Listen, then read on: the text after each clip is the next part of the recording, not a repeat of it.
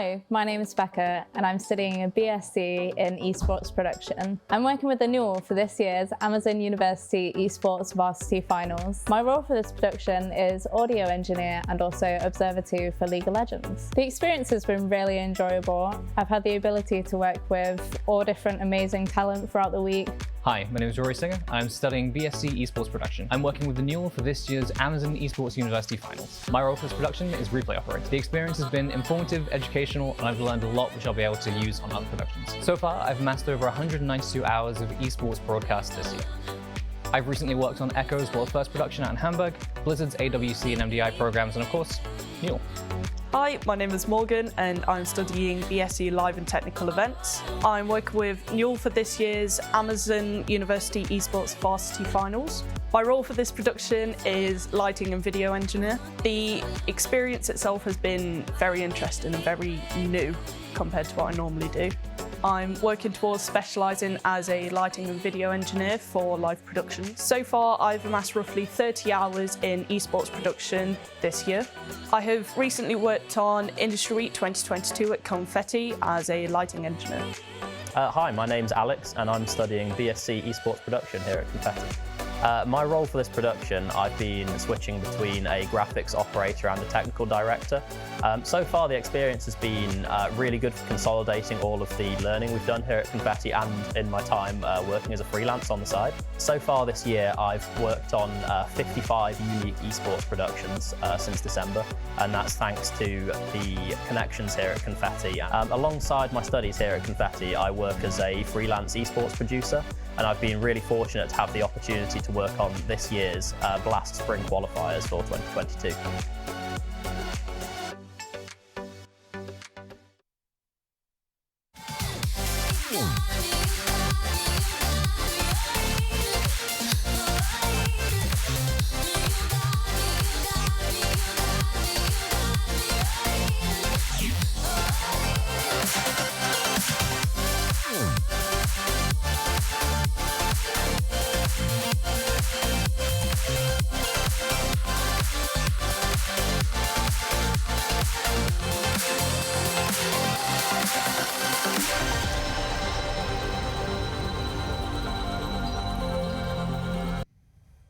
Gamers, lineup Larrys, and Valorant enjoyers, welcome to Newell Spring 2022 Valorant Finals. And let's be completely honest, this is the last game of the spring split, so you're in for a good one. I'm Ginny, your host for today, and joining me on the desk are the incredibly talented JP and Hazza. How are you feeling? Oh, I'm so excited to be here. We've got a great best of 5 final coming up between SG Bandits and UCL. SG obviously having that 1-0 weighted advantage coming from the upper bracket, which I was so lucky to cast the other week. And, well, I'm here with JP as well. Hey. Oh, got shivers on that introduction. Been told that, oh, got shivers for that one. No, welcome all. I'm so glad to be here. I mean, same as you, it's kind of such a nice environment to be back into. We haven't been at a live final, well, since pre-pandemic. It's been, what, 2 years ago now, Yeah. and not just first one back for many people here, but this is my first live event. Welcome. So I'm super hyped to be here, and I'm really looking forward to what we have out here today. So hopefully it's a good final, and it gives us as much enjoyment as it does for everyone at home. Yeah, really looking forward to it, looking forward to the games, and looking forward to just being on desk one final time and giving you guys this opportunity as well. Thank you to Amazon student as well as Intel for making this possible. And it's actually interesting, Hazza, that you brought up that bracket, because that's what we're going to be looking at next. The only reason we're here today is because these two teams fought out tooth and nail to be in these finals. So walk us through it. Yeah, so if we go ahead and look at the upper bracket coming into this grand final, essentially SG Bandits, they had a pretty good run going through it. Basically, the dynamic between them and UCL that bring them both here is their matchups against Birmingham Bulls, going a number of different ways between them, and I think that's certainly something to look at, JP. Yeah, the Birmingham Bulls is an interesting one you pick up, because if you do look at the bracket, and as you rightly point out, they've all met. It's been like this literal trifecta of teams that have carried us through this upper, lower bracket, but also to this final. And they seem to be like the sort of that gate person that both teams have had to go past to get through. And obviously, the SG Bandits did it in slightly easier fashion. They made their way through all the upper bracket.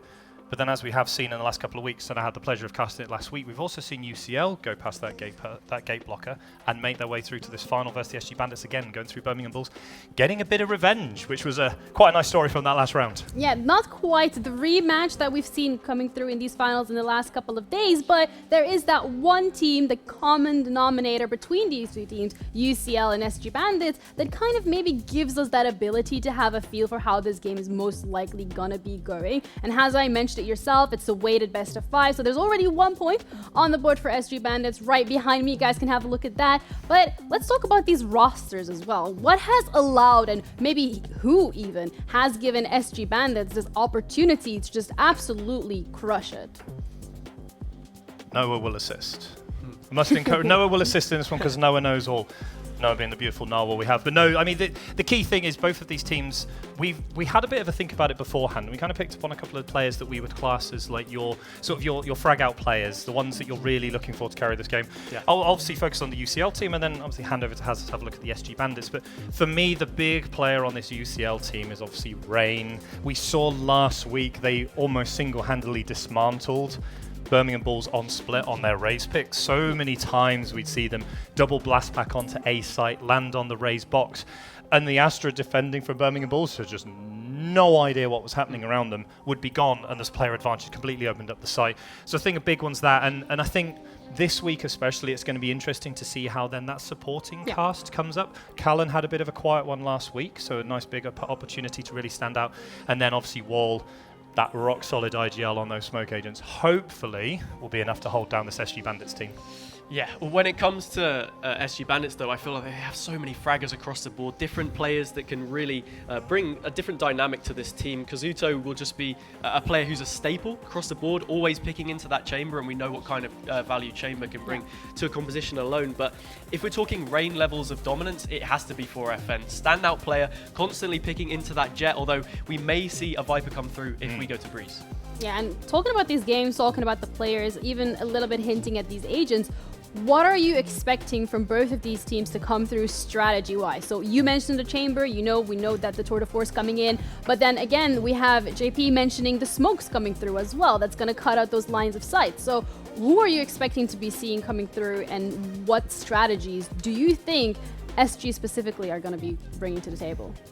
I mean, I think it is totally map dependent on what we see come through from these teams, but I think just getting on the board early on and setting the tempo for this matchup is going to be really important. Both of these teams fairly evenly matched, I would say, despite the fact that there is that weighting, which always does factor into it. You know, it's a whole map for free. That is the value that you get out of coming through the upper bracket. But yeah, just dictating the pace straight away, attacking straight into the opposition, but you know, being reserved in some senses as well, not getting you know, over encumbered by the gravity of the situation.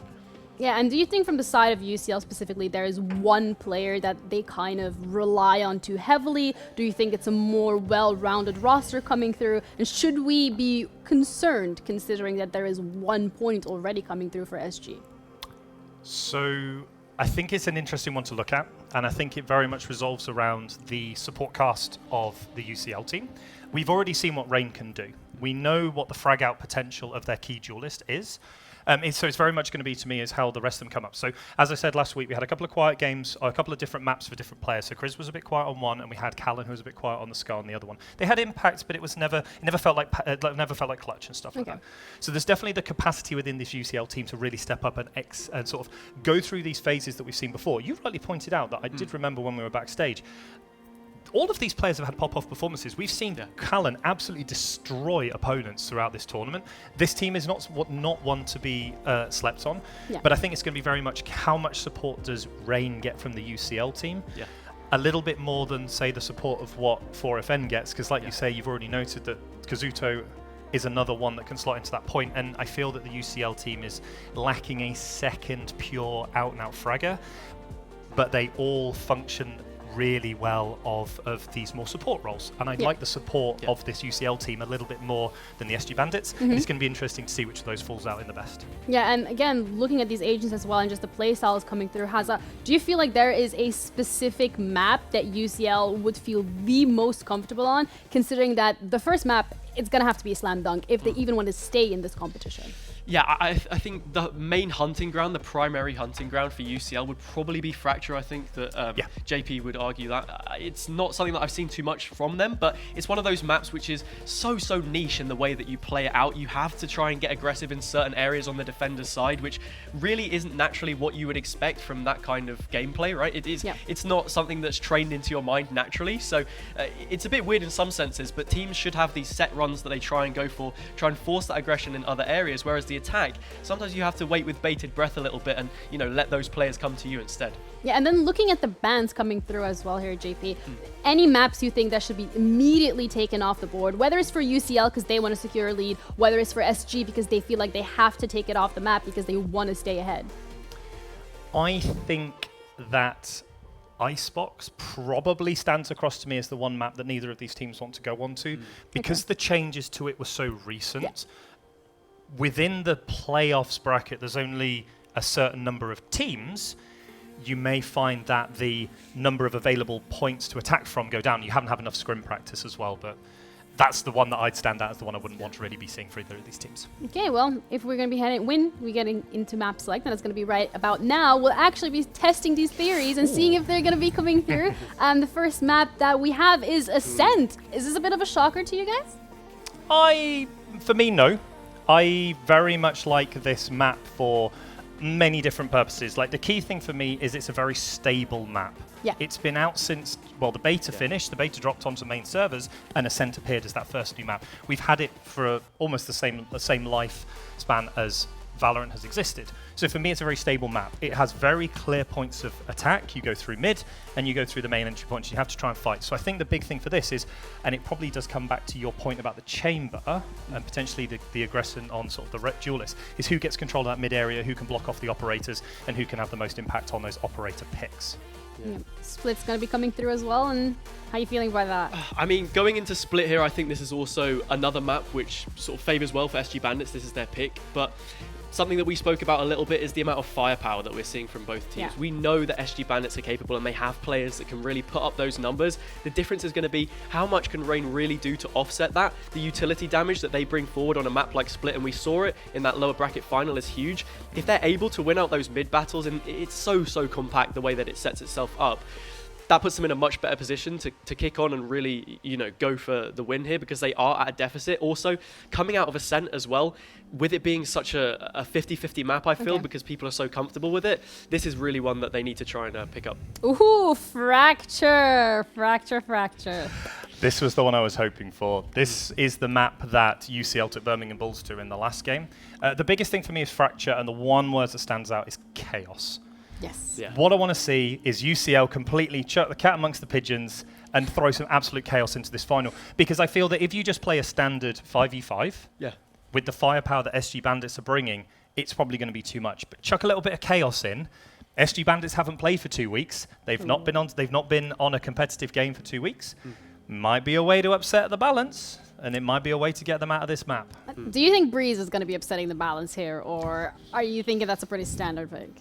I mean, Ginny, it depends if we go there. It's going to be that fun. It's going to be that fun about. Hey. Okay, look, no caster bias on that on this desk, but I mean, it is the distance. We go all the way to map 4. SG Bandits, they'll have struggled to get to that position in the first place, right? If it has gone that far, but then this is where we see a change in 4FN's playstyle. Usually so aggressive, playing on that Jet is going to be flexing into a Viper most likely. We'll see them take a lot of lurk positions, loads of space down hall, stuff like that, and really assist the rest of their team. They want more utility on the board. That is why they flex them onto the controller, but they suit the agents so well. Very, very flexible in the way that they pan out on this map.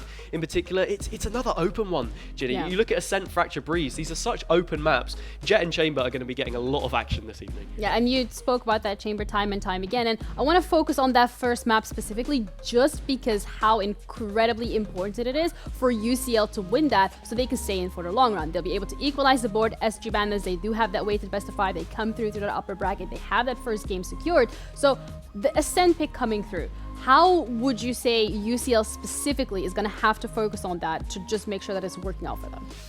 Yeah, I think coming into Ascent, it's going to be that first pick, so it is SG's pick, but I mean, Or UCL's pick, UCL's sorry. pick. It is UCL's pick, but I think that's like half the problem, to be honest, because Ascent, like you said, it's been in the game for a while. It's the first new map, I suppose, outside of the beta that we've seen come into the game. Yeah. People are very well adjusted to it. It's very similar to maps that you would see in a lot of different TAC FPS genres, right? You know, it's very defaulty in the way that it plays out, very mid-heavy.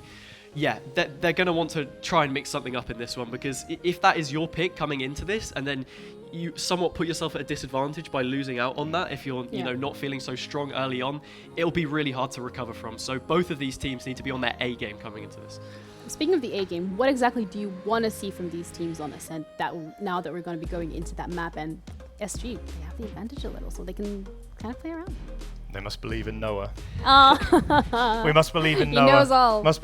Must believe in the power of Noah. No, in all seriousness, like we as much as we joke around with this, both teams have the capacity to win this final. I think we'll agree. Okay. Yes, SG Bandits come in with a huge advantage. Like 1-0 in a game like Valorant is substantial, because it puts you at such less pressure. You have to win 2 maps. Yeah. Your opponents have to still win 3. So going into Ascent, UCL are in essence automatically starting this on the back foot. They come in as the underdog, not necessarily as the physical team themselves, but just the way that the weighted finals are always set up. No matter who you are, coming in as a weighted final behind one, you're always on the back foot, and you need to come out all gun blazing. I think the big thing for UCL on this map specifically is they need to come out the gates, and especially when those 2 rounds, win the pistol and the anti-eco, but they need to have a lead at the half. If they can have a lead if they have a lead at the half, this team has enough confidence to pull themselves over a win. I think if you go down in the first half, even if it's more than like 2, so if it's 7-5, I think it's definitely manageable. If it's sort of more like your 8-4s, your 9-3s, I think that it might take a little bit more out of them than it would in a conventional best of 5, where you still know you have a number of maps in front of you. You have effectively going to do or die within the first map. So no 9-3 curse, no believers, no doubters. If you talk about the 9-3 curse, it doesn't exist. So we'll happily talk about the 9-3 curse. Don't worry about that. I guess we're not going to be talking about the 9-3 curse, but I do want to talk about Ascent as a map in general. We kind of already highlighted the importance of that mid control, but also when you're on the defensive side here coming through, there's a couple of choke points when you want to get onto the site. And do you think if UCL decides to go for the defensive side, and you also highlighted the importance of that first half, is it going to give them a little bit more of breathing space? I think the thing is, with these teams, they both look fairly aggressive in the way that they set up. They like to push that advantage. With the way that mid sets up, you need to have mid control. That's pretty much just a staple of how this map is going to play. It gives you 2 additional routes to make your way into A or B. But I think they might want to try and press the advantage towards main a little bit more often. Inherently, you're going to have more control on the attacker side of those ultimate orbs, and if you can really farm them, maybe with a killjoy or something like that, those are more lockdowns you can use for executes, stuff like that. They're going to want to try and get in their faces, especially towards A main. You can put up one-ways with omen changes and stuff being a little bit more viable. I think that's definitely a setup they'll want to look to play into, but for the most part, it's all about dictating that pace. And speaking about viable agents, ult orbs, I want to look at these teams, and we've kind of seen them play in the past. It's not the first time on Ascent either. What agents do you think they're going to be pulling out? And let's start off with SG. This one. I mean, for SG Bandits, like I said, Jet and Chamber, omnipresent in the meta at this point in time. You're going to see it in pretty much every single comp. Then it's just a question of who else they want to bring to the table. For the most part, I think it was Omen that they were using as a controller in their composition. You could maybe argue to bring in an Astra or something like that, but you really want to pair it in a double controller, and that's not really utility you can afford to give away. Sova's a staple for both sides, should be on this map at least. The information that you get is invaluable. Those recon darts have so much opportunities through the walls to try and make wallbangs. Ascent is paper thin, but it just depends if they're going to be reading each other like a book or not. Yeah, and UCL, do you think they're going to be prioritizing the Omen just as heavily? Do you think it's more of a chill back late comp? I think that with UCL, there's a few more question marks on where the agents go, because what we've really seen is a big part of UCL's game plan is focused around the Raze and the Chamber and sort of your Sage-esque picks. Now, one of those agents is good on Ascent. Sage is fine, but it doesn't have the denial of space as the Killjoy does, for example. So I really think that the teams will be kind of defaulting back to very much these standard compositions. You're looking at your duelist. I would be surprised if Rain doesn't go to the Jet for this map, because I think this is a much better Jet map than a Raze. I think Raze can struggle on this map a little bit. The double blast packs aren't quite as efficient getting onto site. It'll be interesting to see who picks up the Sova. which is going to be interesting. But I think the key picks we're going to see is Callan's going to go back to their Sky. They're almost guaranteed to be on that Sky pick. I'd be very surprised if they pick up anything but Sky. They're a really strong Sky player. And even when they were having that quiet game last week, the guiding lights were still really good. They were able to get on site, good use of the Seekers.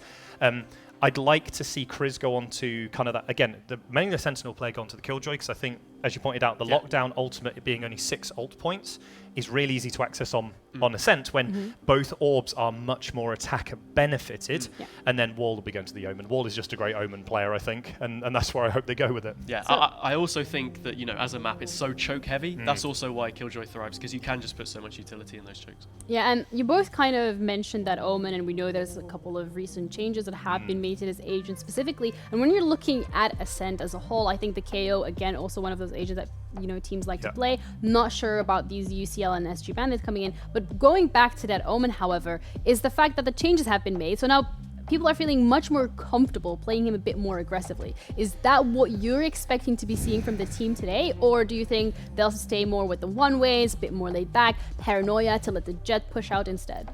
I think it's going to be based around the denial of space. I think that the one-ways are really powerful. Yeah. I would think that in the early stages it's going to be more line of sight denial. Obviously the main buffs Omen got is obviously the smoke speed travel went up massively. It's now over 6,500. I mean, you see it fly across, it just goes across the map. But obviously they're all the same size now. So the denial of the Omen smoke, and I think this is why Omen's come back in with the Astra and Viper nerfs. Like Omen was always, remember, back not that long ago, was the default controller across all teams. Like Omen was great, the paranoia was fantastic as a way to get on site another flash. And I think that with a map like Ascent, what it does mean is you can play, say, for example, Chamber holding down one of the sites with, and then Killjoy holding the other one. You sit Omen mid, and Omen has the ability to chuck smokes onto both A or B of those 2 choke points incredibly quickly. And also with the teleports, you can get into some interesting positions, but the problem with Ascent is the positions of an Omen aren't really telegraphed. They're quite obvious where he's going to end up going. Yeah, and I want to bring it back to the point of KO, one of those agents that we see quite a lot on Ascent. And the knife, the fragment's going to come through, a lot of information. There's even the mollies available, even giving you that opportunity to just run onto sites and, you know, sacrifice yourself and the team can get all the space. Do you think we can expect to be seeing this from the teams today, or are they more comfortable towards the Sky, maybe for those flashes instead? I'm going to be honest, looking at both of these teams here, I don't see any natural KO players. But don't get me wrong, I love KO. Such a versatile agent. Flashes, nades, you know, everything. Denial of utility as well, so it does play really nice into Chamber, especially on like all of these maps being so expansive. That Tour de Force will be getting a lot of action. Eco rounds, Headhunter. You want to shut that down if possible, and KO is the perfect counterplay to that. However, I'm not too sure we're necessarily going to be seeing them on this map. I mean, running a double initiator setup is something that's certainly viable and will probably find its way into Breeze or Fracture because of the way that they set up. But yeah, KO, unlikely to get game time, unfortunately. Yeah, nothing hurts more than pulling out a Tour de Force's Chamber and then you're like, you are powerless. Yes, okay, I am. I'm back to my classic. That does hurt personally. But also looking at the teams now, and we spoke about them already a little bit more about their composition, what they're more comfortable playing. We talked about the picks that we're most likely going to be seeing here, but also want to talk more about the team specifically and their mental heading into this game. So UCL starting off on that deficit. They don't have a single point on, you know, the map against SG Bandits. This is the finals. There's 250 pounds of Amazon gift vouchers each on the line. Obviously Twitter bragging rights. I feel like that's a bit up there. But how are you feeling? How do you think they are feeling? I actually think that, and it's going to sound quite strange, and you may disagree with me on this one. I think UCL actually come into this game in a better position than the SG Bandits. Ooh. Yeah, I think what you're trying to play into, it's the fact that there's that weak gap. Yes. Yeah. The big thing for me is that SG Bandits potentially haven't had much practice in the last 2 weeks. Their last game was 2 weeks ago. UCL last game was 1 week ago, and it was I mean, it was a 2-0, don't get me wrong, but against Birmingham Bull was a high caliber opponent. I think if you're coming in on that position, it's twofold. One is you're playing with a bit more experience of those competitive games. We also don't know what the scrim culture's been like in these last few weeks. We don't know how many of these non-playoff finals teams have actually been willing to scrim them, so it may just be playing against other players within their universities. Obviously, the universities have still been around and still been going on. The other thing is if you are coming in a map down, you kind of have nothing to lose. Yeah, it's like you're already a map down. You've come through the lower final. Your expectations of people to win are obviously not massively reduced from SG Bandit. We're not saying that SG Bandit's going to win this one, but your expectations are low. You're already a map down. You have a lot more work to do. So I think that there's definitely a realm that the UCL team just comes in and goes, oh, well, let's go. Run it straight down and see what they can do. Because, again, I think the little bit of chaos might be the thing that upsets the apple cart when it comes to SG Bandits. Yeah, and hopefully we're going to be heading into Agent Select soon so that we can have a bit more of an understanding of what these teams are going to be going through. Not just yet. We're going to have to fill out a little bit more here as we're getting things ready in the back. But the mental, you speak about how UCL kind of not a lot to lose, you know, they don't have a lot of expectations. What about SG Bandits? Because I think this first map specifically, Definitely with you. If they lose this first map, how do you think that's gonna, what position is gonna be put in? I'm not too sure what to call on that one, really, because I think when it comes to the mental of SG Bandits, you have to remember, in the upper bracket final, it was Birmingham Bulls that won out that first map. So SG Bandits did come back 2-1 after being a map down to really put a foothold in that matchup. So I mean, this is a team that certainly has the mental fortitude, can push it the distance if they need to. There are always lapses, I suppose, in momentum that you see between teams in Valorant. It's such a momentum-based game, the way that it can shift like a pendulum, you know. As long as you can keep yourself on top of it, then you're going to be in a good position, and they're already proven that they're more than capable of doing so. They're in the upper bracket final for a reason, and well, that was the only map that they ended up losing on the run there. So if they can turn it around when not having that pressure previously applied, sorry, bit of a tongue twister there, then I'm sure that they can step up to the plate on this occasion. Yeah, and we look at Birmingham Bulls. They played against UCL, and Birmingham actually coming out on top. What map was the one that kind of slipped between the cracks, that forced UCL into that lower bracket? Because when we're looking at SG Bandits specifically, it's quite a clean run. Yes, there was one map loss against Birmingham Bulls, but when we're looking at UCL, a couple of maps have been dropped along the way. Good question. Yeah. That's the challenging one, but we hadn't expected. Didn't plan for that one to get tested that far back. Didn't get tested that far back before. I think, I'm trying to think back to what it was. It was actually quite a conventional map, because at that point in the series we were only a best of 3, and there was a lot of like conventional map picks. It may have been something like Bind. I can't remember exactly, but I think the key thing is that UCL did lose to the Birmingham Bulls. Yeah. They then had to go and take on Clark Kent, which I believe, from the look of it, finished second in the standings.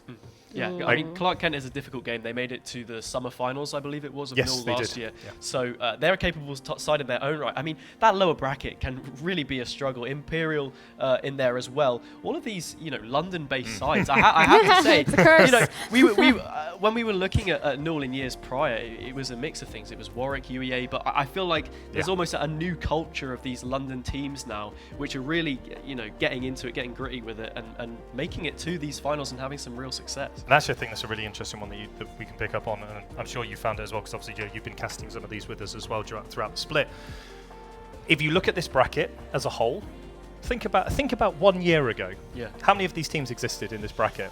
Yeah, I mean, I could only None. state maybe the SG Bandits, Clark Kent. But again, Clark Kent and SG Bandits were very much looking at like where you are with Noble Knot, Swansea Academy, like really sort of middle of the pack teams underneath the powerhouses that was Warwick Direwolves, UE Rave, Blue Jays X Rootkit, Reading Knights A, all of these powerhouse teams that basically won everything across University Esports Valorant for like a year and a half until almost the end of the university year last year, with all the freshers coming in. And we've now got all these new faces. Like Swansea Academy went to, I believe they won the last split that they played in.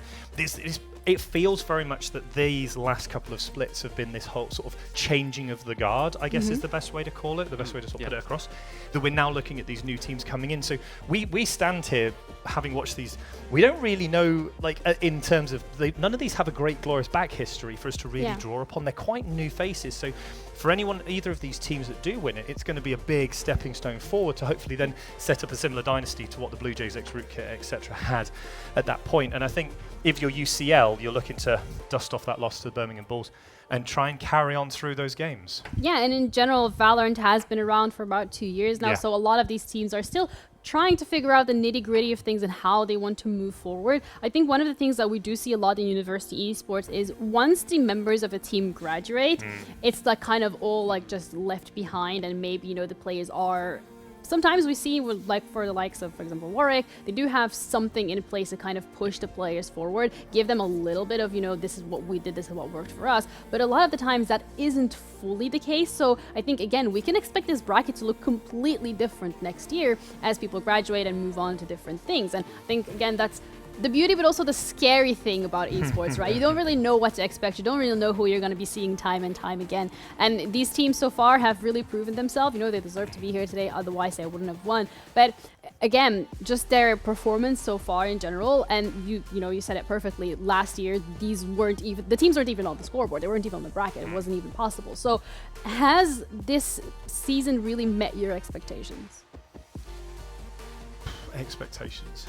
It's a strange one, right? Because the management of expectations within university esports, and you rightly point out yourself, it's kind of fickle. Yeah. Like you think of what were the big powerhouse names that we had in the last few years? Alfie AC. Oh, that'd be one of them. I mean, do you think that's a good one? Surely. Maybe Fornic, the old Judge Master from the old Warwick Direwolves, and obviously Prophet, the out-and-out fragger from the Reading Knights team. Those names have all gone. And we're now building up these households of new names. So the expectations of this to the sort of the conclusion of the university year in a sort of 6 months' time, it's going to be interesting to again look at who's still around in 6 months' time and who hasn't graduated and what the freshers. And I think the biggest thing with these teams here that we did have on the bracket a moment ago is very much that influx of new talent that's really pushed some of these mid to bottom level teams right up to the top. And I mean, that's the beauty of it as well. Like you said, some of those names that were sort of household names, I suppose, have just sort of spread their wings and flown into the scene in general now, I suppose. And, well, yeah, it's great as a grassroots organisation to really help give players, a kickstart to get into these kind of things. And well, I don't want to say move on to greener pastures, but move on in the esports scene and take wherever they want to go with it, basically. And as a whole. It is that. I want to jump in on that one because that's the key point. Yeah. No, but definitely you're completely right. As talent, as players, everyone has that opportunity to push themselves, and you want to. Yeah, I just want to jump in very specifically on that one. Who recently retired in the last couple of days? Hiko. Hiko retired. One of the biggest names in Valorant across the world recently has retired from Valorant. Esports itself can be quite fickle for people. Obviously, Hiko's being accepted, he's had a huge career, but things like that can have big impacts. And we're looking potentially at the stars of the future. Who's going to take up that place on these big rosters for Valorant or build up the smaller teams? You've got to start looking at the teams that are playing inside of these university leagues, because at some point they're going to graduate, and then it's going to be, do they go into the job or do they take the shot into esports and try and take that step forward? And I think definitely the building up the talent is a big thing within these university leagues that we really need to be focused on. Yeah, and even when we're looking at the likes of, for example, the Valorant regional leagues, particularly, a lot of the players that were on those teams were kind of managing university as well as playing on those regional leagues together. So you're absolutely correct. Neil is giving that grassroots, they're giving that the foundation of things that you need to learn to be able to show up, stress management, time management, just getting that practice in as much as you need to be able to actually compete competitively. So Neil, doing an incredible job. Thank you guys for that. And from what I've just heard, production 1, 2, 3 over. The game is gonna be starting right about now, so we're gonna be heading into some action, and hopefully we get to see who's gonna be taking map number 1. Yeah, Caster, start game. Yeah, Caster, start game. What are you guys doing? Noah, start game. What's going on? Noah's our replacement. Caster started the game. Let's go. Yeah, we're going straight in, and we can get a look at some of those agents that we're going to be seeing. That first map of Ascent. So, it's going to be really interesting to see what we have coming up. I mean, we already spoke a little bit. Rain, what is the pick that they're going to be going for, do you think? I mean, I can't look past the Jet, because it's such a big, powerful pick on this Ascent map. And I think that a huge part of this is going to be what fire up are going to be bringing. And we're going to start seeing it here. And again, as I rightly predicted, Callan has gone automatically onto that Sky. But the one that does surprise me, who's picked up the Sova? The Sentinel player that they did have. So Chris has obviously gone onto that Sova pick.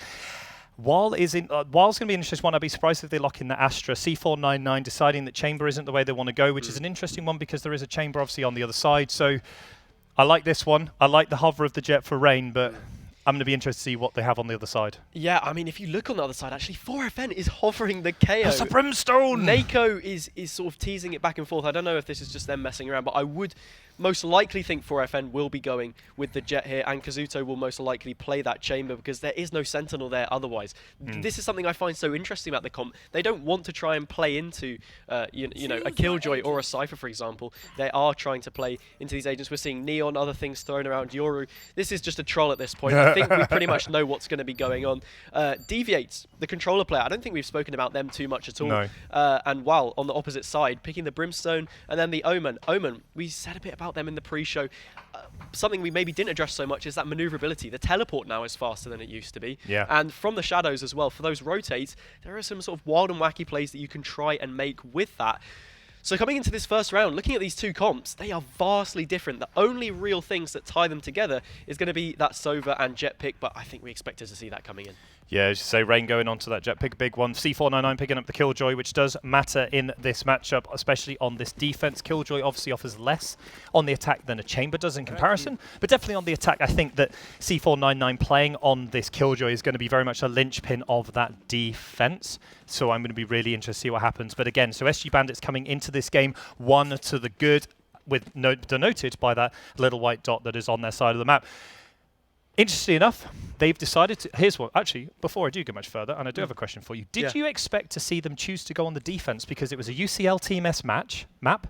Did you expect to see the SG Bandits take the defense rather than go on the attack with their team comp? I'm not necessarily too sure. They do have that KO knife, though, and I think that's going to get sent instantly towards this A main position. That's where the aggression's going to be, something we did speak about a little bit in the pre-game. If they're able to take this space, and with so many players funneled into mid, they could potentially have a flank on the cards early on, but it doesn't look like they're going to try and press that advantage any much more. The Owl Drone will clear out these angles and also spot the trademark, which will soon be removed. That will give a few more idea as to where these players are. There's the one-way coming through. Rain fights through it, though. There's trades back and forth, and, well, SG Bandits do sit with that advantage early on. Yeah, not able to follow up on that early kill there from Rain, and it's going to be Wall and C499 pushing up this mid area. The spike is not going to A, and if you're on the side of the defense, that's a big one, but they haven't over-rotated, which is an interesting play to make, but this is going to be super dangerous. Kazuto might be walking into a trap here, but it looks like they're going to drop out some utility, try and find this first player. I like C499's position. They've not used any information, but they know where the player is. Can they catch them on the rotate? Wall still sat in that market area waiting with the spike. Yeah, there's only 2 players towards the B side of the map here, so UCL, they will have that advantage in terms of numbers if they play this one correctly. Recon Dart does fly through, so it gives a bit of an idea, and we do start to see that rotate come through. Kazuto just looking for a snapshot here, the tag out, not quite enough, and, well, the flank is already coming in from both sides, actually. That Killjoy will have to fade away eventually. Still probing to try and find anything. Nako doubles up on the round, and now it's Pablo in the site, fighting alongside their teammates. So much damage expended onto these players. UCL still at a disadvantage, but, well, they're still alive as well, but eventually do just drop. It's going to be a triple for Nako on the pistol round, and SG Bandits open up with a banger. Solid hold. I think you will agree. That little push into that B, sort of, well, A cubby area coming off a catwalk did not work out. They were able to pick up those 2 early frags, and it just meant that they were pushing in almost on their own. Now it's going to be the anti-eco. We're seeing some pistols here and a shorty from Rain. We know exactly where Rain's going with this old Jet, don't we, with a shorty? But Spectres and Marshals across the board for the rest of them. No armor there. Waiting for that buy out in round 3 with the rifles. That's going to be really important. 5 seconds to go as we go down into round number 2. It's going to be on the the attackers simply here are trying to do as much damage as humanly possible. To see how many guns they can either take away or damage they can do, but Kazuto's already going to pick up Callum without anything really happening, and a bit of damage done with the shot darts. Kazuto gets another one as well, and UCL's attack is falling apart. The shot dart's going to find out all that information, deciding not to spam through, give away the position, and they're now going to start to push in, but 2 players down to Kazuto with that Marshal. Pablo with another one, Pablo with 3. C499 does get 1. It's a big pick, it's a little bit of damage, but it just isn't enough. Not enough. I mean, overall, it is just a very, very clean round coming out there from SG Bandits. Only losing the 1 player, so it means you carry through 3 of those Spectres and the Marshal, which we saw Kazuto do work on, but it's now traded hands to 4FN in this scenario.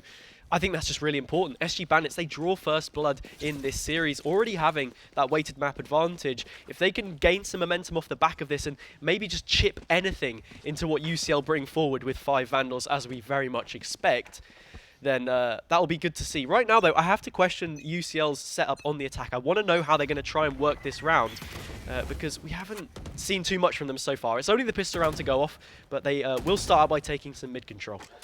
Yeah, it's going to be a risky push out. Oh, he does get it.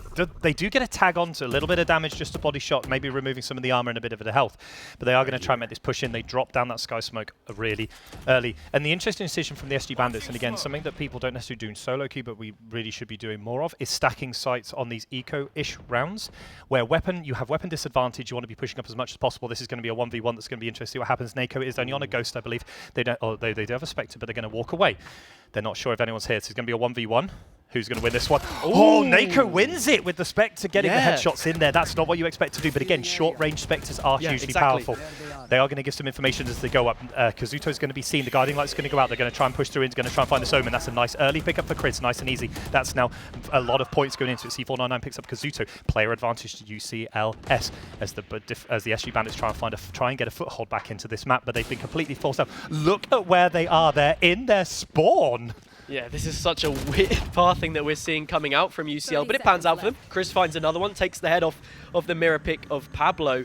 Now it's a 4 versus 2. Into the retake, 4FN with that Marshall having already burned the dash is going to really struggle to try and find anything. They could play for exits here. Nako towards main does have a Vandal, so can try and put some damage onto these players, because going into the next round, if UCL don't have too many credits in the pocket, then this could be a bit of a problem, and it looks like that's exactly what we're going to see. Both players holding the sightlines of the 2 possible exits for these players.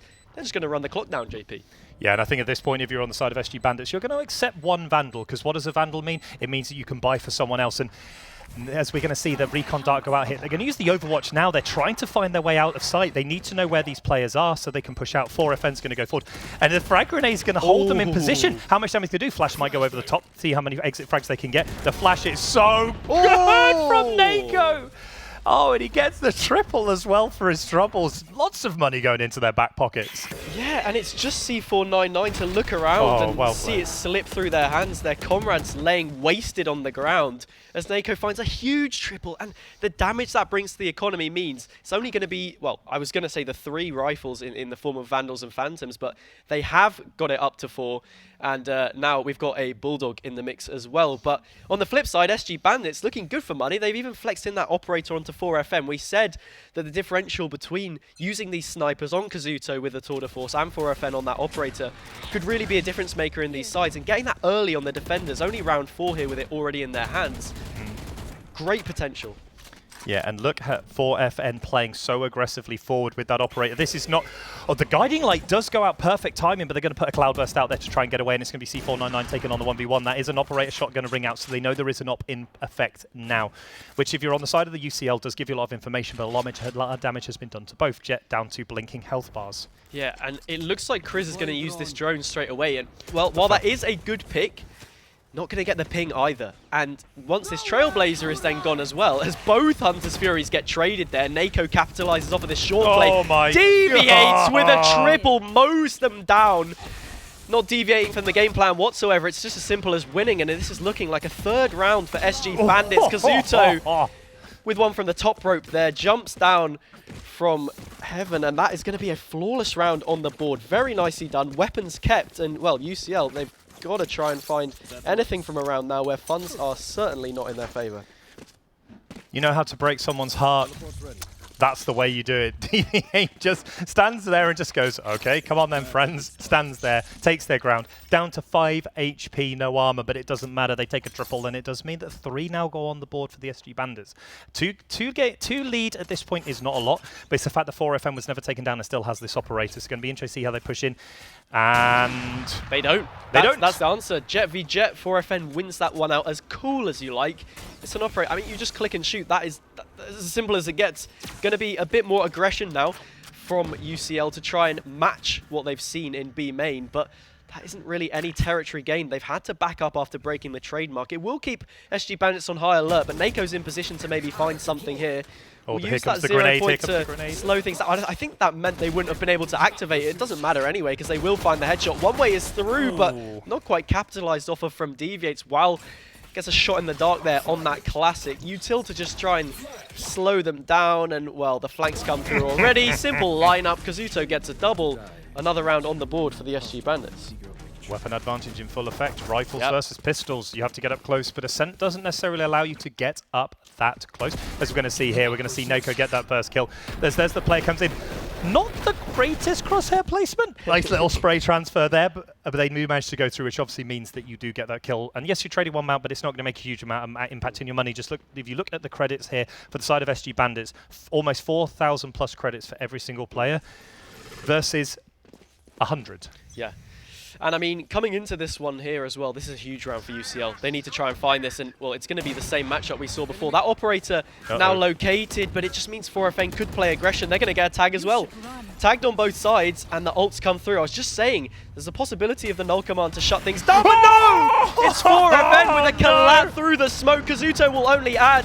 I was speaking about sniper diff, but I mean, that is just it to the 10th degree. Right now, it's a 4 versus 2. Twice as many players stand for SG Bandits, and well, a shot in the dark has just meant that UCL have only a shot in the dark to try and win this one out. What was that shot? That was insane. Just like waited on the timing, got them as they came through. Now players going through mid. Chris does get rid of DV8. That's at least one player down. 2v3 is still winnable. Time to coming back. Despite losing those 2 players to the collat in those very first engagement through, it's going to be interesting to see. 4FN playing up with the op. It's just so good, so clean. Chris taking the slow peek around the corner is not going to matter. Bike is going to go down, and Callan in the 1v3. Now it's their time to stand up, see if they can do it. We're going to see the recon dart for the retake coming in here. Knife's going to go in as well, which makes it super difficult with no ability usage to go in. And that's such a good retake arrow. They know exactly where they are. And 4FN, not just 4 by nature, 4 by kills for the round as well.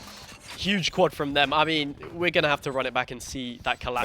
That was so absolutely unreal through the smoke. But I mean, you could say, I mean, maybe it's a bit lucky, but at the same time, the amount of a boost that's going to give you mental-wise just allows them to then run in and get the additional 2 kills. UCL once more reduced to a low buy. I've got to try and scrap something together here. They invested the lockdown, wasn't really able to get anything out of it whatsoever because they had to back up. SG Bandits on the other side only invested a tour de force. They've still got that null command, Blade Storm, and the potential rotate through that from the shadows, or even if they want to get aggressive with it. Either way, back foot early on in terms of ult economy and in terms of pure weaponry that they bring forward. Blade Storm is out. That's the most important. Oh, that's not good. That's so good for 2 of them. That's Wall and C49 picking up 2. That means that's an open bomb site. They're going to go down the Blade Storm with the only ultimate pops, which is a great anti-eco ult, but they're going to get the spike down. They have 2 guns in their hands. They have 2 guns and a Blade Storm. That's even money now in this round, and this is looking really good. Those 2 sniper shots. Flash is going to come out. They're going to flash their own teammate as they go through, but they haven't found anyone yet. They're going to come through. Null command is out. The ultimate is popping. It is running. They may have seen anyone, which means they can't activate it, but they're going to see one. They're going to take a little bit of chunk damage through the wall, but the plays are going to come through. Chris is just too good for Nako. Peaks advantage to be damned in this one. C499 with that Sheriff is just disgusting. That's 2 that they've now picked up for the round. 2 clean headshots with that one. And 30 HP 4FN's decided that the discretion being the better part of the Valor to try and pick up some exit frags. But that opening 2 salvos, 2-1 with Sheriffs versus Rifles, that is so, so good. And the spams are coming through. They're trying to find this jet. They're trying to take them off the Operator. Oh. But 4FN is just too good. Rain isn't able to find them, and it looks like the Operator is going to remain. But a thrifty win out of nothing. Absolutely had no idea, but this opening was so good. Gonna see the replay here, and 4FN walking around the outside of the smoke is just unfortunate because 1 bullet from Rain takes out 4FN. They're on 30 HP. And I think that call must have been going through. They must have known that 4FN was low. Really, really nice for them to just get that little bit aggressive, stick their foot over the line and find that final kill. It also keeps the Operator in play. They've got about 4,000 credits on most players, except for DV8's, well, deviating from the rest of them in terms of numbers at least. Yeah. And yeah, this puts them in really good stead. It's a round lost, but Seekers. Yeah, still fairly comfortable, so UCL will have to rip up a bit more turf before they can really start to threaten this side. And, well, C4, after the good work on the previous round, this one's not going to help them out. No, and the Hunter's Fury made so much space denial from the SG Bandits, they didn't allow him to push in. Now, Kazuto does have a low health bar, and 4-5 as the attacker is still very winnable. Again, you're stacked in one location versus 3-5, my apologies, as we see at the 4FN get yet another kill with this Operator, not respecting these angles they can sit on, potentially not using the sky smokes in the most efficient ways to get in, but it's now going to have to wait for this dark cover to go. DV8 is going to hide in this corner. We see the guiding light ready in Callan's hand, and as they go onto site, they're going to go through. The frag grenades are out, and it just means that Callan's going to get caught by DV8, but the Brimstone ultimate gets one back. It's 2v3. SG Bandits are still low on health bars. Rain going to take a little bit of damage from their own molly, but they have to find Kazuto. They don't know that this player's hiding on site. It's going to be such a good spam through the wall, baited out by the recon dart so well there, and it's not looking good here. Rain in a 1v3 versus the operator, and we know how that one normally goes when the operator is a clear line of sight. Yeah, it really is. Lovely utility there from Pablo. We said before that they love to just play Sova across all of these maps. It's what we expected from them coming into it, and, well, just running that one back. Kazuto sees the gun barrel sticking out, and it's as simple as that for them to try and find the kill. I'm not sure if the ping would have come through. I imagine we would have seen it up on the screen if it did, but no, they were able to get it anyway, and it looks like UCL are going to be investing into this round. Yet another one that they've not quite been able to win out. I start to wonder here, JP, would the play maybe be to just slow the pace down a little bit? Because it feels like these advantages that we talked about being pressed are happening so early on, and there's no real way to try and play around it. This time, though, with the turret coming through and that operator, you know, roaring away, now they have some kind of an inkling as to this position and can coordinate against it effectively. But look at the damage that's already been dealt by that shot dart. 2 players already running low on HP. 4FN's going to fire off some shots, but it might not go too well for them now. The Sheriff did have the ability to one-tap 4FN at that range, but what they're not able to do is they were able to find, well, Rain's got a beautiful kill on Kazuto there, that does give them some advantage. Spike was in a safe place at least, but the problem is they've never been able to shut down 4FN on this operator. They don't know exactly where the player's been each time. DV8's obviously going to get rid of Chris as well, and advantage going back here for the slightly superior weaponry that is in the hands of the SG Bandits. But they need to shut down 4FN. They need to find where this player is each round, because right now they're kind of like a little bit lost. It feels like they're a little bit lost. They know that there's an operator in play, but not exactly where it is. Yeah, and they have a double initiator setup as well. So there are flashes, you've got Sova utility in full to try and navigate it. It's just having that willingness. The turret as well should have given away the position, but once again, 4FN posted up, finds that one onto Rain. So that is going to be the opposite jet taken out, and that top fragger, which UCL have relied so heavily upon, taken out of the game early on. A couple of players, half as many as SG Bandits here to try and defend the site, and well, they've got to punch way above their numbers if they want to have success on this occasion. Paranoia comes through and it gets both. That alarm bot will try and slow it down, but it's Nako who comes in swinging, jumps out onto that spike. It's going to be an easy defuse for them, and a 7th round on the board for SG Bandits. They just waited for all the utility to become available, and they threw it right back at them. Again, not as lost for UCL. They still have the defense, and they have actually a really good defensive comp. We know how good some of these, I mean, there's such a good kill there, but DV8 pushing up so aggressively there as well, and 4FN just so reliable on this jet. And as we see them come in here, the Paranoia caught both of them as it came through, and it allowed them to run straight in and take them out. And now the money is just flowing here. We're going to see a full buy coming through from UCL because they had enough money after the last round with a sort of partial buy. But I think the biggest challenge that UCL have right now is just getting a foothold back in the tempo of this game. They've consistently attacked B almost every single round for the last few rounds. We've hardly ever seen them attack A. The op shot's going to miss, but they are going to find a little bit of utility usage is going to come through, and Kazuto playing up aggressively. They do have their teleports, they're able to get away. It looks like they're trying to set up a crossfire, but they need to be careful here as they push in. One player playing in this short little cubby. Can they find it as C499 starts to push in? 3 players are there. They don't know if they're going to find it, but DV8 gets rid of C499 through that one way. The Omen is so strong, but Callan's able to close it out. Callan's able to get 2 of them. It's an even trade. Finally access to get an even trade. Most of the trades they've had have come back, and the Aldron's going to go mid, see if they can get some information as Callan has pulled back, still has the spike in hand. They don't know 100% where the spike is if you are the SG Bandits. It's certainly something to think about. I mean, they had that early information. 4FN didn't have the tailwind available to them. They used it in that opening shot, which they weren't able to find anything from. I think something we wanted to talk about is the problem that UCL are having is that they may make it to a post plant, you know, battered and bruised, but they're never in one where they have a man advantage to try and work with. So that's something, if they're able to find Nako in the cubby here, could work out hugely for them towards button. All 3 players grouped up, whereas SG Bandits, they're spread thin. That orb will give away some information, though. The call surely comes through. We see the rotate from 4FN, but the Seekers have already come out. Poor timing there on the 0 point, but there's a Blade Storm here to try and slow things down. They've got to get into the site, just barely getting across as the door is eventually closed. That spike's still not planted. Less than 10 seconds now ticking down. Callan will eventually get it across the board, and there is a Hunter's Fury to work with in post if they get to it. Although Pablo's already got that advantage, it does get sent back. Rain finds the headshot onto Nako, dropping in his 4FN with the knives, but they've missed them. It's a total blunder. Pablo will clean up though. It's a triple from them to see it out. And against all odds, SG Bandits get another over the line coming out of round 10.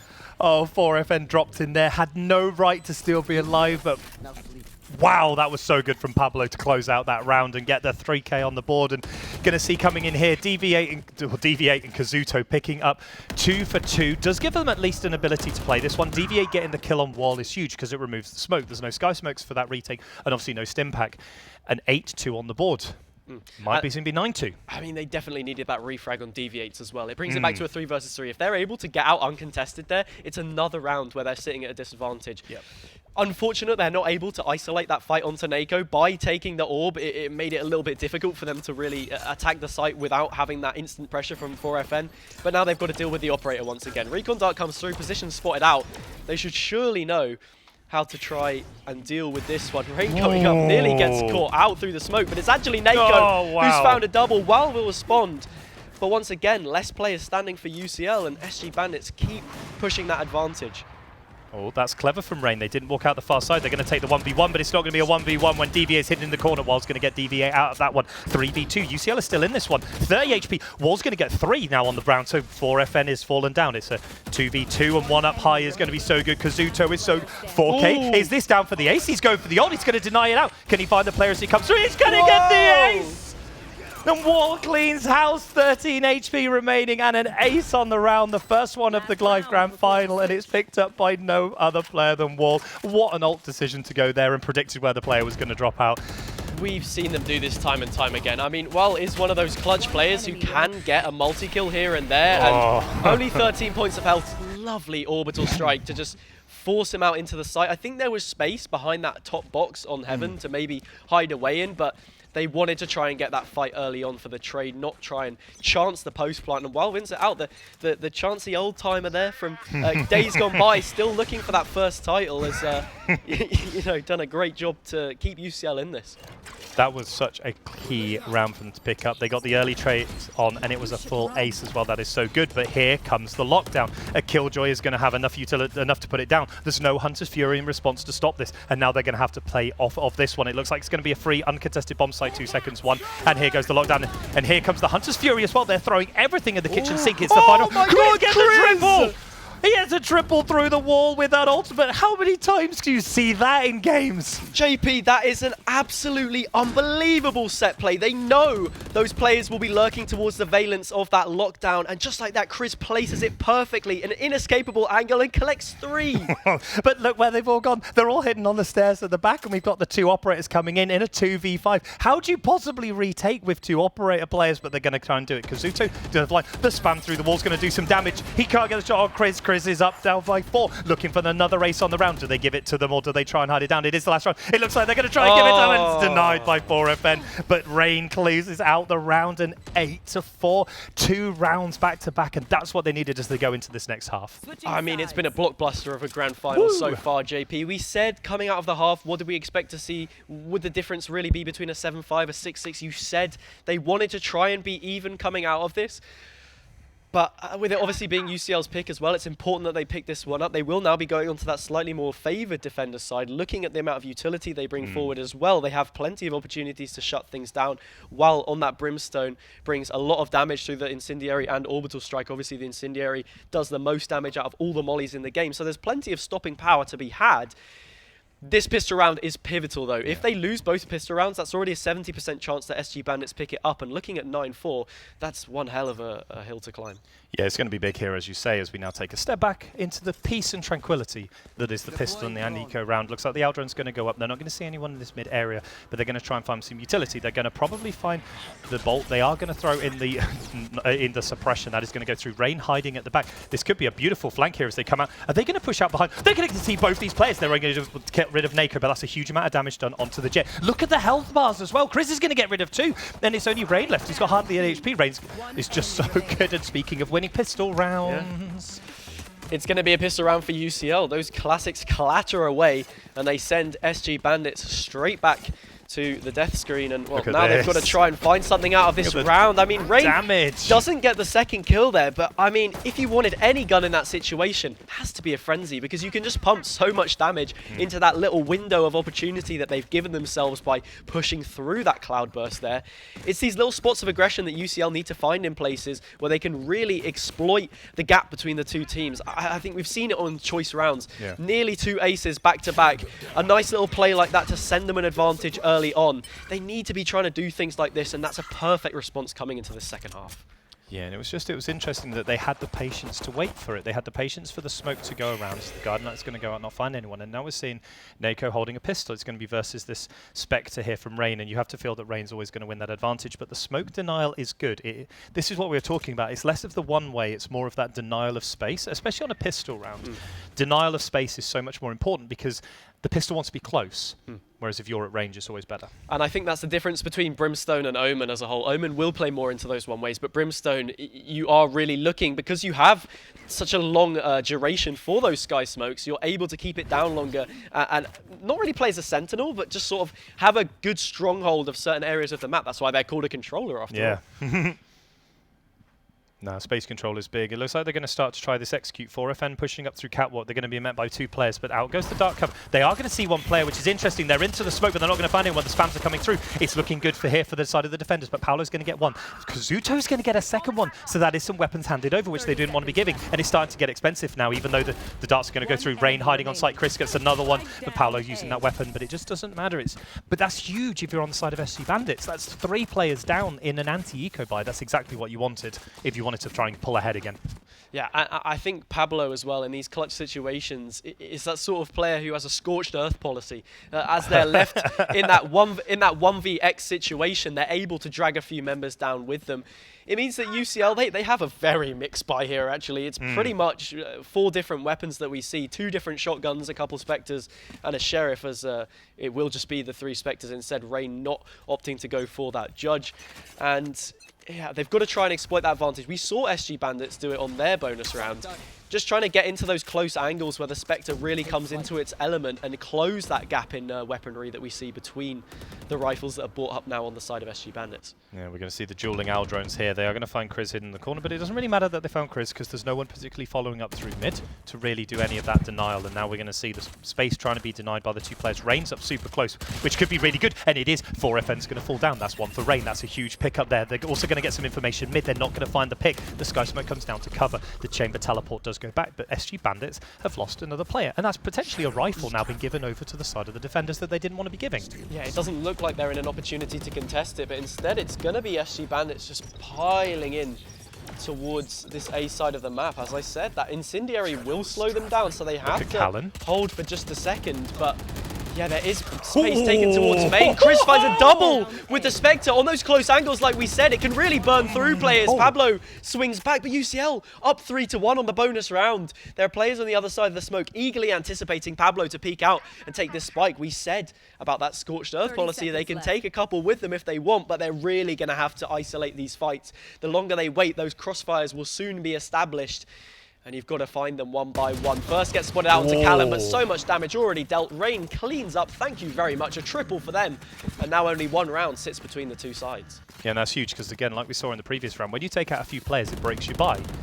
Well, they've only just full bought all these weapons. We're seeing here Chris with this Spectre was so good. In the smoke, gets rid of the first. Somehow wins a long-range gunfight against the second one. And it does sometimes happen. The Spectre is a bit of a funny weapon when it comes to that. It's really good up close, but sometimes not too bad at those mid-ranges as well, which means more weapons going on. And look at the buy now. Look on the side of SG Bandits. Yeah, it's all about hitting those headshots on the Spectre there. If you want to try and win out a fight, you need to land one of those early. A slight amount of aim punch, but, well, the same is said for the Sheriff to the 1000th degree. You need to hit those headshots if you want to get max value out of it. By the time you've tried to body shot someone out the game, they're already dead. 4FN is coming in on that smoke, has already made their way to the back of Generator. If a player swings out now to take him, this could be good, but instead it's just going to be Callan lining up a triple, making a quad.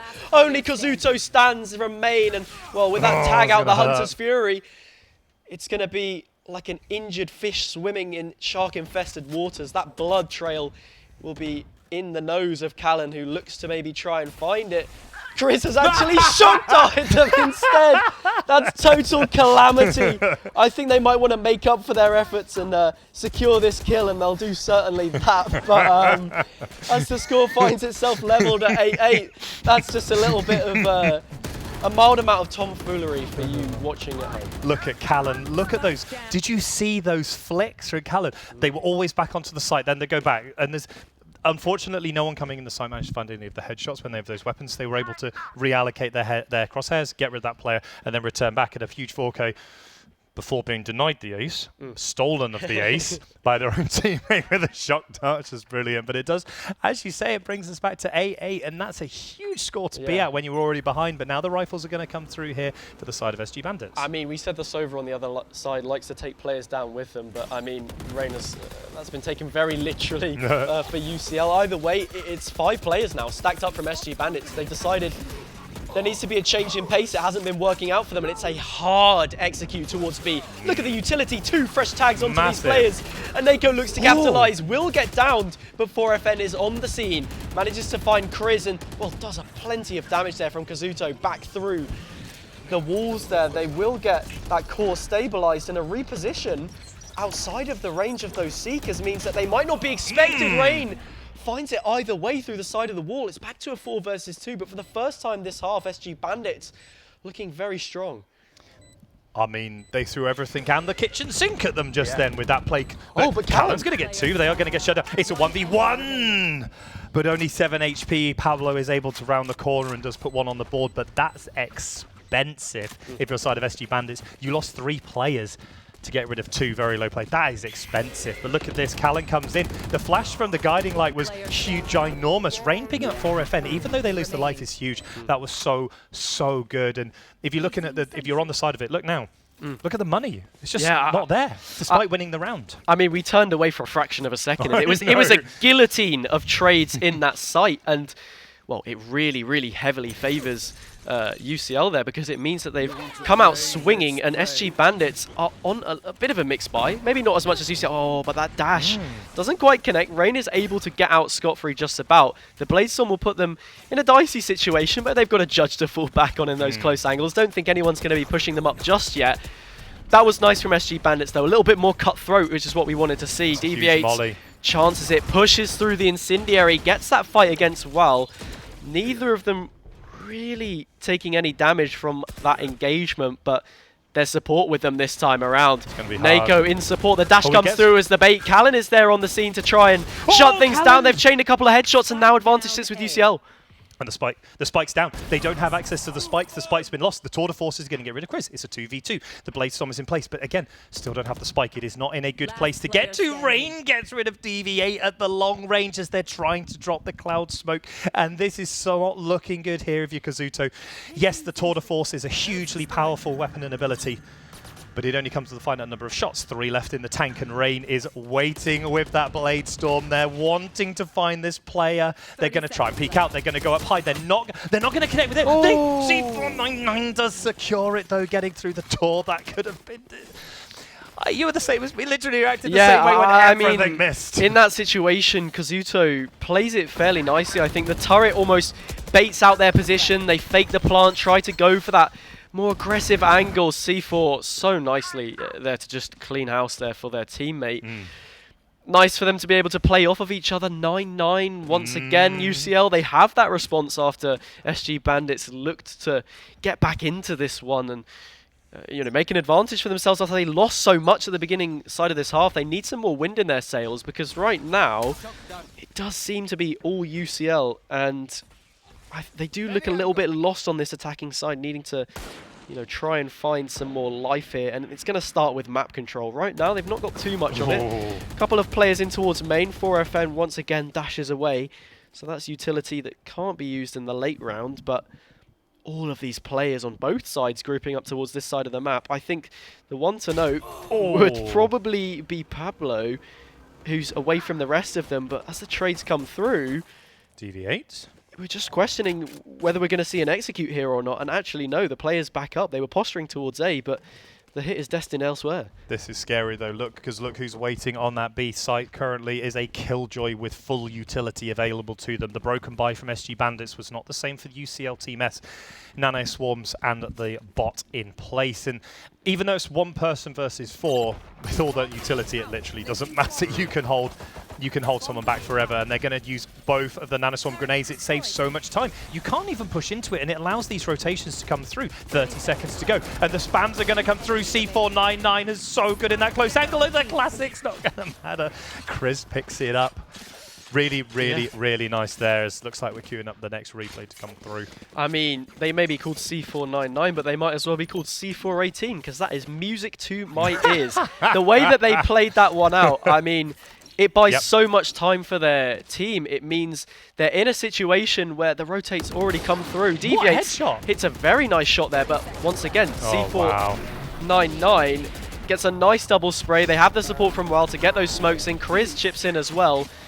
3 players to defend it. I mean, what can you do in that situation? Once again, operator in play. Yeah. Interesting though, it felt like they weren't ready for C499 to be playing on that really close angle, which is quite strange, because actually normally you do expect them to play from that position, or you normally check it, but they just felt like they never wanted to look in that angle. And again, the smoke helped, and obviously the double nanoswarm.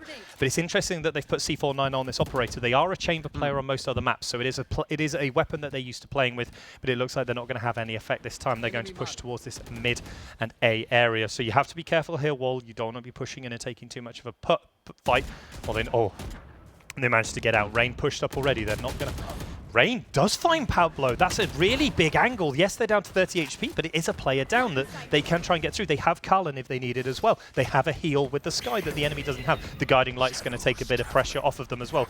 But here comes the Suppression Knife, and here comes the Orbital Strike as well. Going to deny more space. 4FN's going to go. They are going to trade them out. It's 3v2. Players falling down both sides. Rain, Nako, Chris all finding their kills as they go in, and out goes the flash. Kazuto's going to find one, and SG Bandits finally find their way onto a bomb site, and they're going to get the plant down. Low health bars are lower, which means Chris can easily pick up Kazuto, and a 2v1. They're going to find them dropping down. It's huge amount of damage. Look at the blinking health bar. They just need to find them underneath, and 499 does find that player, and a nice hold there. But again, it's versus the buy round, and it's looking for SG Bandits like they're starting to struggle to find a way to break this UCL Team S as they're going to go looking for their operator. Definitely need to keep that one into this next round. Certainly, and I mean, the operator, while it can't really be used for a retake, and we don't see it there in that situation, it does play fairly well into C4's kit, and it's not something which SG Bandits will have seen in this round. If you're on the side of SG Bandits, you're thinking yourself, what positives can we take away from this? Which areas are we able to exploit? It comes down to a 1 versus 1 in the end, but they didn't know about that operator, so now C4 has the edge once again, can try and work that round a little bit more. It looks like they're actually going to be bringing it towards short. And yeah, there is a 2-round advantage now for UCL. SG Bandits, this round is pivotal. But pick up on that one again, in terms of hidden information. Why is the hidden information so important with something like an operator? Oh, well, I mean, because you have absolutely no idea that you're going to be facing up against it, because we haven't seen it for a while. It's not been something that UCL have picked up on this defense so far. So going into the hands of C4, this could be something that they're going to struggle with. You know, you have 2 initiators on both sides to try and clear some of this out. And, well, the null command is seen early on as 4FN goes dashing in. And, well, luckily for them, C4 is going to be locked out here and can't quite land a no-scope through that wall either. They don't find Callan. Callan just lurking in towards underneath the site right now, but it's Chris who comes up with a triple. Deviate swings straight back though, and well, C4, now the operator can come into play. That stabilized core will force a peek out, but it's Pablo who swings first and draws first blood in that situation. Only 1 now, the gap between the 2 sides, and well, this grand final is certainly living up to expectations. Yeah, and they left the operator on the ground. It's a big investment that they didn't want to risk giving it back. Because again, what you may find that in solo duo queue, that your operator on the attack is quite potent. You may not have good utility usage. But when you get to these sorts of university levels where we're playing sort of high diamond Immortal Radiant players, leaving a lot of money on the ground as the attacker is quite good, because as an attacker you don't really want an operator, because it can cause you more problems than it's worth, especially when you have nothing to trade it to. If, say, for example, you become the last player left alive, you have nothing to trade it into. So we're going to see the players coming through 11 to 10. UCL, that's a huge flash. They're going to push out. Callan's going to find 2. 4FN's going to get them back, though, and it's a 3v3 trade. But the ultimate's going to come in, and Chris, yet again, gets another kill with this Hunter's Fury. And SG Bandits have 1 person with half their health. And 4FN, who's taking a bit of damage, probably no armor, but they're too good for C499 pushing in. That's going to give them a bit of pressure, but here comes the Aldrone out from UCLS. Going to try and find the player on site. Can they find this player and spam them through the wall? But they are going to clear it out. Rain's going to basically go to no HP before FN's pushing up. They're pushing up aggressively. Can they get underneath? Can they stay hidden as they go up high? Shot Dart's going to come through and not find anyone as the Hunter's Fury's going to follow up instead. Oh, the Hunter's Fury maybe gives an opportunity there for 4FN to go and punish, but I don't know if they know that Rain is such a low HP. That tag through the wall, not giving the same kind of information as a death cam would. Chris still very healthy in this situation though. Goes hunting, 4FN finds one as well, but it's Chris. They get a triple, but they go one better by winning the round. Not only that, match point now secured for UCL on their map pick. Coming into this JP, I think the only question that I had to say was, Ascent, would UCL be able to pick it up? I wasn't too sure about it coming in because it can be so 50-50. It's a map that both teams are comfortable on. SG Bandits, they find that 8-4 advantage coming through the half, but UCL, their defender side so far has been fantastic. Look at the combination with the shock dart, for goodness sake. That is so nice. And that probably, because they hadn't been able to really push in. I don't think they got the spike down, so that they would have won the round off the shot dart anyway because they were so low down. But that was just beautiful combination play here. Here you're going to see the Tour de Force and the ult and the Bladestorm popped out here. The SG Bandits are going for this. They're not going to chuck anything mid, so it's going to be a free line of sight through, but there's going to be no one peeking. I think that the UCL team is quite happy to play hidden in corners until they get any information. As out comes the 0 point. Going to suppress down but not find anyone. No one is suppressed. The players are coming in. 4FM with the Bladestorm's going to go past and hide in wine. Interesting place to do. They managed to make this work in the last round as the other players pushed out, but they're not pushing aggressive this time from Team UC, well, the UCL team. You have to see how it works for them. I think it's interesting how UCL are using so much more utility to clear these potential operator angles, but at the same time they're attracting players on the CT side to try and defend it. And exactly like that, you see the cavalry come in. Rain finds a couple, and just like that, there's only a couple players left for SG Bandits to try and deal with in this first map. It will be Pablo as the defender. Killjoy comes in as well. UCL just looking to press this advantage as much as possible and ward those players away from the spike. It's fully in their control. The nades coming in. They've got the lineup. There's nothing you can do, Pablo. You are singed where you stand. And now Kazuto with the Tour de Force looks to try and find anything. Keep them in this first map, but it's flawless from UCL. Only 2 rounds for SG Bandits on the entirety of that second half. And wow, what an ending to it. They find their pick. Well, I'm just like, what? Like, that's insane. That's so good. It's going to see coming here. Rain with the judge picks up 4FM pushing in. Wall gets another then with the Bladestorm as well. Just gets them out. And that was just so impressive that they were able to pull out something that, in theory, they shouldn't have been able to, because the SG Bandits were on a massive lead. They were on a big high. They were on a high. They were 8-4. Yes, they lost the last 2 rounds to become 8-4 rather than 10-2, but I just feel that they've completely torn them apart on that defense. They just couldn't find a way through. And it wasn't even the Killjoy. It was the Sky that they couldn't find the breaking point. They never really went to the Killjoy. Was that definitely that Sky? And I don't know what you want to say about that game, but that was phenomenal. I mean, I kind of said in the pregame, right, it would be about how these teams play the defensive side, and we're going to get some of the replays coming up on the screen as we go over this, but we said it would be how the teams play their defense, and well, instead, it was that lack of attack that we saw from these teams. We spoke about that, you know, maybe looking to get 6 rounds coming out of the half. There was only 6. There was only 6 rounds as we see this crazy collat here. There's only 6 rounds, 6 attacking rounds picked up between both of the teams as a whole. There, it was a very defenders-heavy showing that we saw, which maybe wasn't what we expected coming in, but yeah, it must be said, both teams, that's going to have to be something that they've got to try and, you know, hone in on in these next few maps, especially with Split coming up. That is even more defender-sided, you would argue. So something is going to have to be done here to make a little bit more space, and yeah, the operator also played very heavily, I think, into the way that these teams set up to guard. But I do think it played a little bit more into the hands of the SG Bandits. It definitely felt that they never really got a handle of 4FN when they had hold of the operator. So that's something to worry, potentially have a think about going to the next one. As we see the last few replays coming in here, these clutch crisp rounds that did come in for UCL Team S, and it just showed the strength that they had to hold on. Not only that, I think it was the early game in the second half from UCL which really kept them in it. I mean, going down 8-4, you need to respond instantly. But the fact that they not only won the bonus round, but then carried on from that for the next 2 or so subsequent rounds really put them in a spot for success, and well, we'll just have to see going into map 2. Yeah, and I do think that does bring us nicely to the conclusion of map number 1. Of course, it is a weighted best of 5 final, but now as you can see on the score, it is 1-1. So we have 3 more maps to go. Does this go the distance? We'll have to wait and find out. But what that does mean is it does bring us quite nicely to the end of map 1. We're going to go to a quick break. We'll soon be back with map number 2. So please don't go anywhere. We'll join us again soon. It's going to be an absolute doozy as we go into map number 2 of this grand final.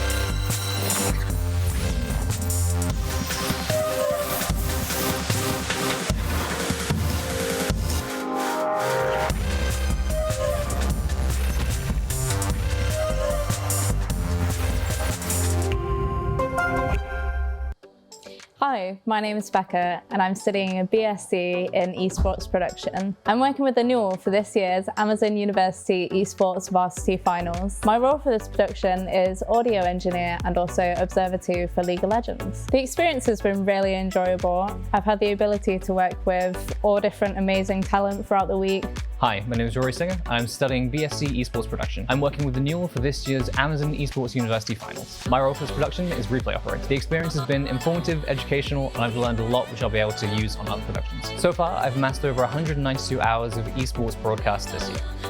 I've recently worked on Echo's world first production out in Hamburg, Blizzard's AWC and MDI programs, and of course, Neil. Hi, my name is Morgan and I'm studying BSc Live and Technical Events. I'm working with Newell for this year's Amazon University Esports Varsity Finals. My role for this production is lighting and video engineer. The experience itself has been very interesting and very new compared to what I normally do. I'm working towards specialising as a lighting and video engineer for live production. So far, I've amassed roughly 30 hours in esports production this year. I have recently worked on Industry Week 2022 at Confetti as a lighting engineer. Hi, my name's Alex and I'm studying BSc Esports Production here at Confetti. My role for this production, I've been switching between a graphics operator and a technical director. So far the experience has been really good for consolidating all of the learning we've done here at Confetti and in my time working as a freelance on the side. So far this year I've worked on 55 unique esports productions since December, and that's thanks to the connections here at Confetti. Alongside my studies here at Confetti, I work as a freelance esports producer, and I've been really fortunate to have the opportunity to work on this year's Blast Spring qualifiers for 2022.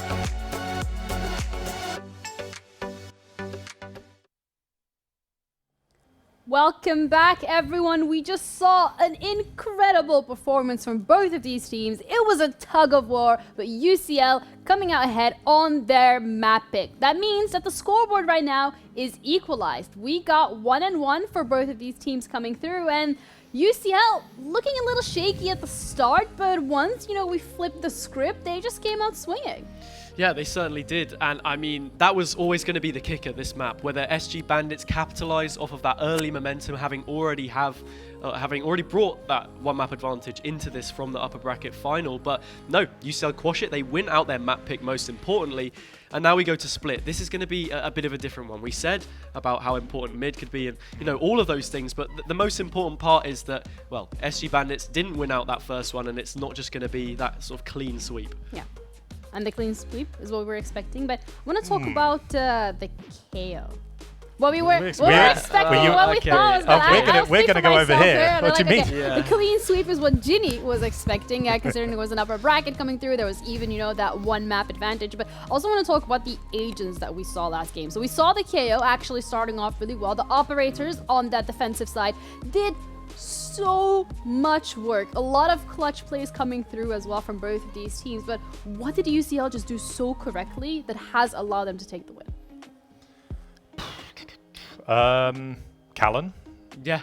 I think so. Clutch minister of the round. No, I mean, joking aside, Callan had an absolutely standout performance on that one, especially on the defense. Yeah. It was something what do we say? I mean, Callan has that potential to maybe pop off. You said they didn't have such a great lower bracket final, but on this occasion they turn up. So I guess it is that weird thing where sometimes players will turn up, sometimes they won't, and well, when they do, we know they're more than capable. They're here on merit after all, and it pays dividends.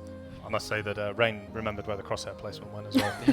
They were at 1-6 at one point. They were having a bit of a shocker of that early attack. But I think the biggest one that you pointed out before we do sort of move forward is that it felt very much like it was a defense-sided map. Or like you said, they won 6 attacker-sided. Yeah, there was only 6 rounds in the whole thing. Yeah. That's pretty incredible. Yeah, that is pretty incredible. But also, I think you kind of highlight the point where these players have had those operators come online, especially on that defensive side. Really worked out for them, and I think that was such an incredible thing to see. But also the util usage coming through from both of these teams here. We're now going to be heading into Split. Again, one of those maps where you always want to rely on that util, but even more so that mid control, again, something that you want to be fighting for coming through. And how are you going to be expecting them to do that this time around? I think the utility really only increases now. Rain will almost, I'm guaranteed, going back on their Rays. So you have the paint shells, the boom botics, and the blast packs. So I think the denial utility on Split is almost as more important than it was on Ascent, because there are way less routes into it, and they're much harder to get to. Attacking mid on Split is much harder than on Ascent, because in essence, attacking the bomb sites in Split, you're basically playing in 4 choke points. Yeah. Whereas at least in Ascent, mid is quite wide and open. It's not as much of a choke point to attack into.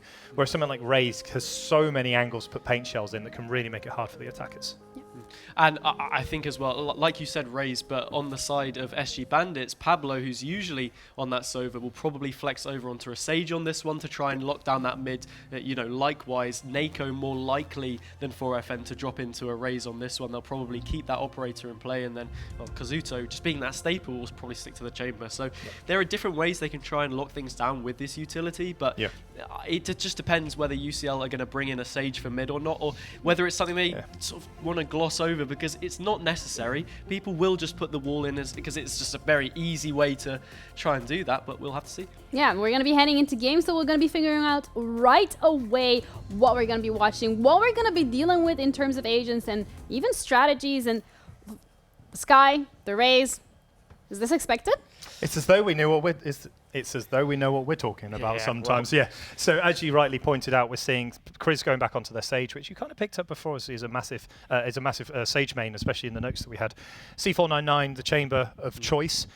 Rain, going back on Raze, no expectations there. But I think it's more you want to pick up. I think the biggest deviation is going to be on this SG Bandits team in terms of that double duelist, although I hope that's not a Euro Wolves playing, because they still got to lock in a smoke agent. No, I think SG Bandits, this is pretty much the comp that I expected. Like I said, Pablo now locking in Sage, first player on their team to lock in an agent. Won't be playing Sova on this map. Not too much of a surprise. I mean, you can try and work it in, but for the most part, it's very off the beaten path. And yeah, double duelist, it's an interesting setup, especially with Kazuto on the chamber as well, bringing a lot of aggression in their own right. But yeah, it must be said, these are two similar comps. The only difference is that there's no initiator on this attacking side, so it'll be interesting to see how they navigate those opening duels. Yeah, the guiding lights could be big here from the Sky, but that does, of course, mean we have both teams locked in as we head down onto Split. One of the original beta maps has had a significant amount of change, because obviously when it first came out, it was very much depicted as a defender-sided map. Like you literally couldn't attack it. There were so many corners to look around. So some of the big changes that came through to this map very early on, and obviously later on as well, has been focused around making it more accessible to the attackers. And this is why Sage has really developed as a niche pick onto this this map specifically, as we're seeing the UCL team taking the defense, just like the SG Bandits did in the other side. Both teams seem to be favouring the defense when they get the options to, but it's now 1-1, and we're seeing again Rain perching themselves up high. They're going to have access to the paint shell. The paint shell being the biggest one in this, because it's a regenerative ability with a huge damage output. Certainly is. I mean, you're going to have to get 2 kills off the back of it to have another one available, but for the most part, yeah, plenty of damage it does. I mean, with UCL on this defender side, I would be less surprised to have seen the scoreline in the previous game be this one, considering, that more defender-sided output. But yeah, the barrier orb, fairly strong, and, well, on the piss around, it will be slowing them down, and Kriz making the most out of what they have. Wow. The chamber slow as well off the back of the trademark. Double trouble in towards A Heaven, and Callan wins out a dicey one there, but for the most part, UCL looking very strong early on. Yeah, Kazuto does get rid of Kriz, and obviously one player still low. Unfortunately, when you're Callan and a Sky, you can't heal yourself. You kind of have to use the Sage to heal the Sky and the Sky to heal the team. But player advantage has been huge here for UCL. The Sage wall was great, but then the aggressive peak from Kriz on this favoured Sage pick, making huge amounts of work. We're going to see the dark cover come in here from Wall, deny any access into this Heaven site. The Spike is still with the Bandits. They still have access to the site, access to the Spike, sorry. But it is in this a slightly awkward area, but it's not hard to get out of if you decide to go that way on the side of SG Bandits. It's quite easy to get away from that position. It's 2 players that aren't playing in tandem with one another either. Callan nearly gets caught out on such a low HP there. That is not one you want to give away for free, and well, Kazuto will collect it. Not too much damage done on their part, but they can get a pincer in towards the site here. It is Rain to defend it, but well, it is Rain to defend it. They'll do a good job of it enough, and well, swings in and finishes things up. That's just the difference in numbers advantage. You can get a trade there, but you're only going to be good for the one because you just simply don't have enough to contend with. So much utility here. We said it would be key in the way that mid is controlled, and well, coming up into that heaven position, we see the exact same with both of those slows. Yeah, and I think a big pick out there was very much that Chris aggressive peak, but then Rain not getting caught by the paranoia, so that yes, Chris had to fall back into the paranoia and was probably dead to rights at that point as 4FN dashed up, but because of Rain not being caught by the paranoia and making a fast rotation to support, it meant that they were able to push up, and the rotation here is going to be big. We have 5 pistols going in against Marshals and Spectres. This wall is up in heaven, the high point there. They're going to push down through vents. They're going to make a tag onto the A site. They're going to find the utility, but there's a player lurking behind, and Wall and C499 just don't allow anyone in. Wall is going to fall down. Nako does get another one, so there's a little bit of trade damage coming in, but Pablo's going to fall down to the paint shells from Rain. 2 players going down to these paint shells abilities, and it just means that the SG Bandits yet again are a player down. Blast packs up on top. They have no idea where they are. Oh, Rain is so good with these blast packs. They just got into that high elevated position, and Kazuto had no idea where they were. Falls down. Only 2 players falling for the side of UCL. Team S is not the end of the world. They may buy in here, or they may just decide to sit with some classics and just try and get as much damage off of this attacking SG Bandits team here as well. 2 rounds to the good. Full buy coming in for the Bandits. Yeah, there's a crazy amount of raise utility wreaking havoc on that round. You said chaos was the key word in the pre-game, and well, we see it there on that example. 4FN once again sort of dashes in away from their team. It can be great to make space if you win that engagement, but if you don't, it's so much harder to trade that player. It's an eco, won't really add too much weight to how that pans out, but this one will be the real kicker on the bonus. Wow. That's a lovely wall over the top from Chris to find 4FN. Pablo finds not really a trade, it's an additional pick onto Wall, and well, if C4 loses their life here, this could be terrible, but instead, it's the complete opposite. A lovely headshot from them.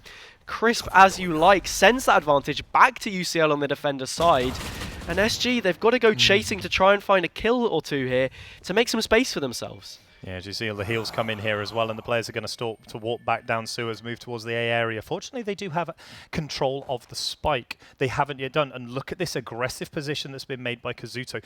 They have pushed up into this defensive position. If Rain isn't able to find a pick early, you could find one going down, but Pablo's going to push in. They're going to start this attack onto the A-side site. The rotations need to start going through. As soon as this dark cover comes through, they're now going to do the rotation. They're going to sense it coming through. The boombot's going to give them a huge amount of information as they come in. Spams are going to come through, but not going to do a lot. Kazuto does get rid of C499 up in that heaven area. Information is going to be passed across, and DV8 is going to start the plant. Chris has got to win this 1v1 versus Kazuto, or provide enough space for the rest of the team to get in. Only 2 on site. 1 is very low, which does give them some advantage here. Yeah, UCL do have those paint shells in pocket to try and use. Kazuto's position is key, like you said, but Chris lands the headshot, and that will close the gap between the 2 weapons. Not only that, it's closed the gap in terms of players here as well. Callan, though, walks out solo on Rafters. That's another one traded straight back. Paint shells do eventually come through, and there's a peek out. It's an ambitious one, but Chris shuts things down. A quad from them means that UCL, they claim that bonus round. More momentum now shifted in their direction on this defender's side.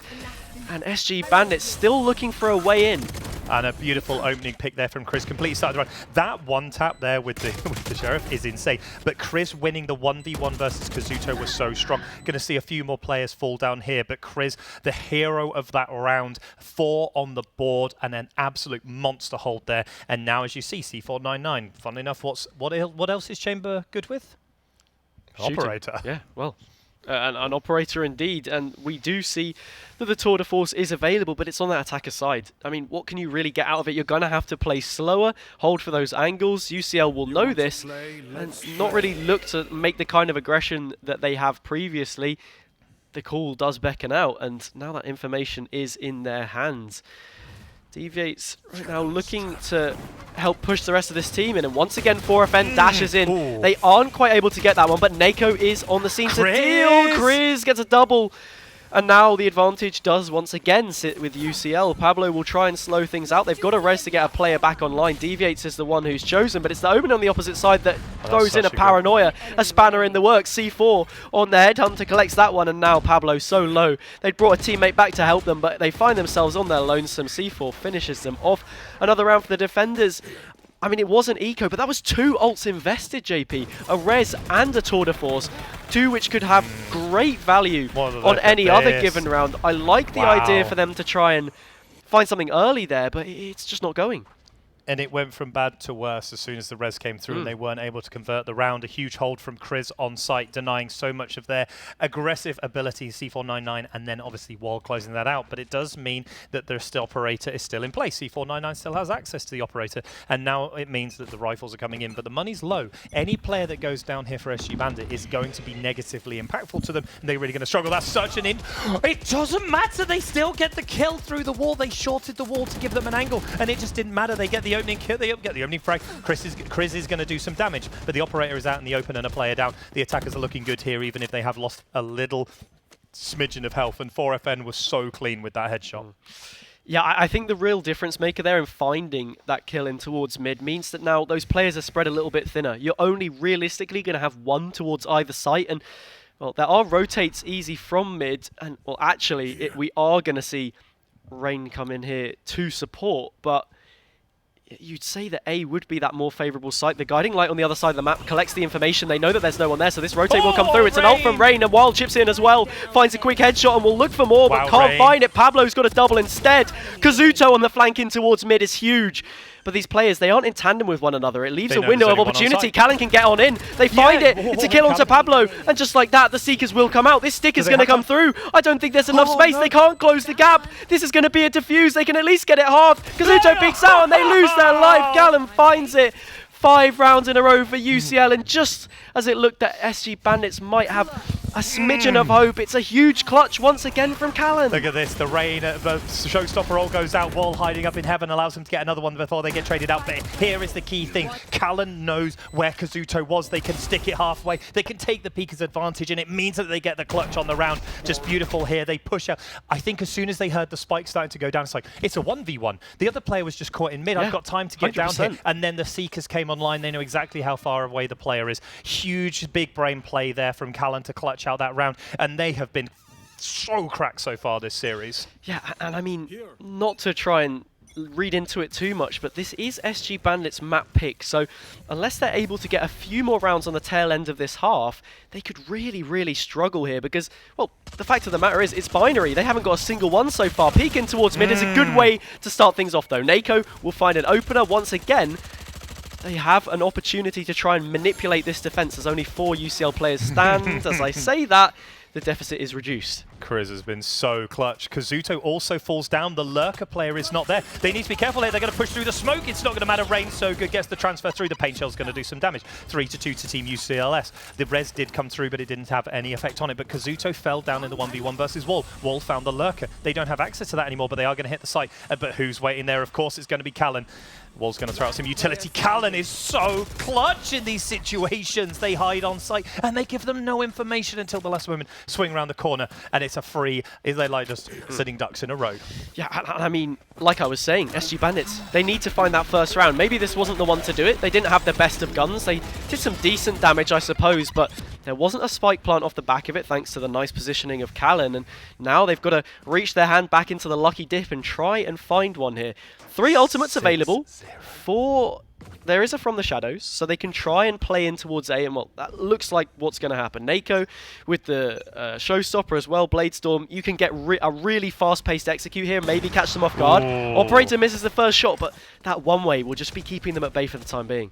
And they're playing super far back. The paranoia's not getting anyone, but here comes From the Shadow. They are going to find it. They're going to send them straight back, and here comes the Showstopper as well. They're expending everything, including the kitchen sink here. Wall's going to get found on site. Kazuto does go in. The Showstopper doesn't find anyone. C499 gets back behind the wall. Paint Shell's going to push them out, and now it's going to get the plant down. 5v4 here for SG Bandits, starting to heal up the chamber that had lost all of HP, but the spike is on site, and it's now going down. Pablo is able to get it down. This could be the first round where we see anything come through. Callan is here on the flank. Not yet seen by any of the trademarks, but they are available. They're going to see this player coming as soon as they come around the corner. And this is going to be hard retake here. They've got 2 players in heaven. They're going to find one if they go through, but it doesn't matter. Callan wins that 1v1. And now they've got to find the next person. They're going to come around the corner. They're not going to win versus DV8, and it's still looking good here for the SG Bandits. The operator coming back through. It's not going to be enough for C499. Just found it, Kriz. Again, Kriz is the hero of all of our times, and it's just a 1v2. Oh my god! And they get it through, and it's Kriz yet again. They just can't seem to not do goodness.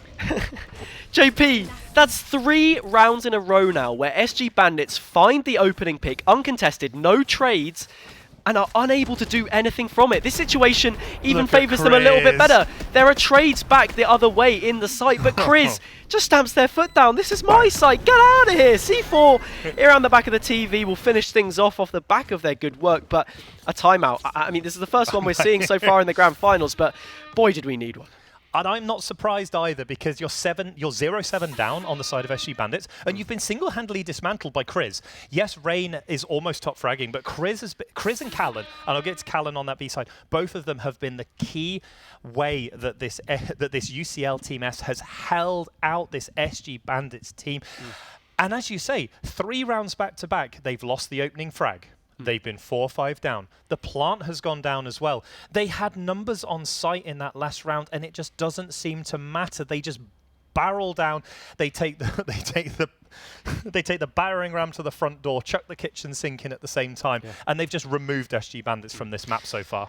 It has to be said, Kazuto, the person who's calling the timeout right now, did get somewhat of an unlucky timing, I suppose, in the way that peak did come through from Callan, but with that being said, it's not always these small margins which define rounds. We're seeing this pushed to the full extent. It is more of a strategic setup, I suppose. UCL already having 7 rounds.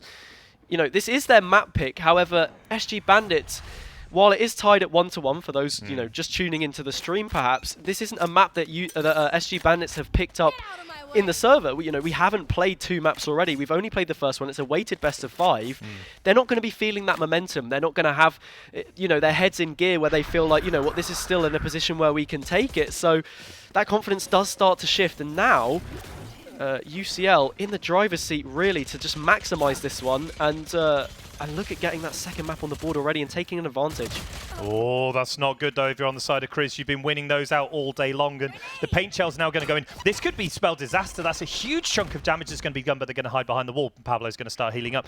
And again, the first player that goes down is on the UCL Team S. It's not good if you're on the side of the SG. Well, it's good for you on the side of the SG Bandits. They're waiting for the smoke to go down. This boombot could be really scary though. They're going to go in. They're going to look. Oh, 4FN does get the headshot reset on Rain, and they're now going to have a sight open to them. Cullen's going to fall down to Kazuto, and this feels like finally SG Bandits might be able to get their first round on the board. They've removed all the problems that they've had so far, and that operator's not going to be in a good position right now. I mean, we've seen a couple of players on the UCL Team S side, Chris and Kazuto, or not Kazuto, sorry, Chris and C4 clean things up on previous rounds, but I think they would be hard-pressed to do anything on this occasion. SG Bandits, that time, they get the advantage, as they have done 4 rounds in a row now, and they hold their breath for that little bit longer. They wait, and then finally the push comes through. 4FN on the Blade Storm is going to be so much better when they dash in, because that movement and accuracy, it's not something you have to worry about as much. Well, peeks out into 4 players, not really too much you can do, and now we will just be seeing this operator get saved. But the most important part is SG Bandits, they've stopped the rot. This is going to be a flawless round, I guess if you could call it that for them. They haven't killed that final player, but there are still all 5 members of the squad left standing. It's a thrifty. This is a feel-good round for them. If they can kick on, use this momentum to get 3 or 4 more rounds, then they're going to look in a really great position. They need to carry this momentum, though, because, 1 or 2 rounds out the half probably won't be sufficient.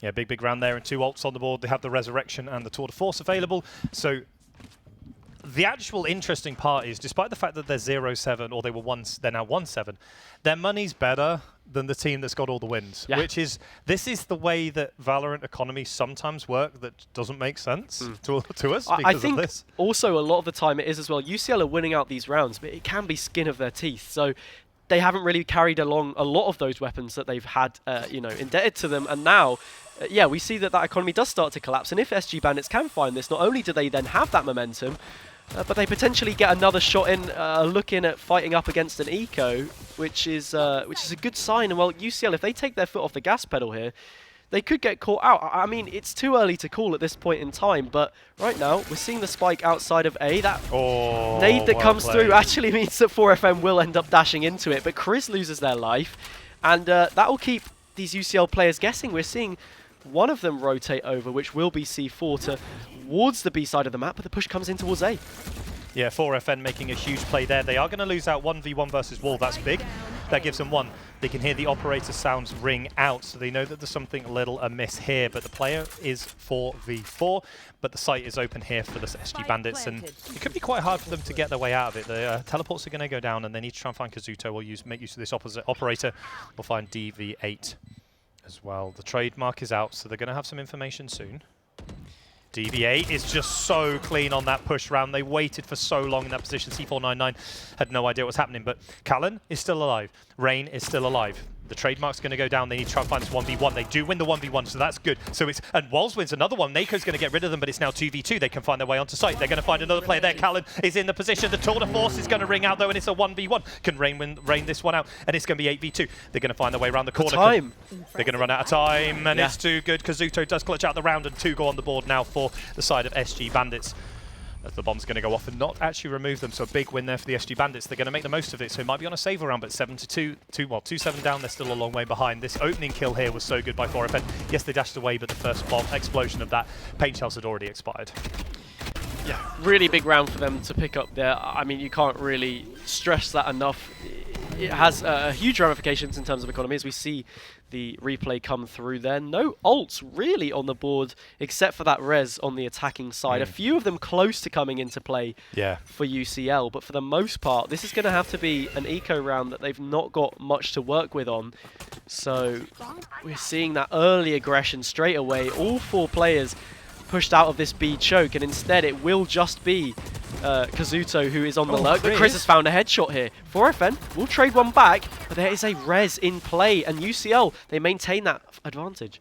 It's going to be pretty scary. Here's a 1v1. They are going to win. Kazuto gets rid of C499. The Resurrect was an interesting decision. Pablo's going to do it as well. But Wall and Rain are pushing in. This is becoming really expensive here for the Bandits. Yes, they're going to go down. It's a 1v1. Callan versus the Oma, but they have access to the ultimate, and they're going to disappear over to the other side, but it gives them a weapon. 65 HP, and an Overwatch does give them some play into this 1v1. DV8 has 40 HP. If it's a Vandal, it's a one-shot. If it's a Phantom, it's 2. But this is super close now. This is 2. This could decide a lot of the pressure for these next few rounds. The UCL team need to win this one to stop the slight rot that they'd had. But it's going to be interesting. Do they look down this long angle? They are going to find them. They are going to win it as well. And Callan comes up so clutch again. One player that we picked out before this round needing to step up, and my goodness, have they stepped up so far this round. Yeah, Callan ends that one out on less HP than we saw on DV8. But, I mean, both of them, neither of them really commit to a decent spray there. That was such a scrappy fight between the two. But it's a thrifty round for UCL in that situation. I mean, if there was any round that SG Bandits were pipped to win with the momentum that they had already created, it would have been this one. But those Sheriffs reign supreme, and Callan, a triple for them on that round. They'd found 2 Sheriff kills already. They eventually steady the spray of the Phantom, and, well, 8-2 reads the score. Now there's that opportunity once again for UCL to reach double digits. Economy decent for both sides. It really does teeter on a knife's edge. Whoever wins this one will be in a good spot to find the remainder of those rounds in this half. Yeah, and really good round there from UCL to win that one. It allows them to get some buys, gets the operator back in play. The Cloudburst is going to go out. They're going to push up. The Dark Cover's going to cover off the vents area as well. But that wall is yet again in the way, waiting for them to go through. The Paranoia is going to come through. The Boombot's over the top. It's going to see nothing. It's not going to get anything. And, well, they did a bit of damage to Nako. They're going to peek through, and 4FN has Chris's number all day long. Just absolutely destroying them, but Callan's going to get another. Ray gets the double with the showstopper, and the show just goes completely south here for the SG Bandits. 2 players get absolutely clapped here, and they're going to find another one. That's a beautiful flick down. They're looking for the 3rd one. Paint shells out. Pablo's going for a run, going for a jog, and they're going to see if they find their way right into Wall's hands, and this is looking disastrous here for the SG Bandits.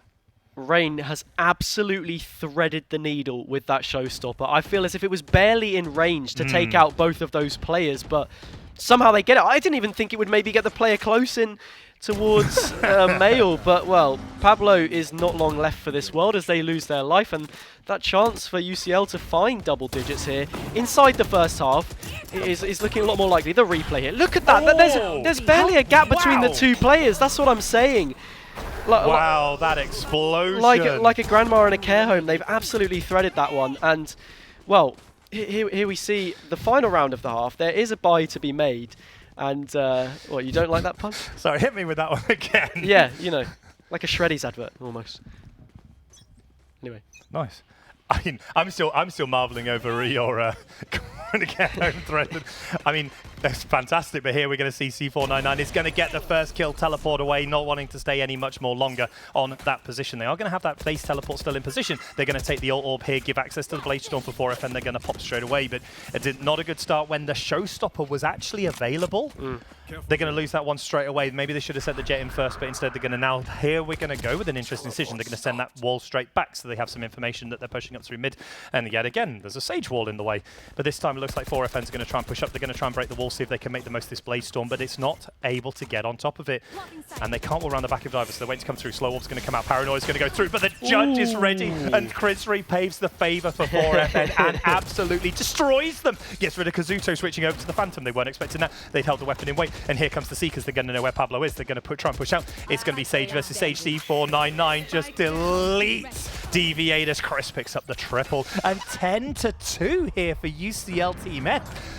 Like, what's happening to the Bandits in this map? I have absolutely no idea. They just look disjointed, to be completely honest with you, JP. We said the firepower in mid would be the difference between these two teams, and that has been extruded to great lengths. Raining towards the top of the scoreboard as we see. Chris also putting in some good work after 4FN seemed to have the slam dunk on them on a couple of those rounds. The rest of the team come, kicking and screaming back, and UCL look really, really refined here on 10 rounds. If this is the pistol, I think this is probably game, set, and match as far as split is concerned. And well, then they have an advantage. And SG yet to register a map in this series, outside of that weighted map. As I said before, where's your mental looking at that point in time, right? How do you deal with that situation where you're yet to have liftoff? You got to open it up with something. Nako's found that onto Chris early on. The top fragger now dead. And UCL, they have one less player to try and work with as SG Bandits try and bolster this defense. But a bit of damage being done. They're going to find Kazuto hiding in this back corner. They're going to push back away. 4FN is already down in this little area down, well, the little cubby down below Heaven. And they're just trying to spam some shots through, trying to get some information, but they weren't able to trade out that kill. They sent in Chris 1v2. Well, two players decide to push out, let's put it that way, rather than it being a 1v2. But it does now mean that they're having to make their way forward, and UCL working at a player disadvantage. They're trying to find their way onto site, try and get some information. Rain has already pushed over towards this A side site, and it's going to be a 1v1. If they get there, it's going to be really interesting to see if they're able to find the kill as Callan and Wall slowly shift walk away. Kazuto is staying close, but it could be all on Rain to make this work. We're going to see the dark cover go out. Again, trying to get the more people to rotate across, try and get more information. It's going to be really interesting to see. They're going to meet Kazuto in a minute. Oh, what a flick from C499. Completely removes Kazuto from this play. And it's a 1v3 going to cross onto this A-side site. They're going to have to execute pretty quickly, as it looks like they're starting to rotate the defenders here. It's going to be Pablo in a 1v4, and they need to make these kills count. The Paranoia goes across. They know that they're coming in. Here come the two players on site. Do they think to look in the back? 4FN is going to get rid of Rain up in Heaven. Pablo's going to get another one. That does help them out. Pablo gets another one as well. And the spike's not going to go down. We're running out of time. C499 does get rid of Deviate, but it's going to fall to Nako as well. And exactly like you said, what was the round they needed to pick up? The pistol round. Yeah, exactly. And I mean, yeah, that kill from C4 is absolutely huge on the round. Ultimately, it amounts to nothing because SG Bandits find it either way, and it is just them left standing to try and find anything from it. But it keeps those three players towards the B side of the map, something this UCL team will probably want to try and do on the attack. And I think this sort of links back to WAL a little bit. Maybe I'm reading into it too much, but whenever WAL was playing on the York team of old, whether it was Cecil's Finest or anything of that degree, they loved to take proactive control towards B Heaven and just hold it. Not go for any kind of an execute, keep a hold of it, see what they can do with it, and let SG Bandits make the play for them. So that is kind of what we see in that round. However, Pablo just plays absolutely huge, way above their numbers in the site there, and it will be that all-important pistol. Pain Shell's going to go out to deter any more damage going to go through, but they are going to break a hole in the wall. But 4FN's going to go straight down. That's a big pick if you're C499. The strength of that Sheriff is not to be underestimated. It has a lot of punch at range, especially into, well, it's actually better at range than some of these Spectres are, and they're going to get jumped from on top, but Deviate is just too... Oh, Deviate! Oh, he just absolutely cleans house. He's going to get stopped by Wall. That should never have happened. You cannot do that if you're on the side here of the UCL Team S. They had the complete drop on them, and they just absolutely clapped them all. And now it's going to be a 1v3, and it's going to be looking good for Paolo. They're going to do a lot of damage already. It looks like this might be over before the curtain call even comes out, but it's going to fall down. Kazuto goes to a wall, and only two players go down. If you're SG Bandits, you're feeling pretty lucky on that one. The Lucky Stars definitely being counted as the dumpster fire, which is my favorite spray in this game. Came out. This was so good. Just the spray.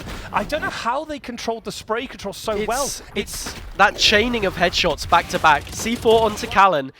That first gunfight against C4 at that range should be really difficult. You shouldn't really be winning that one out in such a pacey fashion. They're able to do that and then immediately twist like a turret almost onto those players that are waterfalling out of heaven.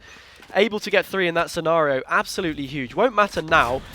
This will be the kicker though. If SG Bandits can find this bonus round against UCL, then they're back in with a shout. Only 5 rounds between them, and with UCL yet to register a round on this attacking side, could be very much symptomatic of the same issues we saw from SG Bandits, struggling to gain real mid control, or at least effectively navigate it elsewhere than just towards A. Yeah, it's going to be interesting here. They need to try and make some inroads into this team, but they have got control of mid. That's a big thing to do. Now the players are going to come through. Nako's going to go down, but they are going to lose 2. Pablo and Nako do fall. C499 and Rain with the beautiful trade-off kills, and DV8 also goes to counter Callan. They were on site. They didn't see them come on site. Chris also gets another one, and suddenly it went from a pretty decent position for the defenders. They lost track of Chris, and they lost track of Callan as they pushed in through B main. And if you're on the side of 4FN, you're looking at an operator going, where did everyone go? Yeah, I mean, at this point, you've just got to mole up into a hole and hold on to that operator, because there's not really any other way to play this. Exits perhaps, but those players are already going hunting. There is a search party out with 4FN's name on the wanted list, and we'll have to see if they can hold on to it. But for the most part here, yeah, UCL, the fact that they get 10 rounds in the first place means that, you know, this attacking half, it may be a little bit sloppy as 4FN eventually reveals their location. You can kind of afford to get away with it because, yeah, when you come into that bonus round, then it gives you an opportunity to get pretty much a free round. You'll have that advantage at least. SG Bandits have to go chasing. They try to push the advantage towards mid. They lose out. And yeah, UCL are going to take this one, which now means they're only 1 away from match point. And that's what UCL didn't do for a couple of those early rounds. They didn't double up and they didn't cover each other. They had 3 players versus 2, and they lost 1, but then they traded off both the other kills, and that's what they needed to do. They get the player advantage, which is huge as the attacker, and it meant that they then have a much easier way to do it. I think the biggest part of that round is they lost track of Callan and Chris pushing in through B main, which meant that when Callan was able to take out DV8 up on the big area, DV8 was focused entirely on mid, and they weren't able to pick up that other player, but now it's going to be broken by coming through here, and first player's going to go down. C499 is going to get... Ooh. They traded out. That's not the end of the world. Decent paint shell usage there. Damage has been dealt, but the heal comes through now onto wall. Chris is going to do the job as the Sage. They're going to start pushing it through. They need to decide if they want to go. They've put up the wall, but they might be pulling away now. I think this is the key synergy to note as well between Sage and Raze. Having those slows and nades, being able to pump so much damage into an area which is reduced to a halt, means that it's so much damage, so much firepower. We see it there. It's good for a trade. C4 does find the opener, so level at 4 apiece will favour UCL. No, 4FN! 4FN's just gone walkabouts. Callan will punish, and now they have that advantage looking towards this B execute where there's only 1 player waiting. But Nako's good for 1. Nako's not good for 2. Rain does clear that one up, and as they start to get down on site, they're going to get this plant spike going as well, which is big for the 3v2, especially at 11-4. Actually, the really interesting is Rain had slipped. Wow, what a shot from Rain. Makes it a 2v1. But the interesting thing is they get the plant down, and I would expect that SG Bandits will probably end up coming out of this one on the back end of it, and I'll get back to my point in a minute. 1v2, Chris and Wall available, and now they're going to see what DV8 can do. Spike is already down in a massively open area. Makes it pretty hard, and they're going to come around the corner. They're not going to get Peak's advantage. Wall does close out the round. Nice little play there. Chris jumping around trying to find them, but what I was going to go back to is you're going to see the first kill come through here. If you look where Rain is, Rain got past 4FN and down into vents. Rain then triggered the trademark, and 4FN's like, oh, they're already in there. Except there was only 1 player in there, and the other 2 were basically waiting, had come up slow, push through mid, and it meant that we now sit at match point. We're going to see the tour de force come out. We have the showstopper as well, an only thing on the side of the SG Bandits, with potentially the showstopper coming online if they can get hold of an orb. SG Bandits are not looking like in a strong position here trying to come into this last round. No, and if they're able to win this one out, as the aggression is shown, and 4FN finds a double, which is absolutely huge. It cannot be understated. Now SG Bandits have an advantage. They could maybe look to try and chase these weapons, but it's probably the safer bet not to. What I was saying was, if this is a victory for UCL, it's so convincing. I mean, 13-4, 13-5, something along those realms. If the next 2 finds themselves, then Yeah, it's a real worrying sign. I have no idea how C4 has managed to find their way into spawn here. Only one player to defend the A side of the map, which will be Pablo, who had so much success on the pistol round. And, well, that's all they've really had going for them here on the defensive half here, SG Bandits, the pistol round. They really needed to convert that bonus. And I know it's a big ask, but there's no other way that you carry that momentum on through, because they lost out on the buy round as well. And now you're in a really tough spot. Back against the wall, you need 8 of the best from them. And it must be said, this is a really split push. We've got a triangle of players right now. Eventually, the push will come in towards A, and it is C499 that's posted up towards spawn, trying to hit the shots. The fire rate is so quick, but how are you not hitting any of those shots? It's 4FN who gets a triple off the back of the 3 missed shots from C4, and now the 2 versus 3. That's a very aggressive TP in from Wild. Manages to navigate the smokes, and both the frags go their way. It's 4FN on for a quad.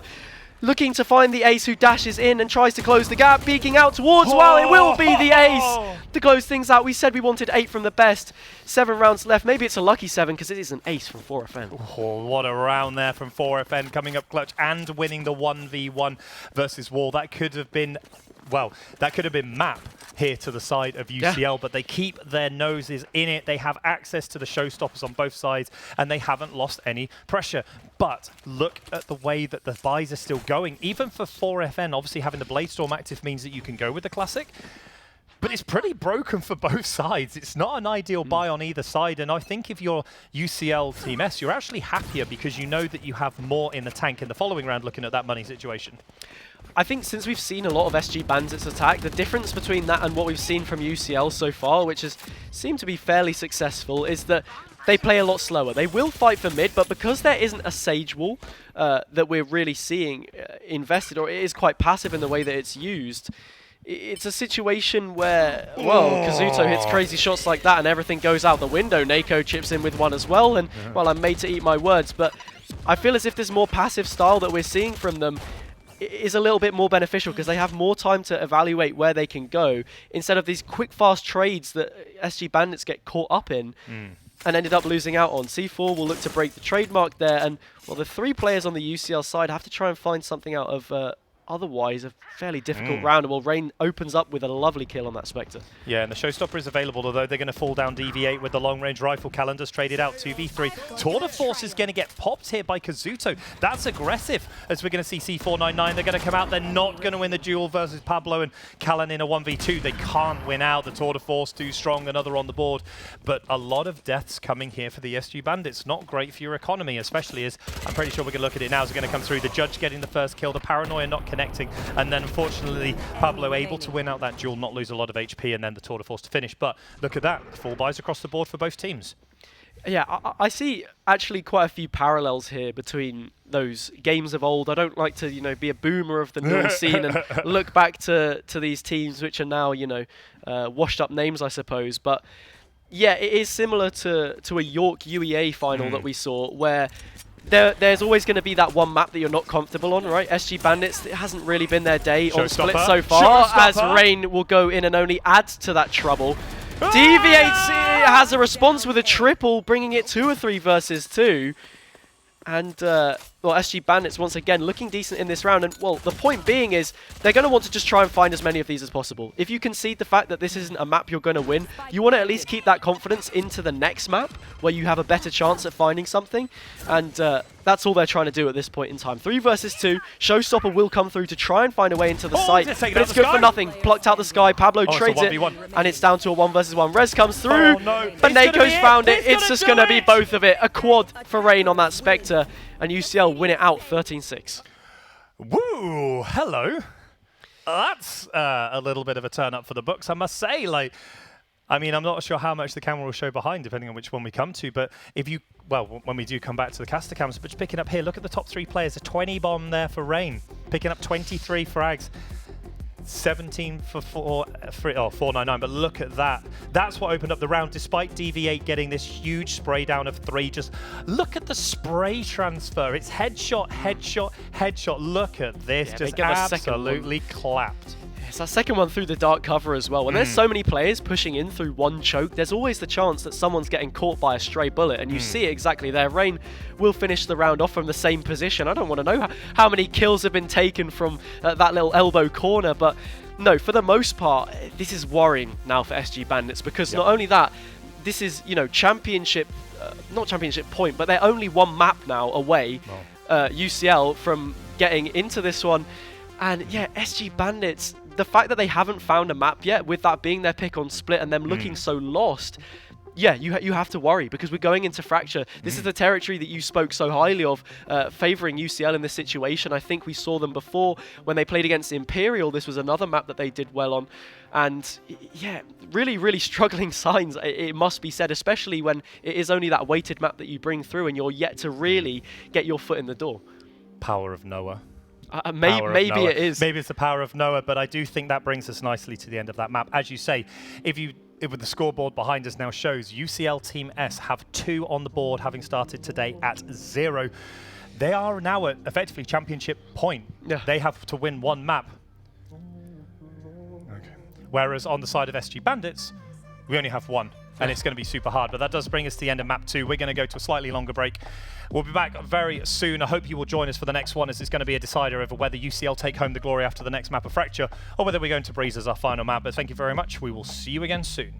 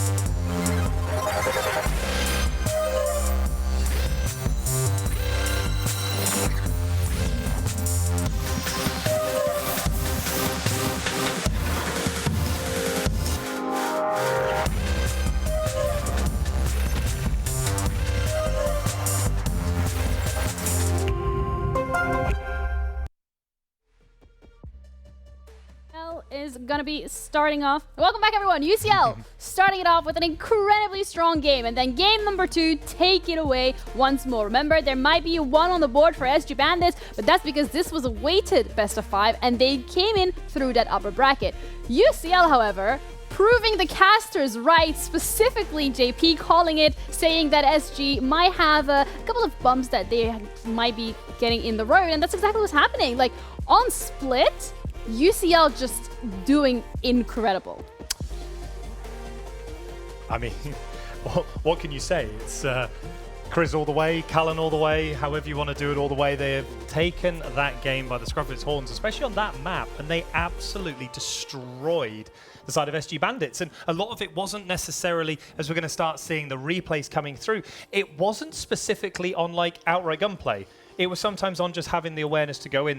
We'll see it later on in this, in these clips. There was a position where it was a 1v2. Pablo was on site, Kazuto was in mid, and Callan just read it. This replay here, Callan read it. They then quickly dropped down. They then take the 1v1 halfway through, and it was fantastic. But a lot of it was also based on the fact that you pointed out, Hazza. Yeah. SG Bandits tended in a lot of these rounds to get the first kill. Yeah, they did. I think it was that sort of patch of 4 rounds in a row where they were able to find that first pick of the round, but not really do anything with it. It was either immediately lost out and then there was an additional pick piled on top of it for the defending side of UCL, or they just didn't make too much out of it and have ended up losing the trades in that post-plant situation, as we saw many times. But, I mean, yeah, this one in particular, threading the needle, like I said, between those two players. And it was just such a great start that we saw from them on this map, and now they're really going to struggle, SG Bandits, to take their opponent's map pick off them. UCL managed to do the same thing, but it is a mountain to climb nevertheless. Yeah, we got Fracture up next, and it's one of those maps where we said it can go either way as well. This time you don't really have that mid pressure that you need to be focusing on, but SG Bandit, if we're putting ourselves in their shoes right now, they come through that upper bracket undefeated. They dropped only 1 map so far, and now they're genuinely being tested as to what they're able to do. How would you assume they're feeling right now? Well, they need to channel the power of Noah. Yeah, they certainly do. I mean, I don't know what it was about Noah that you sort of put on there. Maybe you just rubbed the horn or something like that, like a genie's magic lamp. But Genie. yeah, they're going to need some of that luck at least, as we're going now into this 3rd map of the evening, Fracture. Obviously, being UCL's pick, they have that advantage. They were able to find SG Bandit's pick. It's a really tough one. Yeah, we're going to be heading into Fracture right away. Casters, good luck out there. Good luck to both of the teams. You guys are going to smash it. Thank you very much. And that, of course, does bring us nicely into the next map of Fracture. We're starting to see the picks coming through. One of the big ones that we haven't seen, that we are already seeing Pablo locking in, and I don't know whether you want to explain it right now, is this Breach pick. This champion has just seemed to have taken over this initiator role, specifically on this map, and in fact we might be looking at potentially a double initiator with the Breach and the Sky. We're only seeing one on the other side, but tell me why Breach is so impactful on Fracture. Yeah, I mean, Breach can be played on a few maps. I think maybe Haven, Split, a chance, but for the most part, like you said, it is Fracture, which is really their stomping grounds. I think it's that counterplay that you see a lot of the time against the Killjoy, which isn't present on either of the comps, which can be really, really effective to destroy those lockdowns and stop it having as much value as it potentially could. The fault line as well, because of how compact the map is, a lot of these long angles are very, very easy for them to get good value out of that as well. As the Rolling Thunder, it performs pretty much the same task, but to a bigger extent. Both of the sites very packed in to certain areas where they sit, despite the fact that it's an expansive map in general. I mean, Chamber, similarly on those long angles, Jet, this kind of thing, but the difference we're seeing right now between SG Bandits and, like you said, UCL, is there is that double initiator on the side of UCL, but on the flip side, it's going to be double duelist for SG Bandits. Yeah, and I think the biggest takeaway from this draft is that pick between 4FN and NACO. You mentioned it beforehand, if we went to Fracture, or actually you precisely said it with Breeze, but I think in essence Fracture forms a similar process through with it. 4FN's jumped off their Jet and they're now on the Viper, and NACO has taken up that duelist role. Obviously we're seeing Deviate again, going away from their standard roles. Is this, do you think, a standard setup or something that they've practiced and they're happy with to make these changes? Because these are substantial changes in terms of role within the team. I mean, they need to shake the chemicals up and get a reaction, right? They need a response right now. Things have to change. I think fundamentally for SG Bandits, they haven't been winning these maps. They had some success on Ascent. They got off to a flying start, as a matter of fact, but they just weren't able to capitalize it later on, and now they find themselves at a 2-1 deficit. So I like the idea here that they're bringing in. Double duelist is something we have seen from them before, but like you said, 4FN on the Viper this time brings a different dynamic that we haven't seen thus far. And NACO, with them being a naturally aggressive player, I think this does feed fairly well into the Jet. And, well, going into this first round, it will be SG Bandits on the defensive side. But what are they going to do to take that to their opponents? Early information gained on B, actually. And, well, look at the pushes already coming in towards A. Yeah, we're seeing some flashpoints thrown out there, all the utilitiums, including a Molotov as well. That's going to make a big push out, but 4FN's going to be too clean. NACO's going to get the second one as well, and what looked like a really good starting point, the Aftershock forcing that player out the cubby just hadn't mattered, but Rain has been pushed back, and so has Wall, and again, a great start here from the SG Bandits. It's what we saw in the first map, and although it didn't end the right way, it was the best way that they got off to that start, where they were able to play through. DV8's obviously waiting for this player to push in. 499 might be receiving some paint shells very soon, which is going to slow this play down a little bit. A decent chunk of damage then there to C499, and now the push is going to come in. Wall's going to get in, the sky smokes are in, they are going to get the plant down, so that is money that they're going to have access to, but they're going to go back. They've decided not to put the plant down, and 4FN's going to get rid of Wall, and it's falling disastrously apart here, although Rain has taken up position on the A side site. It might be a quick rotation here, and Rain might be in a perfect position here to counter-attack. It's going to be all on Rain in this position with the Frenzy. We've seen what they've done before. I mean, they have to go absolutely huge here. It has to be at least 2 players that they take down to make this work. They get the first onto Kazuto, swaps out onto the boom bot, and will delay that for a little bit longer. There is utility there to assist them in their efforts, but so many players now swarming in on their position. They need some support from the teammates. C499 is going to find a couple, but that is it. 2 players still left standing for SG Bandits. It's a very simple retake. A few question marks about the setup there from UCL. Yeah, it seemed like they didn't have much decision. Wall got caught between the literal rock and a hard place at that point, and they got absolutely cleared out. This first opening here is where it all went wrong, and the fact that they decided to push so aggressively into the Aftershock, they didn't have to, but they did, and they lost 2 players for no trade out. And the big thing was there was no trade out, as we're going to see here. They weren't able to find it. That Viper Wall denying so much vision, which was a critical thing that we didn't really get into in this one. The denial of the toxic screen is pretty big in this map. But again, you can only place it in one area, so you've got to be pretty powerful here. And interestingly enough, the first time we've seen it, because they got the plant down, they get 300 extra credits. We're seeing the anti-eco. Yeah, it's going to be that force buy on the attacking side. Like you said, quite rightly, this is the first time that we've seen it actually come into effect. Early on, SG Bandits already taking space towards Dish, so they'll have some information towards the top side of the map, but there's no one really stationed here to defend this, and actually they're going to be locked out in towards Dish. They've got to drop into the site. 4FN in a troublesome position. The trades go back and forth, but it favours UCL all the way. They're going to be able to get this spike down and look to try and play for a post plant. Those Brim smokes will come through. Like you said, that difference between Viper and Brim is really interesting to note. UCL, because they only have those sky smokes to work with, they've got to be very direct in their approach, and we see that in this execute. Yeah, Nako Hero coming in on the flank. Chris is already ready. Can they find the player as they come in? The Marshall, not a good weapon in this position, but they are going to start spamming some shots through. Fault line's going to come through. It's not going to connect with Chris. And the counter fault line is huge. The guiding light's even better. And Chris is getting flashed out. They're going to flash out both of them. Callan is so good in that defense position. And the force buy out here has been big. DV8 is going to catch 2 of them, though, looking the wrong way. That's going to be one of them go down. Didn't pass the information fast enough to Chris. And it's now in a 1v1. Wall's going to get pushed out by the paint shells. They're going to blast back onto site. And they're going to play ring around the roses as they try and get this spike off. They know where Wall is. And they're going to go for the defuse. And it's... Oh, no, you wait! Oh, there's no time. There's no time for DV8s to get it over the line, but that was so close. Cut very fine there between the 2 players. I mean, UCL, they get it over the line, right? The force buy, it works. They're able to get these fights here, the trades back and forth. DV8's in a great position to clutch that one out. Maybe a lapse in communications there, but... Yeah, UCL, they're going to win that one out, and now the score's tied at 1 apiece. How did they win that? I have no idea. Because that's the Pika advantage was so powerful, and honestly, if you look at the money, that benefited the attacker side of UCL because they won the round and they got the plant down and they killed everyone in the process. And it's a 50-50 as well, right? He can peek out either side of that box, but guesses correctly and, well, wins it out. Early on, more utility towards A main. This has been the key battleground as far as this map is concerned so far. We spoke about on the defense how you can look to push advantages in different parts of the map and get aggressive, but everything right now, it's a melting pot towards this side. And, well, both teams are playing into it. Flashpoint's going to come out. The Blade Storm has been popped as well, so it's looking pretty good. Nako's going to get the kill, but Chris is already good for 2. DV8s and Pablo falling down, but they know the Blade Storm is on this area of the site.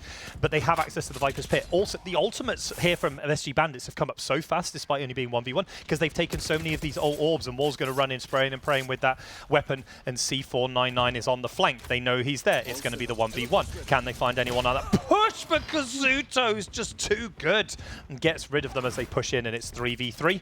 SG Bandits still have access to the Viper's Pit, which could make it quite hard if they decide to drop it, but they may also push up through mid. They're going to fake onto the ramp. No, they're not. They're not going to fake it at all. They're going to push Kazuto. Low health bars linking on that 8 champion already, and Chris gets over the top, and it might be a free rotation here to B site. A was completely locked out, but 4FN does get down Rain, although blinking health bars not going to help on this retake. Yeah, that is also actually a Phantom into the hands of SG Bandits, so suddenly this 2 versus 2 looks a lot more winnable. Rolling Thunder available for the post plant, but similarly there is a Viper's Pit if they can get within range, and you know, like a squid ink all over that site to try and cloud things a little bit more. But here comes the flank already from Well. Descends, rappelling down that rope. The Rolling Thunder will come through naturally, and that's going to be 2 stunned players for them to look to clean up. That's the first one on the low HP.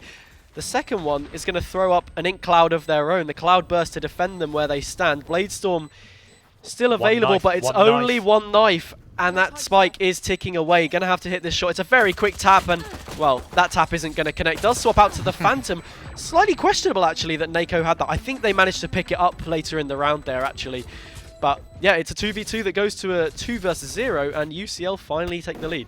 This is so good. Just look at these knives, just clinical precision, but it didn't matter. 2 kills went straight to Chris, and Wall managed... The scary thing with this one... Oh, this wasn't scary. I think if you're on the side of SG Bandits, you didn't expect Wall to have planted the spike and then have wrapped all the way around through Nest. And they went sort of that heaven area on that B-side site. They'd gone all the way round. So when the Rolling Thunder came through, Nako was... 4FM was super low, which meant there was an easy clear out. And 2-1, UCL, again, starting off really well. A little bit of chaos in the mix. You feeling some chaos in the air? Yeah, things are certainly getting shaken up. That Rolling Thunder got everyone off their feet, and there is an orbital strike available. A tour de force invested off the back of one of those ultimate orbs, and an orbital strike as well in the hands of Wow. What use can it get? Rain on the Frenzy there is not able to cause too much of a frenzy, as 4FM will take them out on the Spectre. The guns are so mixed across the board. Neither of these teams can really get a foothold in, but Nako has brought up with the big bucks and got themselves an operator. A kill now onto Val with that orbital strike already invested to no avail means that now UCL are in a tough position against 5 players. Not only that, there's an operator bearing on down, and it's just this A main fight once again. But they pushed into the Viper's Pit. Is it me, or is it something that's a bit unusual? I don't know. It is somewhat strange, I suppose. Also, looking at the comp here, we see UCL, they do have 2 initiators, so they could try to play it, but it's C499 and Nako right now, Who's going to bite first? Who wants to peek this angle? Nako might go for it late. There's only 30 seconds left on the clock, and this might bait them into trying to find something. There is a setup made, though, and well, eventually they will get it just as it switches away. Deviates finds that one. Callan is just cozied up in the site, and just as they show out, it will be Pablo on the other side that finds them, and it's a flawless round for SG Bandits. Yeah, and probably a clinical mistake there made by the UCL team, deciding to push into the Viper's pit for reasons. Unfortunately, it does mean that it was their demise that round. This Viper's pit push is super weird and like doesn't feel very good, because it means you're at such a disadvantage if you do go in. Obviously 499 used the tour de force and lost the 1v1, and then as Callan peeks out, Pablo right behind them. A beautiful laser precision there, just bring up the flawless round, and 2-2. And interesting decisions made there, but now again we have full buys on both sides, but the operator is still in play, but they know about it now, so maybe they make their play slightly different. And there's no Viper's pit either. Guiding Light's going to start them off, going to lead in first, so they don't get cleaned out by the operator on that off angle.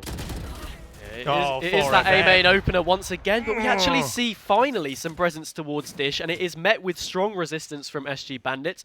Find the opening 2 kills in this round. But yeah, it's just about using those ultimates properly, right? That Viper's Pit on the previous round manages to grant them a round. The Tour de Force and the Orbital Strike were both invested to no real value, so now UCL don't have anything to fall back on when they have that deficit that we see. Well, is searching around to try and find one. Pablo will take first contact, and surely there's a swing to be made. Deviates comes through and finds that one as well. 2 versus 5. This could be back-to-back flawless rounds. The Caster's Curse is coming through now that I've said that. A bit of a definite caster curse going on here, so we don't want to be sharing too much of that. Nice, fair and even game and unbiased casters on the desk today. Of course. But what that does mean is, well, I mean, the only unbiased thing is we want this to go to the full 4 games, correct? Yeah, of course. But obviously... That's what the script said, at least. Exactly, yeah, no, absolutely. But 2 players left for UCL Team S here, the Rain and Callan as well. There's 2 players that they really need to try and make some plays here, but it just kind of feels like they're just going to settle to keep the weapons. Left. They can't afford probably to lose any more of these weapons. They have full rifles with no money in the bank. They may just stand here and wait and see, but losing those 2 players early, just not using any utility to get them in, is probably the misplay. They pushed too many players up with no flashes, and they got punished for it in response. And SG Bandits looking like they're going to get another one on the board. Looks like they are, in fact, going to go for this save. They're not going to go and push in anything. They're going to keep their weapons, not lose any more people. But a big, big round here. That's 2 rounds now the Operator's in play. And again, we're starting to see the Operator power here in the hands of the SG Bandits, albeit this time in the hands of Nako on the Jet rather than 4FN.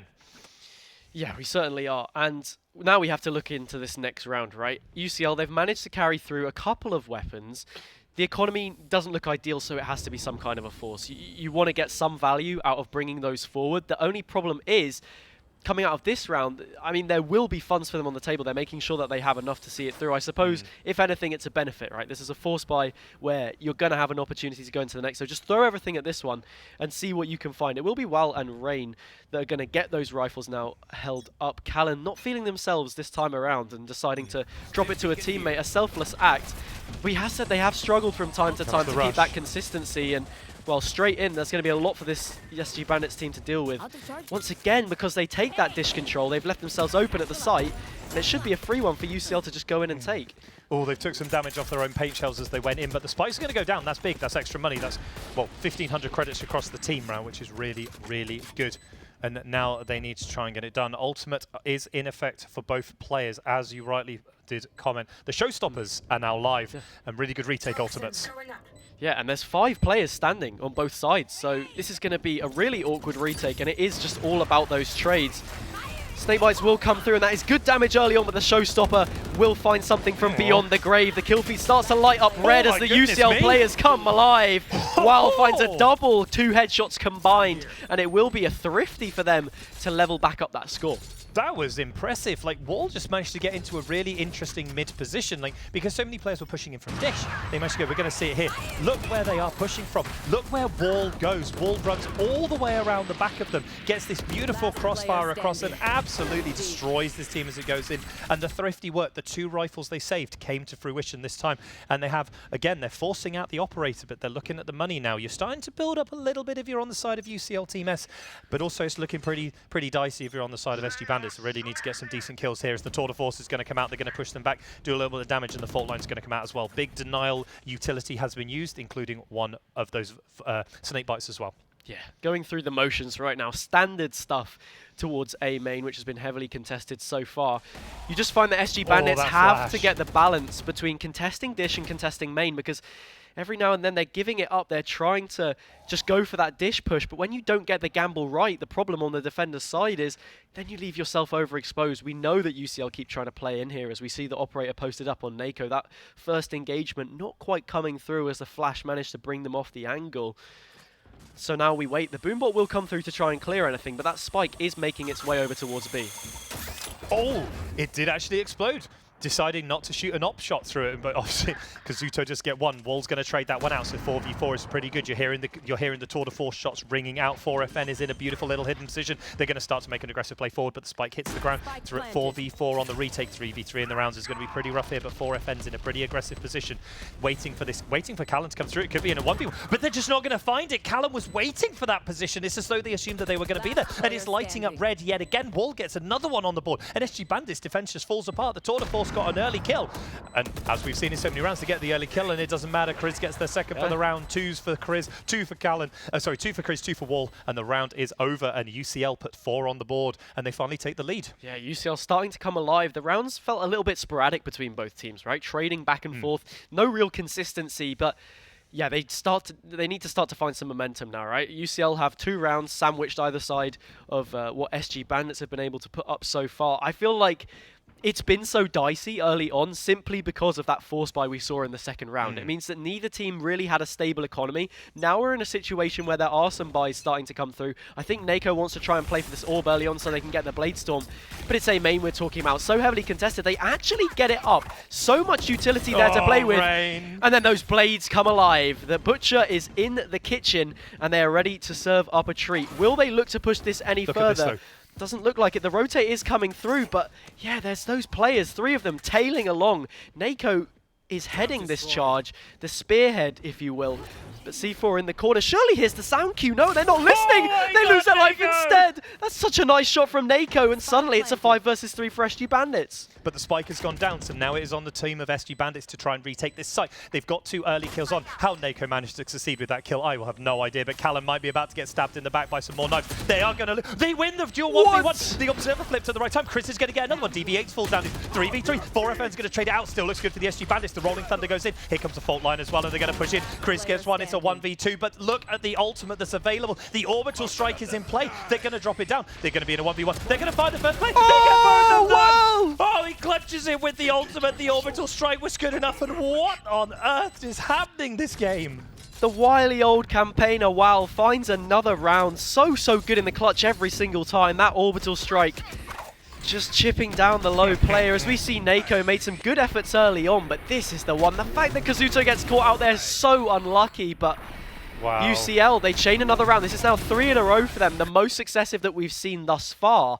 If they can keep on going and build some more momentum, SG Bandits might really struggle. I feel like this map can be so mixed though, so really, as long as that status quo is maintained between the 2 teams, it's anybody's game at this point in time. Operator back in play and Viper's Pit invested towards A main once again. Yeah, they don't want anyone pushing on the same main. I really enjoyed that last round of Super. They are going to spam through that up. Oh, 4FN does get traded out through the box with a headshot, and that does mean the Vipers are going to... But it's just so interesting. UCL just want to continue to push this, and they're punished again. The Operator does get one before the fault line comes through. The dash away is going to come through. They're going to make some plays away, and now the rotation's coming in. They're going to get across, but again, the sky smokes are in. Are they going to be able to get the plant down? The flashpoint's going to go across, and the spams are coming through. They are going to try and plant the spike. They're going to go up high for the plant. Here comes the Overwatch trying to do, but look at the health bars on UCL Team S. It's not looking good. The op shot's going to ring out, and it's going to be all on the retake here, and can they hold from that high elevated area? Yeah, not only that, so much utility's already been used. WAL had used all 3 sky smokes. There's low HP on the 2 remaining players, and SG Bandits have twice as many to try and make this work. The guiding light will stall things as long as they can, but you feel as if their efforts are somewhat in vain. Nako takes them out, and SG Bandits, they have a response. I don't understand. Why push the Vipers Pit? That's 2 rounds now. They've pushed the Vipers Pit, and they've won neither round. Unless they're feeling like it's a little bit of a show of force. But surely with the Vipers Pit, if you don't find that kill, you just sort of go, okay, we'll go to the other site. That round was a little more successful. I mean, Callan, they nearly line, or 4FN, sorry, nearly lines them all up through the smoke. But as soon as Callan gets that trade, then they have a chance to take the site. And so in that situation, it's more about the post plant. They run out of utility because WAL's used all the smokes, and then just the HP, so much chip on the way back in. Because A is so closed in, it means you can funnel. So, I mean, look, we've got Breach in play, Raze in play. Viper in play, how do you mitigate that? Going to push in again. We're going to see the utility thrown out. The Viper's Pit's going to go up. They're going to try and push through the door. They're going to use the They are going to use the Overwatch to get through. Double Molly's already been expended. That's a lot of damage being done as the spam through the walls is going to go through. Paint Shell's going to go over the top. They're going to try and find some space. They're going to try and enter the site. Kazuto is waiting there for them and teleports away before anything could happen back into that mid area, and the site is going to belong to them. No. Aftershot's going to go. Chris kills Kazuto with the aftershock. Yeah. Now that's a really nice use of utility. Getting a player to look down as they go through. DV8 is going to carry out Callan, and all of a sudden UCL Team S are falling apart at the seams, and it's operator on Nako versus player behind. They're going to try and find them. Not really good when you've been concussed and you can't see anything. But it's, I mean, look where the spike is just in completely the wrong place. And when you have an operator watching that angle, that triple crossfire is pretty disgusting to play through. Although C499 does get one. Now they need to try and work out where the next player is. Can they find out crossfire? DV8 is going to push up. They aren't going to find him. He's what? My goodness me! What is that? That is incredible. Now the paint shell's going to come out. They have plenty of time. 38 seconds on the board is lots of time. 30 going to be soon. They're going to find the straight. They find it in the end! What a huge clutch! I was starting to think that it's that situation where if you're able to take that operator of Nako out of play, you then suddenly have 2 rifles on the board. It's so much more doable. When you don't have to face against that angle, yeah, it's that headshot right there. And then that is absolutely unreal. The swing around and, well, you just win that one out. I don't really know what else there is to say. C4 piles the team on their back, and SG Bandits collapsing in a round like that.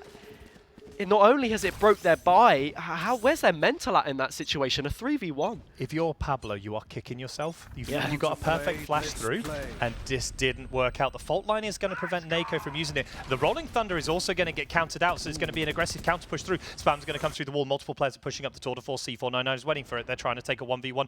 Pablo's going to find one already, but DV8 has already pushed down low. Are they able to find this raise? If they can find this raise, it does even it up nicely. They're going to see the shoulder here, through the wall. Just doesn't matter. It's a one-shot. Kazuto, though, with the one-shot return with the Marshall. That Marshall does, of course, 202 damage at the headshot range. And now the team's going to push in. There is still an advantage here for the side of for the UCL Team S. They are going to get the spike down, and that's big. Does it give access to this Brimstone ultimate? It does not. So no ultimates in effect for either team is going to make this super hard to push through. The spam shots are starting to come through. And now Rain's trying to join them. Can they now defend this? Callan's up in Nest. Can they be able to use their abilities? It's what utility is left. We're going to see nothing here for Rain. Because those smokes have now gone, so the curtain is up, and it is showtime as far as SG Bandits are concerned. The fault line will come through. That's Callan stunned. What can they do to inflict things on the enemy from that position? Rain backed all the way up. This defuse is going to go to half at the very least. Kazuto finds that one onto Wild, but it's trades back and forth. We're down to a 2 versus 2. It finally starts to favour UCL. Pablo will go chasing. They find it. The paint shells keeping them so low. 29 HP, but they do not expect the cubby. Rain finds it, a triple for them. 7-4 UCL. The spoiler opens up and they start to break off into the distance. Last round before the switch. Looking very good here for UCL Team S. We've been here before. This is just so unlucky. Yeah. I feel so bad for DV8s because they have not. I mean, this was such a good crossfire play here. The Guiding Light comes out and then they just trade it out. And Rain able to get the 3K, and they've been a bit quiet all series. They've always been there or thereabouts, but never had the pop-off performance. But that was really good from them. Yeah, I think also a key kill to note there is Kazuto on the Marshall. Finding that one onto C4 takes the tour de force out of play. So that's a Bastion then lost in the post plant when you have to try and hold down those angles. Marshall has the same fire rate as the tour de force, of course, but yeah, you need to hit those headshots, and they did exactly that. Now onto this round. 3 ultimates now come alive for UCL, and it will be that Rolling Thunder in towards B that they look to try and exploit. So much space already taken by SG Bandits towards A main, so I think they have an idea of what's going on here. It will actually be a rendezvous out of the site, so nobody's caught in it. Showstopper invested as well. What value does it find? Not too much. DV8 doesn't die, so as far as they're concerned, that's just going to be another player left in for this retake, and we go to the 5 versus 5 as the Orbital Strike comes through as well, and the Seekers. Yeah, Seekers are out. Orbital Strike still in reserve. They're going to wait for this post. It's a 5v5, but obviously for the... Oh, C499 doesn't make it a 1v1 anymore. Look, what a madman! Rain just runs through the molly to try and clear out a couple of players. One does get picked up by the molly. UCL Team S does have the advantage. The tour de force is in. He's going to teleport away. He's not going to find any kill there. But the fact that the Orbital Strike's still in, here goes the Orbital Strike. Call the Hellfire down. They're not going to do enough. Pablo's going to get it. Kazuto is now 1v1. The tour de force makes this one super difficult. And here we go. Here comes the Overwatch. They are going to concuss them. That makes this one pretty risky. And it's not yet halfway either. Oh. Callan's going to go for the peek. He's going to find it. That's so well played by Callan. Keeping the Overwatch that long in a round is insane to me. Like, that is such a powerful ability. Yeah, and they kept it for so long. I mean, the fact that you have anything in a 1 versus 1 to take that first duel for you there is crazy. We see Wal get another kill with utility there. I mean, them and Kriz combined have done such a great job. On that previous round, it was somewhat overshadowed by the 3v1, but the way they've been combining this util is so strong in taking these players out. And, well, coming out of the half, UCL an 8-4 advantage. Once again, you're in that situation where a pistol round here could really push it out of SG Bandits' hands and potentially grant UCL the title. It's going to be tight to go, but obviously an 8-4 lead. UCL now on the defense. We've seen how strong their defense has been so far this series, and in this grand final has been huge. It's been a really big part of this game, as we're going to see the fault line come out. Not really find any much substantial, but just a little bit delayed. Find some information, see if anything happens. Molly's going to go out, they're going to deny some pushes. The Flashpoint does find, I think, some of their own players with that one, so it denies some of the push, but they're going to know the information is there. It's going to be, does this trademark, yeah, the trademark's got the trademark, might find Kazuto up in this area. Surely it's going to trigger, there's no way they get past it. There's a Viper wall that goes up past it, so it's not going to trigger them. If you look on the map, the toxic screen actually cuts right across. This gives a situation for Kazuto to come alive. Once the utility is invested here, I think we're going to see it, and they might be caught completely left open here, UCL. It's going to be a big round, this one. Wall on site, ready with the Sky Smokes, potentially going to drop it down. Two players do not know that Kazuto is waiting behind them, but now they're going to take some contact. There's going to be a fault line coming through. They are going to get the fault line up before the damage goes through. The paint shells comes out. Kazuto's in. Oh, the Kazuto is so good in that position. As you said, went straight through the middle of the trademark. DV8 is going to get rid of Wall. Rain falls down as well, and the two players are taking so long to rotate across, and the SG Bandits have a 5-2 advantage. And Spike's going to go down, and how do you even retake this? Like, the players are so healthy. Kazuto and that wall was perfect. I think the answer is you don't, JP. That wall is such good. That just shows the level of coordination that we're seeing here. SG Bandits, they're down 8-4, but that's absolutely top class from them. It's going to be a flawless round, and they deserve nothing less. That was really nicely played. Big round. Maybe a bit of a rethink of the trademark. Again, I would assume that that trademark, and again, I'm going to sort of delve into your knowledge. I'm assuming that's a standard trademark. Yeah, it is. It's a very standard trademark to see, and I think also there's a slight sound cue when you get close. Kazuto spotted that out and said, look, I know you're going to put a toxic screen across here. Can you just adjust it a tiny bit so I've got that cover? And just like that, they work together. It gives them a free kill onto Kriz, who has that utility to try and defend the site. And it's the pistol round picked up. SG Bandits more than back into this one. Yeah, definitely. And it looks like they're going to go for a complete normal eco round here, complete with classics. And Rain does have a shorty. We know how much damage that thing can do if it does get close, but it looks like they're going to be hitting this A-side site again. Wall's going to play up super close. Hopefully they see if they can get a right click. But that's a Vandal. That's multiple Vandals. That's not going to work out for you, despite them completely flashing their own team. It does allow them access to site. Wall not able to make anything work. Maybe if that was a shorty rather than a classic, it may have worked, but it's a clear site. It's now going to be on these pistols to push their way in. Kazuto holding back. That's two Vandals that they have access to. That's insane. Oh no, Kriz just runs in at the wrong time, and that shorty didn't last very long. A very short run for that one. Yeah, certainly. It's another flawless round, like you said, back-to-back for SG Bandits. And, well, yeah, that Boombot sweeping UCL under the rug as it finds Kriz towards the back site. And, well, right now, only 2 between the two teams. It's about whoever can get a foothold in this one and really start sweeping that momentum. Right now, it feels like SG Bandits are the team this side of the half. I mean, in the early stages of the first half, it was very even. We thought that maybe we could be coming out of the half in a situation where these teams are level at 6-6, but it wasn't the case. Now, we see a bit of a flipped script. It's just going to depend how good is this attack for SG Bandits. How many rounds are they able to find? This is the real test, the bonus. What can they do with the weapons that they are given to break down that full set of rifles that we're going to see for UCL? Yeah, it looks like they're going to try alt orb farming for Wall, try and get this orbital strike back online. They need to find a bit of a grip on this defense. Obviously, pistol into anti-eco isn't the end of the world if you lose them. Generally, it's kind of like if you win one, you generally win the second one. So there's definitely a moment of play where it's like, okay, that's fine. We lost the pistol, not ideal, but it's okay. We're going to go for this again. The aftershock is going to come through, though, from Kriz, and the flashpoint's going to come out. They're going to deny all of that space into A that they had tried to take. And Kazuto's going to find the first trademark, so they know there's one player on B. Rain is already rotating, so's Wall. They're going all the way across, and There's not there. There's 4 people at A, and they've tried to go already here. The Viper's Wall's going to give them all the information they need, and now it's going to be how good is the execute onto A, or are they going to slow it down, take a step back? Although Callan getting rid of Kazuto makes it pretty problematic here for the SG Bandits. They may now have to make this A side commit. Yeah, and they Kazuto can't move in from Dish this time. You see that the Toxic Screen's a little bit different on this round, a little bit more regressive. 4 versus 5 situation. Firepower. They've got a player towards main, and you've got to go huge here. If you are Pablo, you have to get a couple of players in this situation. You'll get the first one onto Kriz, but not quite the second onto Rain. You need that position from main, so you're not just boxed in, but that's exactly what they are. Stuck all the way in towards the site. There will be some trades coming through. And now, there's a Viper's Pit online. 4FN could maybe look to try and use this. They peek out into 2 players, and they're going to drop it straight away. Only 8 bullets left, and that position is given away, like you said, sitting in the corner. Callan just peeks out, shoots them in the side of the head, and 4FN loses their life. Another round, well, our first round of this half, on the board for UCL. Maybe a bit greedy with the Viper's Pit. Potentially, I think in that situation, if you're able, yeah, it is really nice there from Pablo to win that one out. Unfortunate they're not able to get the second duel, but it's the gun barrel. You just see the very end of the barrel there.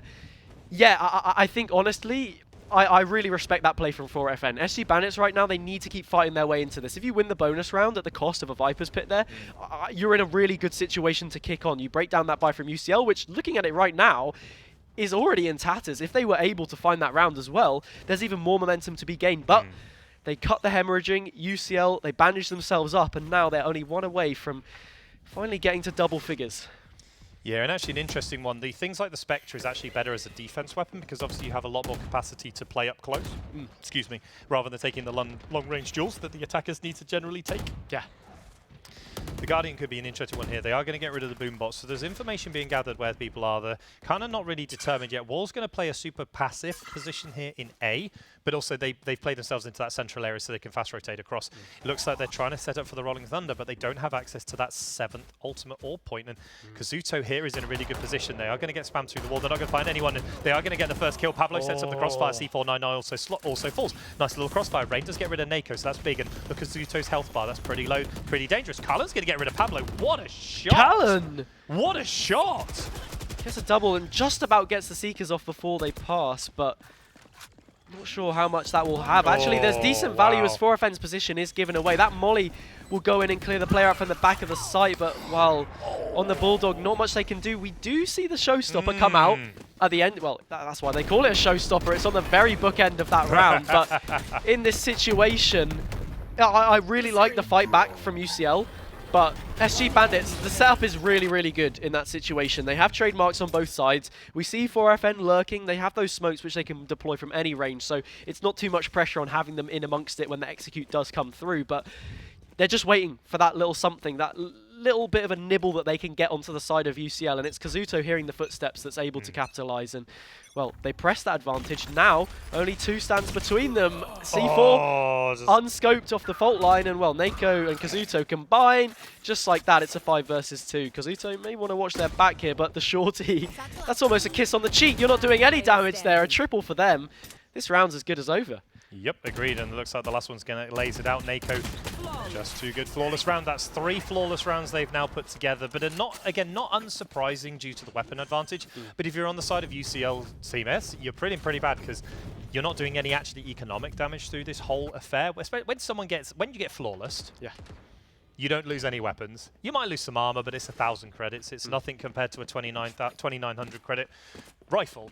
So you're now you're starting to see a little bit of money being built up here. Obviously, C499 has access to the Tour de Force, so they're probably just going to stick with that classic, and there's no KO suppression knife to really 0 point to deny that. But we're looking at the money here on the side of SG Bandits. It's pretty substantial right now. It certainly is. That Tour de Force will be coming through as a concession to the fact that there isn't a weapon available for C4 otherwise. Nice setup here to try and deal with it, and 5 players will soon be facing up against them. The boombots will trade, but that one gets shot out. There's going to need to be some support here. if this sniper's to have maximum value. The first shot doesn't connect, and well, the peek comes through off the back of it from Deviates. 2 opportunities there for that to come through, but instead we're going to see a peek through the side of the toxic screen. Orbital strike as well. He gets one. Manages to find one. It will get traded out. Wow finds another as well. So now it's a 4 versus 3. Make it a 4 versus 2. In from the corner, Deviates hasn't been cleared. They can come alive here. They found 2. Nearly a third, but they eventually get shut down. Now it's just Kazuto. No spike in their possession. And surely it will have been seen by UCL. Sound cues given away. Trailblazer honing down on their position. Great opportunity for UCL to set up, but yeah, we've seen these clutches go the other way. Kazuto's going to have to do a 1 versus 2, a little bit less in this instance, but still a tough task. Oh, that was so close to being perfect. Oh, look at this. They're lined up. They're ready. The spike. Oh. But no! Oh. That's nearly so dangerous. They have 2 players lined up, ready to take that gunfight, and then Well goes, oh, hang on a minute, the spike's gone. Let me just peek my head out. Gets cleaned straight off. And wow. yeah, on the replay, very nicely done from C4. Look, Wall saved Krizz's life because Kriz was running around with their utility out. Yeah. Obviously, Wall managed to laser on, but it's a good start, but just wasn't able to find the second player. The benefit that Callan had there was that they very much knew where Kazuto was. As we see, the timeout has been activated here by 4F, and we've only actually seen the side of SG Bandits use their timeouts. We haven't seen UCL Team S ever resort to a timeout. Yeah. Do you think that that's because they're feeling a bit more comfortable, they're a bit more happy with where they are, or do you just think that SG Bandits have feel the need that they just need to have those reset times?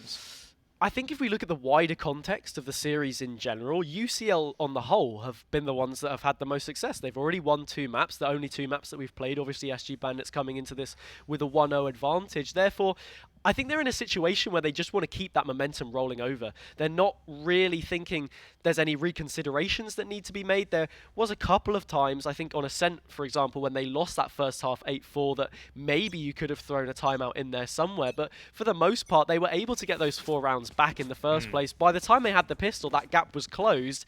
They just want to go out and play. And I mean, a lot of respect to be given. On the other hand, SG Bandits, I think you also have to respect the timeout there because this is a ship that needs to be steadied. Absolutely, and 10-8 lead here. UCL Team S do sit and being able to carry over their weapons. I suppose the benefit here from the SG Bandits is they still have access to a lot of their rifles, but also with the double sort of effective ultimate to replace that rifle with the Tour de Force and the Blaze Storm. It obviously gives you a lot of pressure here. C499 is going to teleport away. Going to just play nice and safe, not take too much out of it if they don't have to. The trademarks are in place, so should they need to use them at any point. And Kazuto just pick up Callan. That's a big pick. That's far too aggressive, pushing out. Then they are going to get punished by that Tour de Force, and the Viper Wall's going to set up on A. So they're still a little bit unsure about where this is going to sit, but we do have access to the showstopper here from Rain, which has proved to be very efficient so far. And see if they're able to make anything work with it now. Yeah, there's a huge rotate actually of these SG Bandits players. I mean, they're just grouping up to set towards this A take that they're posturing. Once again, we see the toxic screen posted up in a position where it can counterplay that trademark. Interesting to see whether that will come through or not. And as Kazuto crouches into position, I'm sure that's the play they're trying to go for. The defenders are here in decent numbers, and well, as that fault line comes through, it's a really difficult one for them to try and contest. Lots of utility in towards the site, and it's Chris that opens things up. Nako knows all about it, but that flashpoint just allows them to get away. 4 versus 4, but the ults do sit with UCL on this retake, and there we have it. Rolling Thunder's going to come through, and so do the players on UCL. They charge in. Deviates gets the first though, and while Nako once again left uncleared in this corner can peek out and find some of these players. C4 does have that response, but it's absolutely in vain. Once again, it's so hard when you have players in main to actually get that retake in, because it's a crossfire every single time. UCL, they need to make sure that they're attacking from main as well on that retake, or they're really going to struggle. Yeah, and I think another interesting one from that as well is they weren't able to land a Sky Smoke in the way, so that when they chuck the Rolling Thunder in, main's still visible to players pushing in, and that was probably the killer most with that one. And Nako hiding in the corner obviously made them that they couldn't then push it in, and they were able to deny so much space and get a couple of the frags as well alongside 4FN. And a really big, really big round there for the SG Bandits, bringing it back within 1. And it's now up to, again, it's up to Team UCL Team S. Yeah, do my English right today would be great. To try and pull it back again. 10-9 is a really strong position to be in, but not when you have a load of pistols. Certainly not, and well, Wal is chirping away with that classic, so absolutely no guesses on the side of SG Bandits as to what they might be going up against. Well, I don't know if that's a little bit of BM there, as we see a classic dropped in return on the ground. I believe it's from 4FN who did that one. Nice little maneuver. But no, for the most part, SG Bandits just looking around the map, seeing if there's anything going. Pretty standard setup from them so far. C4's actually decided to position themselves towards Dish, so this lack of A main control, or at least knowledge to the presence of these players, could be slightly worrying. And well, C4 may have to watch their back here. There's not going to be anyone coming through in that position, but because we've seen it so many times, maybe they expect it. Nako finds one towards B, and well, the floodgates are open. All 4 players for UCL are on the other side of the map, and there's already a few heading in to try and shut them down. 4FN finds a couple. That number is half. Nako's in position, and well, this is going to go 10-10. Yeah, the round is a little over right now, if I'm truly honest. And SG Bandits are going to potentially pick up another flawless round, which is super impressive and exactly what they needed to do.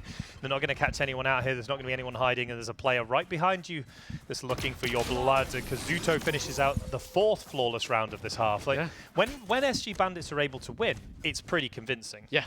When they're not, it's a bit chaotic, and I think that's again one of the interesting things is 10-10. Now the UCL team has managed to get it, but this was so unfortunate if you're on the side of SG Bandits, not able to clear off the player, and Nako getting rid of C499 in that little push through mid. Just nicely perched up again, like you said, they played the Viper wall into A and went B. I think that does maybe link in slightly to the technical side, the tactical side of SG Bandits, the way that they set up. They took the time out, of course, to steady their heads and maybe talk things over. And we're sort of seeing that. There have been a lot of flawless rounds coming through on their part. And well, they're thinking heavily about where it is that they want to execute. They're having flawless rounds because they're not losing players needlessly in positions where they aren't able to, I mean, at least trade, but the trades aren't even there because all of these players are still left. This is a key one, though. UCL now finally do have a bye, and they've got to try and shut down yet another A push. Kazuto is moving in towards Dish this time around, and I don't know if Chris is going to expect it. This should surely be the opener, and it is. Kazuto has played that lurker role so incredibly well so far. They've absolutely dismantled the UCL team S on that position. And now it's going to be up to Wolf. And Wolf can't find Kazuto. Kazuto picks up another one. That's 2 players down, 5 to 3 to play in. And this is normally where the full come through. And they're just not able to find anyone. Yeah. The stun and the boombot combined already.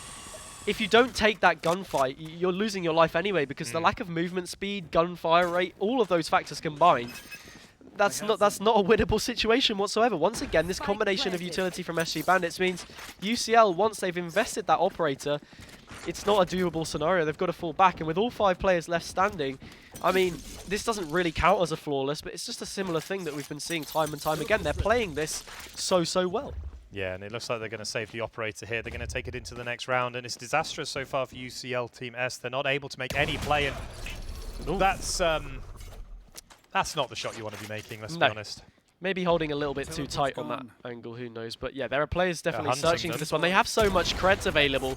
They are able to try and find these players. That's the flawless out the window, at least, in some regard. And, well, Kazuto will only add to that. Callan does find one. Actually gets a second onto Kazuto as well. Now, if they're able to save that operator, which I believe they will, that's actually a very big pickup for them. It won't do much in terms of economy, I don't think, because SG Bandits are very stable, but it does more for buffing UCL than it does them. And, well, yeah, once again, like you said, Kazuto playing that role so nicely. UCL just have to keep guessing as to where their position is on that in towards Dish. They really need to reposition this trademark. They really need to have a think about where they want to put that trademark on A, because it's not done anything yet. It's not found anyone. If they put it maybe deeper, they might be able to make more use of it. But Chris just got punished from behind there, but Kazuto, and they're going to play through Dish this time. Fault line's going to come out, and it's just a firing range here for Chris. Nako's going to pick up the first one, and if you need any information about where their entire team is, that's probably going to give you a good starting point. Callan's going to make a bit of a defensive push-up, maybe play a lurker role, but they haven't decided to commit anyway yet. Rotations have come through, and UCL just seem to be losing their tread a little bit. They're making some plays that I don't think they need to be making right now. Yeah, UCL in this situation, you would feel, unless Callan does something completely out of the ordinary, and it looks like they're going to get checked here as well, as Kazuto does wrap around eventually. This should be match point secured, and from that situation, UCL, they have no opportunity to win in regulation, has to be forced to overtime. There are ults on the board, and I'm sure we'll see them later on. Well, SG Bandits have ults of their own. This is going to be a tour de force to guarantee the round, I think.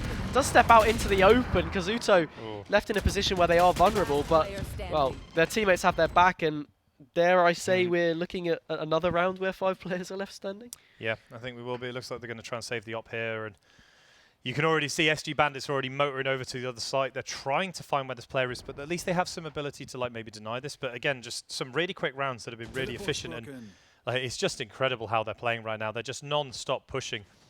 And you're seeing 3 people run across. I would be honest, if I was T499, I'd be piecing out across that thing as fast as possible. But Nako's waiting for you on the other side. Where do you go? You can't go anywhere. Yeah. That's huge. That's such a nice pincer, actually. Nako in a great position to capitalize. SG Bandits, is that 5 or 6 flawless rounds that they've found now? And I mean, thinking about what the score was at half-time, 8-4, the majority of the rounds that they've found have been flawless. Yeah, their wins have been substantial. There is a buy here out though for UCL Team S, so they're not dead in the water yet, but because SG Bandits have achieved that match point, it makes it pretty risky here for UCL Team S because they can't afford to lose many players. They need to effectively get their own flawless round. It'd be interesting to see how they play this one out. They're stacking 2 players across. They're going to flashpoint out into B. It looks like they're going to make a hard commit into B, but they need to find these 2 players. Chris is hidden. C499 also has an operator staring down that long angle. If they don't clear out this angle correctly, this could be a really, really painful... Oh, here comes the showstopper. Not the greatest set of blast packs. They're actually going to miss on the blast packs. The flashpoint was huge. Are they going to deny through? They're just going to fire it off. They're not going to confirm the kill, only half health, but C499 falls to foul blow. Oh my goodness me, it's all disastrous. Kazuto gets raid as well, and it's just 3 players that have disappeared instantly. And if you're on the side of UCL Team S, like, what did you do wrong? The Vipers pits down as well. This is almost going to be the impossible retake. Nako gets another one. Callan does trade one back. Callan isn't able to get another one, and it means that SG Bandits finally put themselves on the scoreboard of their own volition rather than taking it through 13-10. Big win there, and again on UCL Team S's pick. I mean, they left it late, right? I mean, letting the first 2 maps come through after having that inherent advantage coming from the upper bracket, they've brought us all the way to a 4th map, Breeze. And, well, looking at that adjusting comp, we said that things needed to be a bit more radical. 4FN playing on the Viper worked out really, really well. And I said in the pre-game, going to Breeze, yeah, it really is anyone's game coming into this last map. And like I said, it's going to be going down to the Silver Scrapes, I believe it's called, but we're going to be going to Breeze for our final map. But before we do get to that, we do have a very short break, after which we'll be returned by Gio and we'll go into that final map. 2-2, it has been left. We'll see you very soon.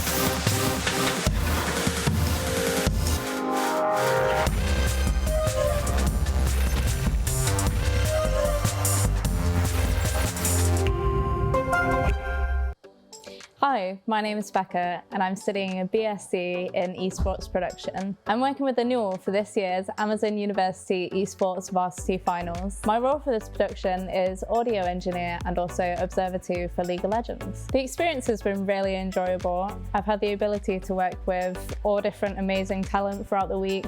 Hi, my name is Rory Singer. I'm studying BSc Esports Production. I'm working with the Newell for this year's Amazon Esports University Finals. My role for this production is replay operator. The experience has been informative, educational, and I've learned a lot which I'll be able to use on other productions. So far, I've amassed over 192 hours of esports broadcasts this year.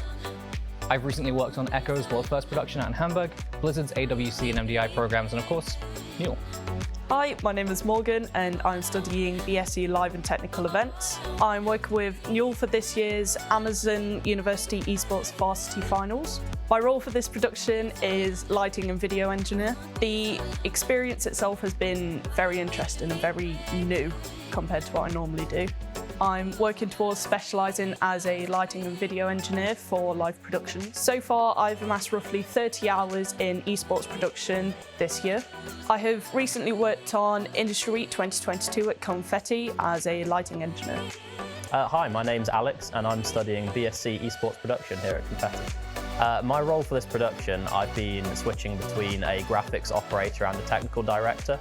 So far the experience has been really good for consolidating all of the learning we've done here at Confetti and in my time working as a freelance on the side. So far this year I've worked on 55 unique esports productions since December, and that's thanks to the connections here at Confetti. Alongside my studies here at Confetti, I work as a freelance esports producer, and I've been really fortunate to have the opportunity to work on this year's Blast Spring qualifiers for 2022.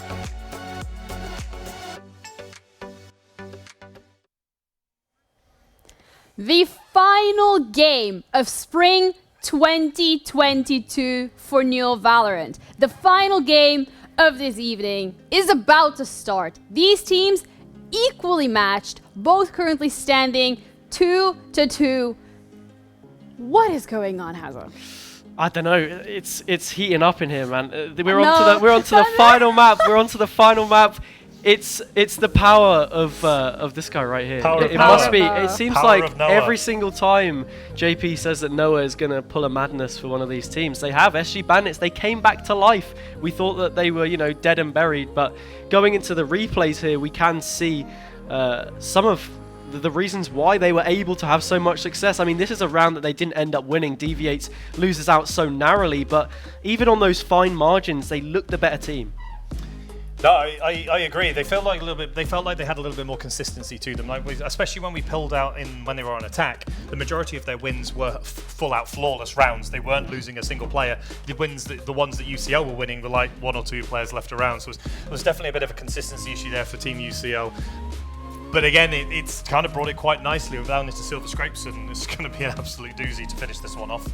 Yeah, these teams just doing so well on their map picks, but also on each other's map picks, really, considering UCL won both of the first maps that we've seen this evening. And now we're going to be heading into Breeze. So Fracture, a bit of a smaller map. Breeze, those open sightlines, really relying on those 1v1s, winning those duels, getting those shots in. And yes, both teams doing so good at getting those shots in. Like, we can watch these replays for days, that util usage, the coordination, just, catching each other off guard continuously, really working out in their favor.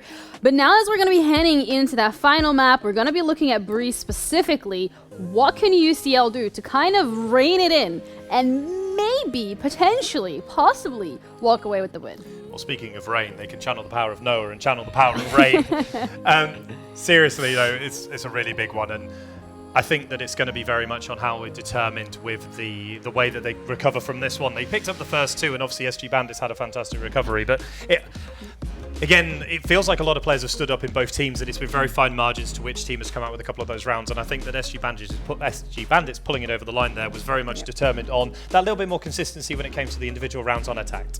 Yeah, we're going to be going into games specifically, so we're actually going to be finding out now, soon, in the next couple of minutes, what team is going to be gaining that championship title. I'm excited. I know you guys are excited. The players are excited. Let's get going. Yeah, I mean, JP, you maybe mistakenly called them SG bandages there, but I think, you know, they are somewhat bandaged at this point in time. They've got battered and bruised the first couple of maps, but they've made it through nevertheless. And now, yeah, you start it starts to shift, I feel, the momentum. You worry for UCL in this situation, because now they're in a spot where, you know, they won the first 2 maps, but they were, you know, only one of them was their pick. SG Bandits broke the serve, and now they have to break the serve of SG Bandits and pick up Breeze if they want to take this one away. But again, what we've spoken about this whole thing, with it being a weighted final, they only have to put 2 on the board. UCL Gaming have put 2 on the board already. Yeah. SG Bandits have now put the 1 on the board. It literally is do or die now for both teams. Whoever does take down this map is obviously going to take down the Null Spring Split 2022 for Valorant. And in terms of it being a final game, a final series, a final map, however you want to word it, for this split, I don't think we could have ended it in a better way. Going all the way to the final game in this weighted best of 5 it's always going to feel good. But an interesting thing on the screen, and I'll let you describe what we're seeing, because it looks a bit symmetrical. Yeah, it certainly does. Mirror comp coming out, double initiator, Sova and Sky. Just really, really strong on Breeze. I think Sky brings her own dynamic, but Sova, the information here, with it being so open, is also huge. Viper is that premier smoker on this map. I mean, you can try and flex in a double controller, but like I said, we already have that double initiator, so you lose out a little bit. Jet as well and Chamber as a pairing, both really offensive and can just cause so much damage. The trademark's great for watching the flanks. As a whole, it's well-rounded, and what better way to go into this final map than to have 2 teams equally matched against one another and just fighting tooth and nail to see who comes out on top. And actually, one of the big things I want to try and drill you on a little bit is this whole flank scenario. Because in Breeze, if we look down on the map of Breeze, it looks like, oh, there's some very clear ways of getting around. But because you've got this central corridor that has a shoot down into it, you go out through double doors, the flank rotations are actually really interesting. If you can example, you can walk all the way around through their spawn, but it's a very long way to go. It's a very, very long way to go. This map is absolutely ginormous. But you can also cut through elbow, you can cut shortly through their back area. The rotations here are going to be really interesting, both from attacker and defender, because generally you don't hear the rotations because you are so far away on this map. Yeah, you certainly are. So that is why you need some kind of flank protection. I know for much time, Cypher was the chosen sentinel of choice on this map, the same way we see in Icebox that Killjoy was, but now Chamber has just assumed those positions, and as we go into this first pistol round of the final map, Nako will open us up, and not only that, it's the whole of the SG Bandit squad carrying on the momentum they found on the previous map of Fracture, and just like that, it's a quad for Nako and another flawless round for SG Bandits. Someone's feeling a little angry right now. It's feeling like they might be on a rid of a rampage here. They've decided to pick up this jet for the last 2 maps, and they're trying to show they're trying to show 4FN how it should be done. But fantastic entry onto site. They allowed nobody back into this game. A couple of crispy clean headshots do finish out the round, and before it even started, it ended, and it felt pretty clean there for the Bandits to start 1-0 up. I mean, that is something interesting to mention, actually. We spoke a little bit about how 4FN, we knew they'd be flexing onto the Viper on Fracture and Breeze, but these are the 2 maps right now, or at least it's only the pistol round, but SG Bandits looking good in the early stages. Maybe that suits a little bit better. Nako getting onto that jet has had a lot of success, so long may that continue if you are a fan of the SG Bandits. And to follow up this second round, it looks like they're going to be probing towards the B side of the map. There is a Marshal in the hands of Nako this time around on those long angles, seeing what they can find. Cozied up close in the corner, should be Rain on the shorty, but with a Trailblazer coming in, that is a position spotted and already down to half HP. Very hard pressed to get anything out of that one. Just no one allowed to take any position. Callan also falls. Nako is on a rampage. 4FN. Wall does get one back, but it just doesn't matter. It is 4 players left alive, and they just barge down the front door, take all the names, take the kitchen sink so they can throw it at them later. I love that little saying. It's so good. I'm old, it's fine. I like throwing the kitchen sink at things, and that's the first kill on the board for Wild. They're the only one of the team, and Nako at 5-0-0 already on this jet has absolutely destroyed this UCL team in those first 2 rounds. Now again, as we said earlier, we have to temper this a little bit because we're now with a full buy, because if you do win the first round, you generally win the second one. But it's just the manner of which they've won those first 2 rounds is hugely impressive. Yeah, certainly. I mean, obviously we don't want to get ahead of ourselves, but when you win it so decisively and so quickly, it's hard to look against it. I mean, Breeze, naturally, very execute heavy considering how far away the sites are from each other. It can be hard to band together for some kind of an execute if you play a default, can potentially leave yourself exposed, but this is the key round. We saw already that Pablo has bought up that Vandal and played Storm online in round 3. This could potentially be huge. Will they clear out this position though?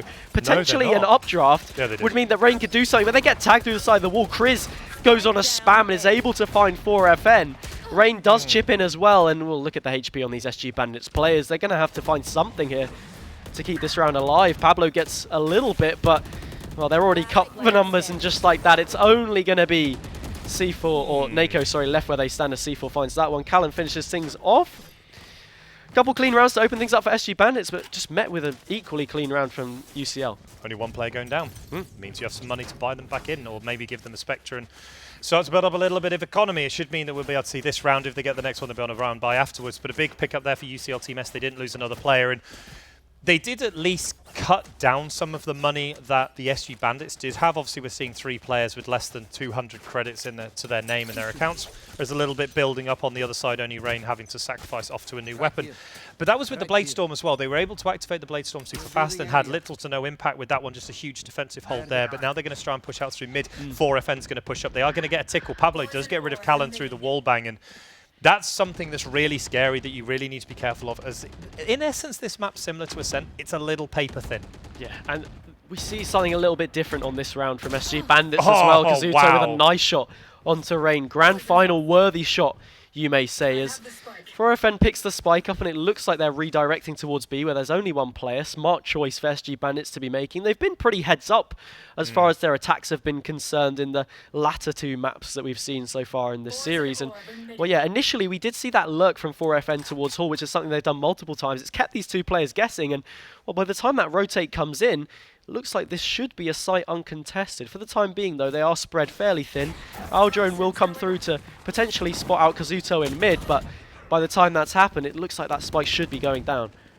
Getting chunked out a little bit of damage. Nako does pick up wall as they try to escape from the site, and the site is very much belonging to the SG Bandits. They are going to lose a Kazuto here as C499 does get 1. That's at least 1 big pickup. They're going to have to run away from the Aldrone, bit of information so they know where both the players are, and that's going to have to be down to C499. What can they do as they come in from this spawn area?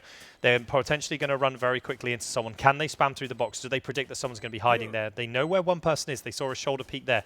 They're trying to find some information, but Pablo just downtown domes them out of this game, and it's all up to Chris. Do they want to get exit frags, or are they going for the kill? The Guardian that's going to come out. They're going to find the blind, and 4FN. Perfect crosshair placement gets rid of that very quickly. Chris falls down, 4 players left alive. I think each round we've seen 1 player lost from the team that won.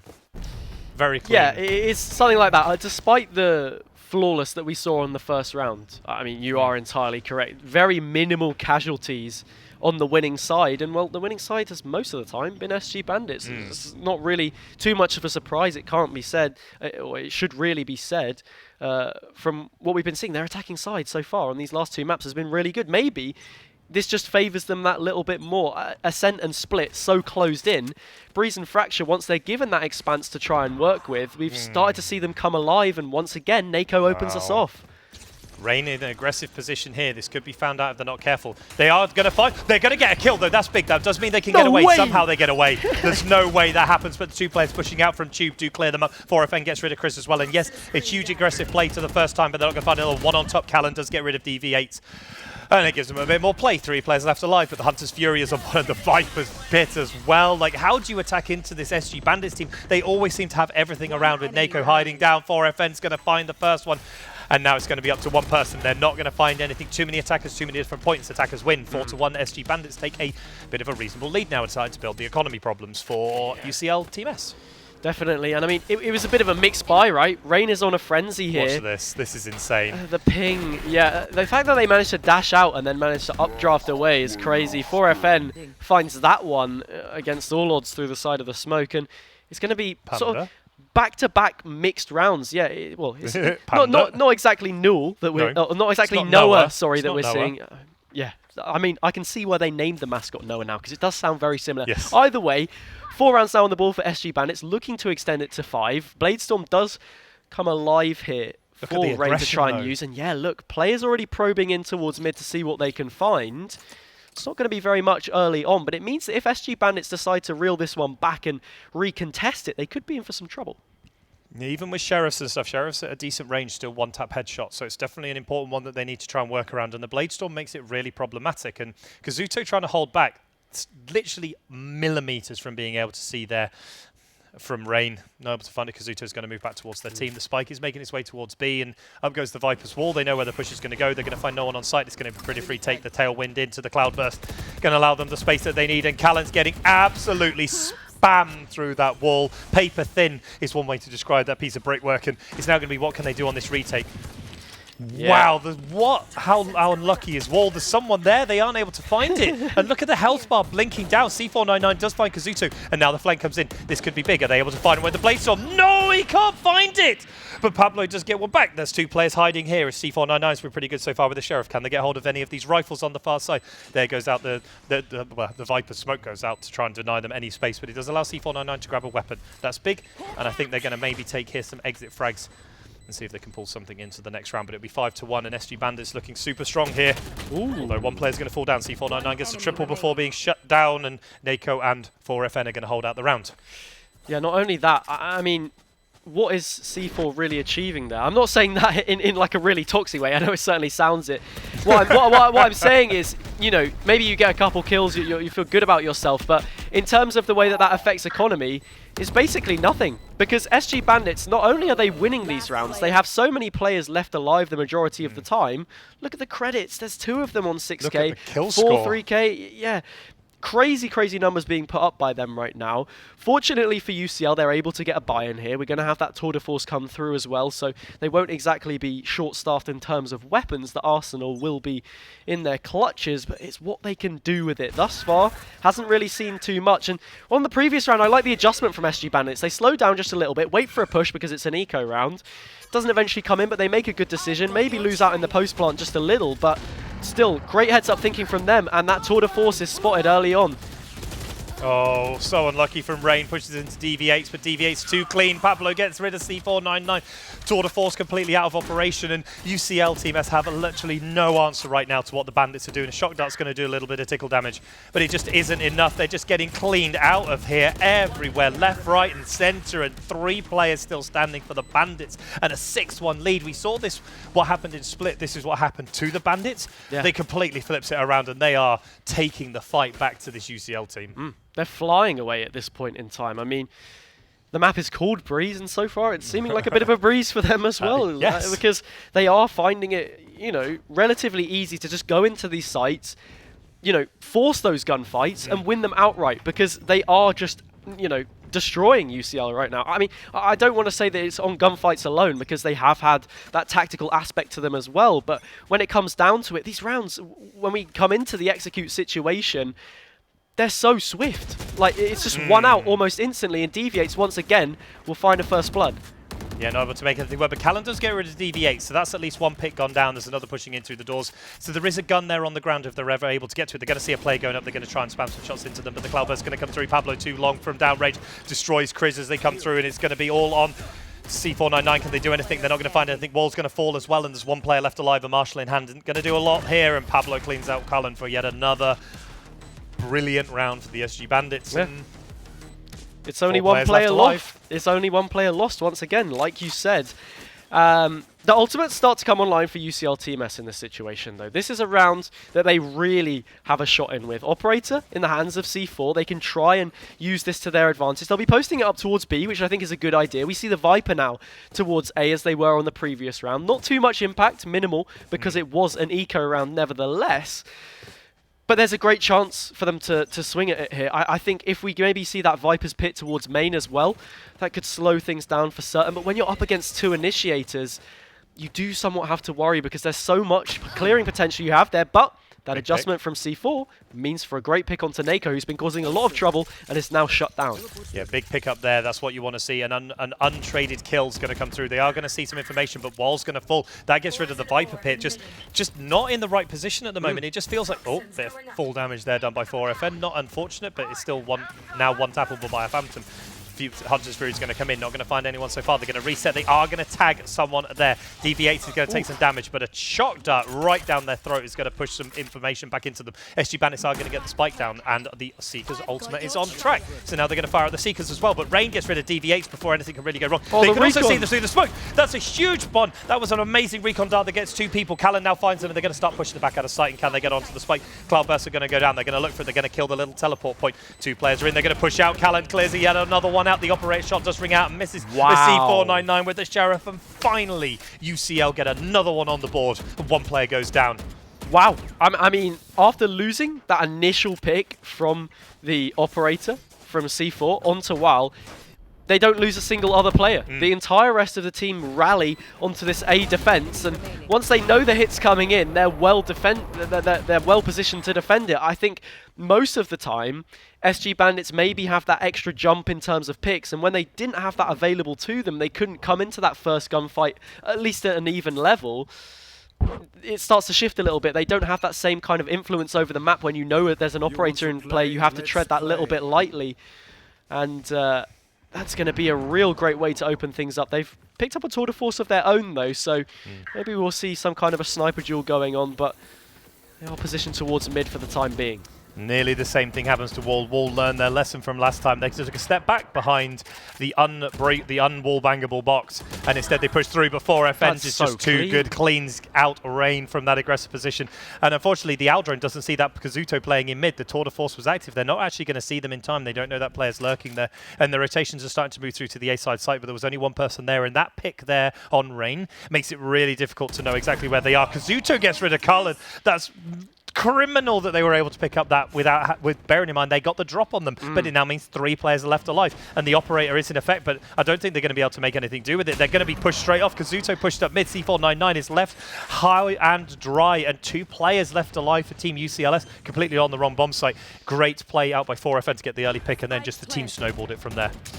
Yeah, I mean, speaking of high and dry, once those floodgates were open after finding that mid pick, there was no real way back in. Callan leaves himself so open. Kriz, though, is trying to make this a doable situation. That's a nice poison cloud on top of the box to just find an angle, but WAL is going to win out that matchup. And now it's a 2 versus 2. Has the Viper's Pit available, but would really like to seal this round outright. Kazuto will take a bit more damage, but Pablo's already made that flank all the way around, and it is going to be that 8th round on the board for SG Bandits. Now, I know this map is a little bit more attacker-sided as we get to see another one of that there. I think the main pick on that round is onto Callan. There is a bit of an overstep. If you're going to try and challenge those slightly more aggressive angles, you need someone there to support you. I mean, Kazuto in that situation, that's not really a challenge that I think you win if you necessarily have more players in the first place.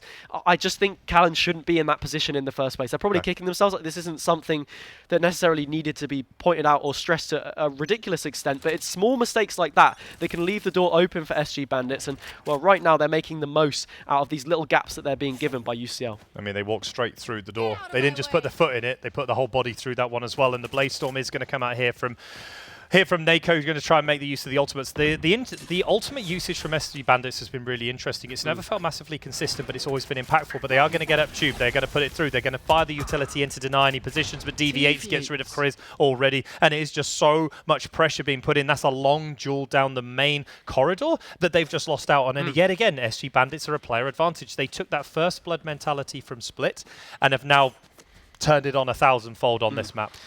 And I have to say, I'm really, really impressed with DV8's performance so far. I think they found almost half of the first bloods for this SG Bandit side. They'll be the spike carrier as that B site is left gaping wide open. There are 4 players to defend for UCL towards A, but that is not where this push will come through. I feel as if that kill onto Kazuto, while it is a pick, it may confirm those suspicions. And with the site already in the hands of SG Bandits, they do have room to get that Viper's Pit in. And, well, these post plants, there's plenty of time, actually, as this rotate is coming through for them to set up accordingly. looking at it, it is effectively a 3 versus 3 on the site because those two players are way out. I mean, look at where they are. They're already in there. They're already pushing into the site. Whether the spam works as it comes through. Callan's going to find one. They are going to get rid of the Viper. That's 2 players going down. DV8 is going to find one hack, and it's a 2v2, which still does give you the benefit to the Bandits because you're not playing on any time, and Pablo is playing off-site, ready with some shock darts, but no Hunter's Fury. So it's going to be on C499. They are going to find DV8. It's a 1v2. It's not looking good. The Seekers are going to come out as well, and this is going to make it super difficult here for Rain. They're going to get found out. They're going to be seen. They're going to be concussed. They're going to be blinded, and DV8 is going... What? DV8 doesn't confirm the kill, and now we're going to go for it here. We're going to see... Yeah, I mean, I don't think there was enough time for Rain to win that one anyway. I didn't know about that interaction. Wait, can you not get blinded if you've already been hit by a Seeker? Because, I mean... I don't think you can. That is a crazy shot that we see there. Either way... Just wait on this one. So they get the first kill here, and then... I just don't quite understand. That was really unfortunate for C0499. Maybe a bad decision to jump on the wall. But it was just the decision. I don't quite know what happened because DV8's walked round the corner, had clear line of sight to them, and didn't kill them. Yeah, I mean, I don't know if it was me. I have no idea. DV8's, though, like we said, found the opener on that round and then sealed it out off the back of their own good work. Rain will look to get aggressive with the knives, but doesn't find anything. Comes up short in this final round. That final opportunity to deny SG Bandits double figures in the first half of this final map. It seems like a tale of two halves almost, the way that this one's played out. Those ultimates will be invested. It's the last opportunity to do so, while not receiving any of those tags as all 3 bolts come through. But there is low player, or low health, sorry, onto the player of Chris here.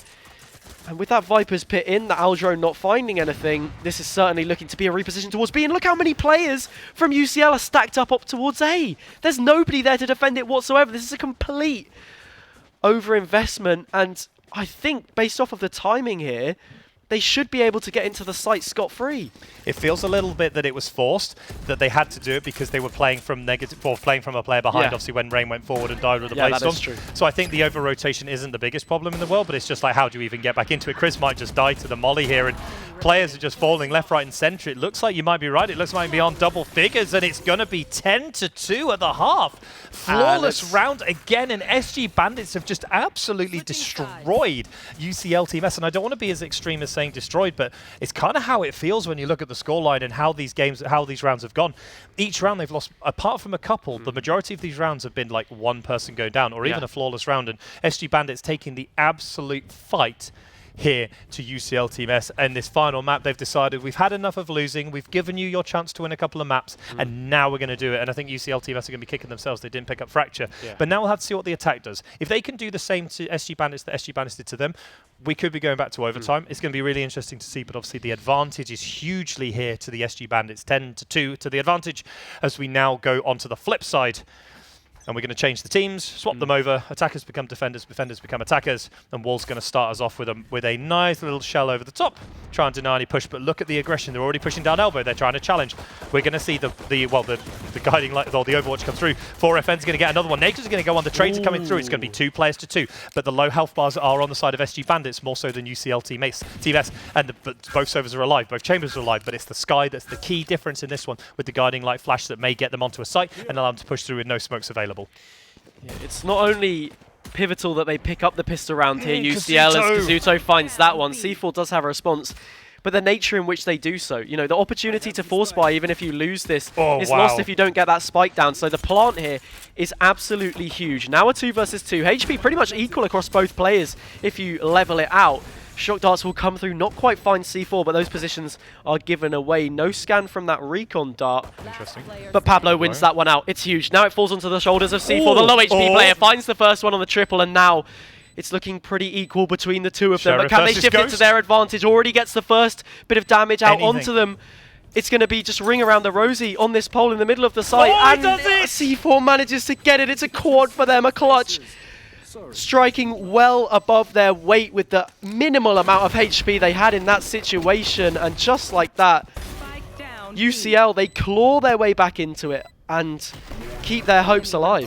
C499 has one hell of a backpack this round. Just placked all of their team in the back of it, carried them through that round from a 1v2 position. They managed to win out that round, and that was a huge round. And now we're going to see the force spike coming in. Bulldog, Vandal for Callan and C499 respectively. Spectres for the rest of them. They're just going to go with a classic buy here. Again, the benefit that SG Bandits have here is they have time. They have rounds. They have so much time to win out this game. They don't need to worry about this round, but they're going to push in. C499 gets rid of Kazuto straight away, and now the push comes in. The spam comes through. They're not going to find anyone straight away, but they do spam a little bit through the box. That's big. They could just get one back onto Rain, but it's 2 kills already in. They are going to manage to pick up the gun, and they're going to find the flank position. Look the wrong way. They just didn't see the player, and it's falling apart for UCL. Yes, they're going to win the round, but that's 3 players that have fallen down. That's disastrous. They just lost track of the Jet. They're going to take a bit of damage here from Wall. They're not going to find this last player. Pablo down to 30 HP. It's not going to be good for the round, and it means that the Vandal and the Bulldog will survive. But if you're on the side of SG Bandits, you feel great about that round. Only taking down 3 players out of nowhere.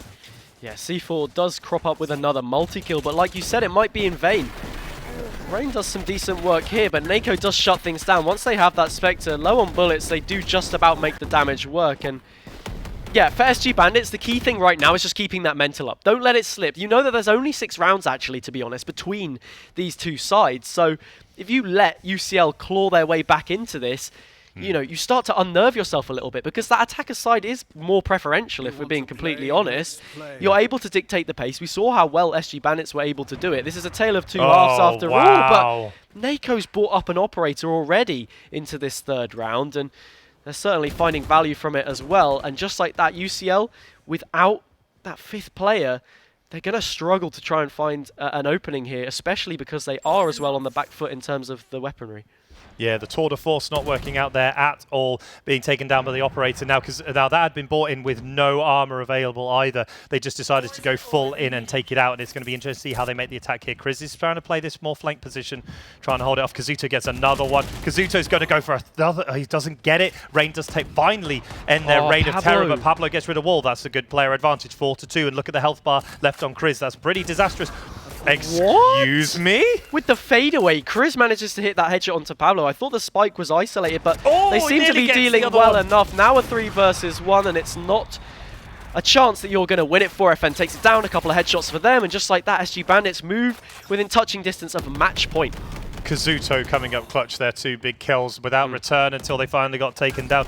It looked pretty tight with Chris. I think if Chris has more than 11 HP, they win the gunfight versus 4 FN, but 11 HP just isn't enough to win out against that player. And now we're going to see a really horrible broken buy here. The tour de force isn't in operation, isn't active anymore, and you're looking with a classic and, well, some Vandals across the board, but it just looks so good if you're on the side of SG Bandits. You're pulling ahead, you're 11-4. You have weapon advantage for yet another round, and everything seems to be coming all up SG Bandits at the moment. DV8 is going to get fine and close, but they just can't confirm the kill. A little bit of tickle damage is going to go through. Now they need to find this player lurking up close to the right. They're not going to find him. DV8 from the corner, what?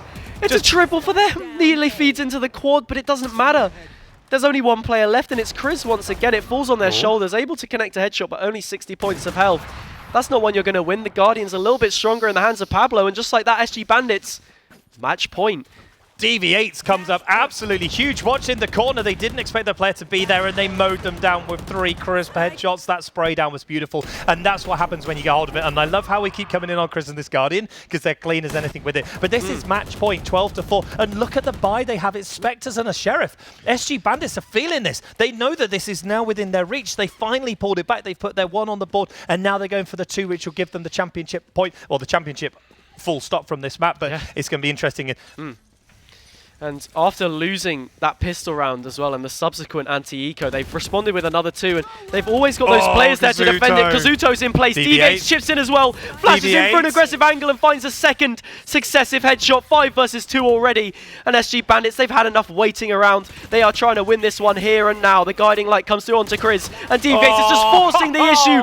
It's a flawless round once again from SG Bandits, and they will be the champions of the varsity bracket this time around. That was impressive. I mean, talk about a demolition job if ever I saw one. 13-4, they did not allow the UCL Team S any way back into that. And despite UCL Team S looking hugely prominent with the first 2, it does mean that the follow-up 2 do go to the here to SG Bandits, and they take it down 3-2. What an absolute roller coaster of a series. And SG Bandits, we thought they might win, but I said it would be in the full 5, well, the full 4. But Ginny's going to join us back here as well, and that was a massive one. I don't know what you JP thought. called it. JP called it. He said we're going to be going to the 5 games. Feel the power of was Noah. absolutely correct. We did. SG Bandits walking away with the win off to a rocky start, but then they just closed it out with a bang. Thank you so much, JP. I got a narwhal of my own right now. So this is like our emotional support animal right now, because the amount of just adrenaline that is happening here right now, insane. I'm going to start off with you, JP, because you've been correct all along. Who is the GP for MVP for you? For which team? Do I have to get to give You both? get to choose. You get to choose. Okay, so I'll make your life easy. You can do the SG Bandits, I'll do the UCL gaming. Okay. I didn't run them down at the beginning, but I did say that I'd been a little bit disappointed with them in the first series. Yeah. Well, the lower bracket one I did. So for me, I have to hold my hands up. They really stepped up to the plate. I have to give my MVP to Callan. They were the big carry player, especially in the 2 maps they did win, but they never felt like the problem. They never felt like they were the issue on the team. They always felt like they were there or thereabouts, even in the games that weren't so good. So I'm definitely going to give it to Callan. I thought they played fantastically on all 4 games on Sky. Well, Hazza, that leaves SG Bandits. If you have to call out an MVP, considering the incredible game they just had, who would that be? Oh, well, it's funny you say that. Is it with some kind of mental mind flare going on? I'm actually going to say Deviates, to be honest. They stepped up to the plate. Because it's that situation where, you know, they were the support player for the majority of the series. At the beginning, they weren't doing, you know, so well, struggling on those roles, but then they come through on that Sky gameplay, the last 2 maps, similarly as to how we saw 4FN then move on to the Viper and had so much success. And I really love to see it when a player like that just steps up to the plate and helps to carry their team through. So for me, it's going to have to be Deviates. Well, thank you guys. Thank you so much for your input there. But let's have a very quick input in regards to that final map. So this was probably the most... Unfortunately, we do, but this was probably like the most convincing win we've seen here tonight. And what has given SG Bandits the opportunity to do so? Were the mistakes coming through from UCL? Was it just, I don't know, just woke up, turned on their monitor, decided, yeah, we're in for a game? You go first. I think it's really weird the way that it plays out. We kind of spoke about it a little bit in the pre-game, how SG Bandits, they had that week off, that extra difference, sort of gap between how often they'd been playing potentially. I'm not sure if these teams are scrimming or whatnot outside of games. You know, these are uni students we're talking about, so maybe that's not always the case. But the fact of the matter is, they've warmed up more into it as the series went along. I mean, having that 1 map advantage, it is an advantage inherently, right? But it does sort of loom over your head when you do lose those first 2 maps, including your pick of Split as well, that you're not able to get onto the board. But once we got into those more expansive territories, like Fracture, like Breeze, they came into their element and looked a lot stronger. I mean, I can't say much more than that. I think the biggest thing, it felt like they took a long time to get going. Yeah. I think UCL will be kicking themselves that they weren't able to pick up Fracture, because that was well within range. It was just, I think, at the end, I think the biggest thing for me in terms of the SG Bandits was very much their coordination in the first 2 maps was pretty off. The chaos factor that the UCL team brought was really impactful on them, and they weren't able to counter it. And then they managed to get into their stride, and especially on that last map, there was a lot of interesting situations where UCL Team S would just peak for no reason. Yeah. They peak like 1 person into 4, they die, and then they're a player behind. And so many, I'd love to see the first blood percentages between the 2 teams, because I'm fairly sure that the SG Bandits first blood percentage is going to be significantly higher than what the UCL Team S had. Yeah, well, I want to say once again, congratulations to SG Bandits for securing that win. You guys absolutely smashed it in that final game. But before we decide to go to like the closeout, I want to ask you first, JP, if you have any final words you would like to share with us. Well, I can't wait to come back. Get me back for another live final. Yay. Bring me back. No, to be fair, I mean, as honest as it is, that's actually one of the biggest takeaways for me, is actually being involved in the live final. Yeah. Obviously, it's been great to be alongside you. Of course. And Ginny as well. But it's, so awesome. It's all good. No, seriously. Actually, one of the biggest things for me is being at a live event final. I've really enjoyed it. I hope I can come and do them again. It's been a really good experience. It's really been a really good experience. And hopefully, depending on what the production says, we'll have to look nicely into the camera, smile and wink and say hopefully they'll bring me back another time. But no, it's been fantastic, and it's been 4 really good games, and I'm actually glad it wasn't a quick 2-0 for the SG Bandits, and we did go through all the maps, because it's been a really good experience. Well, has any final words from yourself? I mean, yeah, once again, thanks to Null for giving me the opportunity to cast this live final, to cover CS as well. Speaking of CS, happy birthday to my boy Zachariah, and thanks again to everyone working on production as well. This wouldn't be possible without them and all of our sponsors, Charlie, amongst all of the rest. I mean, there's too many to name at this point in time, but, you know, really wouldn't be possible without them, so... We love you guys Much at love. production. we really do. Thank you so much for watching the Twitch chat. But my final words are also going to be directed at production specifically. You guys did an amazing job over the course of the week, and I've gotten to know some of you quite well, and that is really, really lovely to get to meet some people in a similar space. You know, we're all here doing some esports. We all hecking love esports. So shout out to production. I'm actually going to be heading their way now. I hope people are ready with that light switch coming through, because once again, okay, no lights. The gremlins want to stay in the dark, but I do want to say, Savage. I'm here now with everyone from production, and as a closeout, I'm gonna be giving my mic over to Charlie, the poggest, most amazing person here on broadcast this week. The bestie of everyone. Just been left alone now. Been Thank desert- you, we've been Ginny. deserted. And I've only got one thing to say, and that's a wrap. Woo!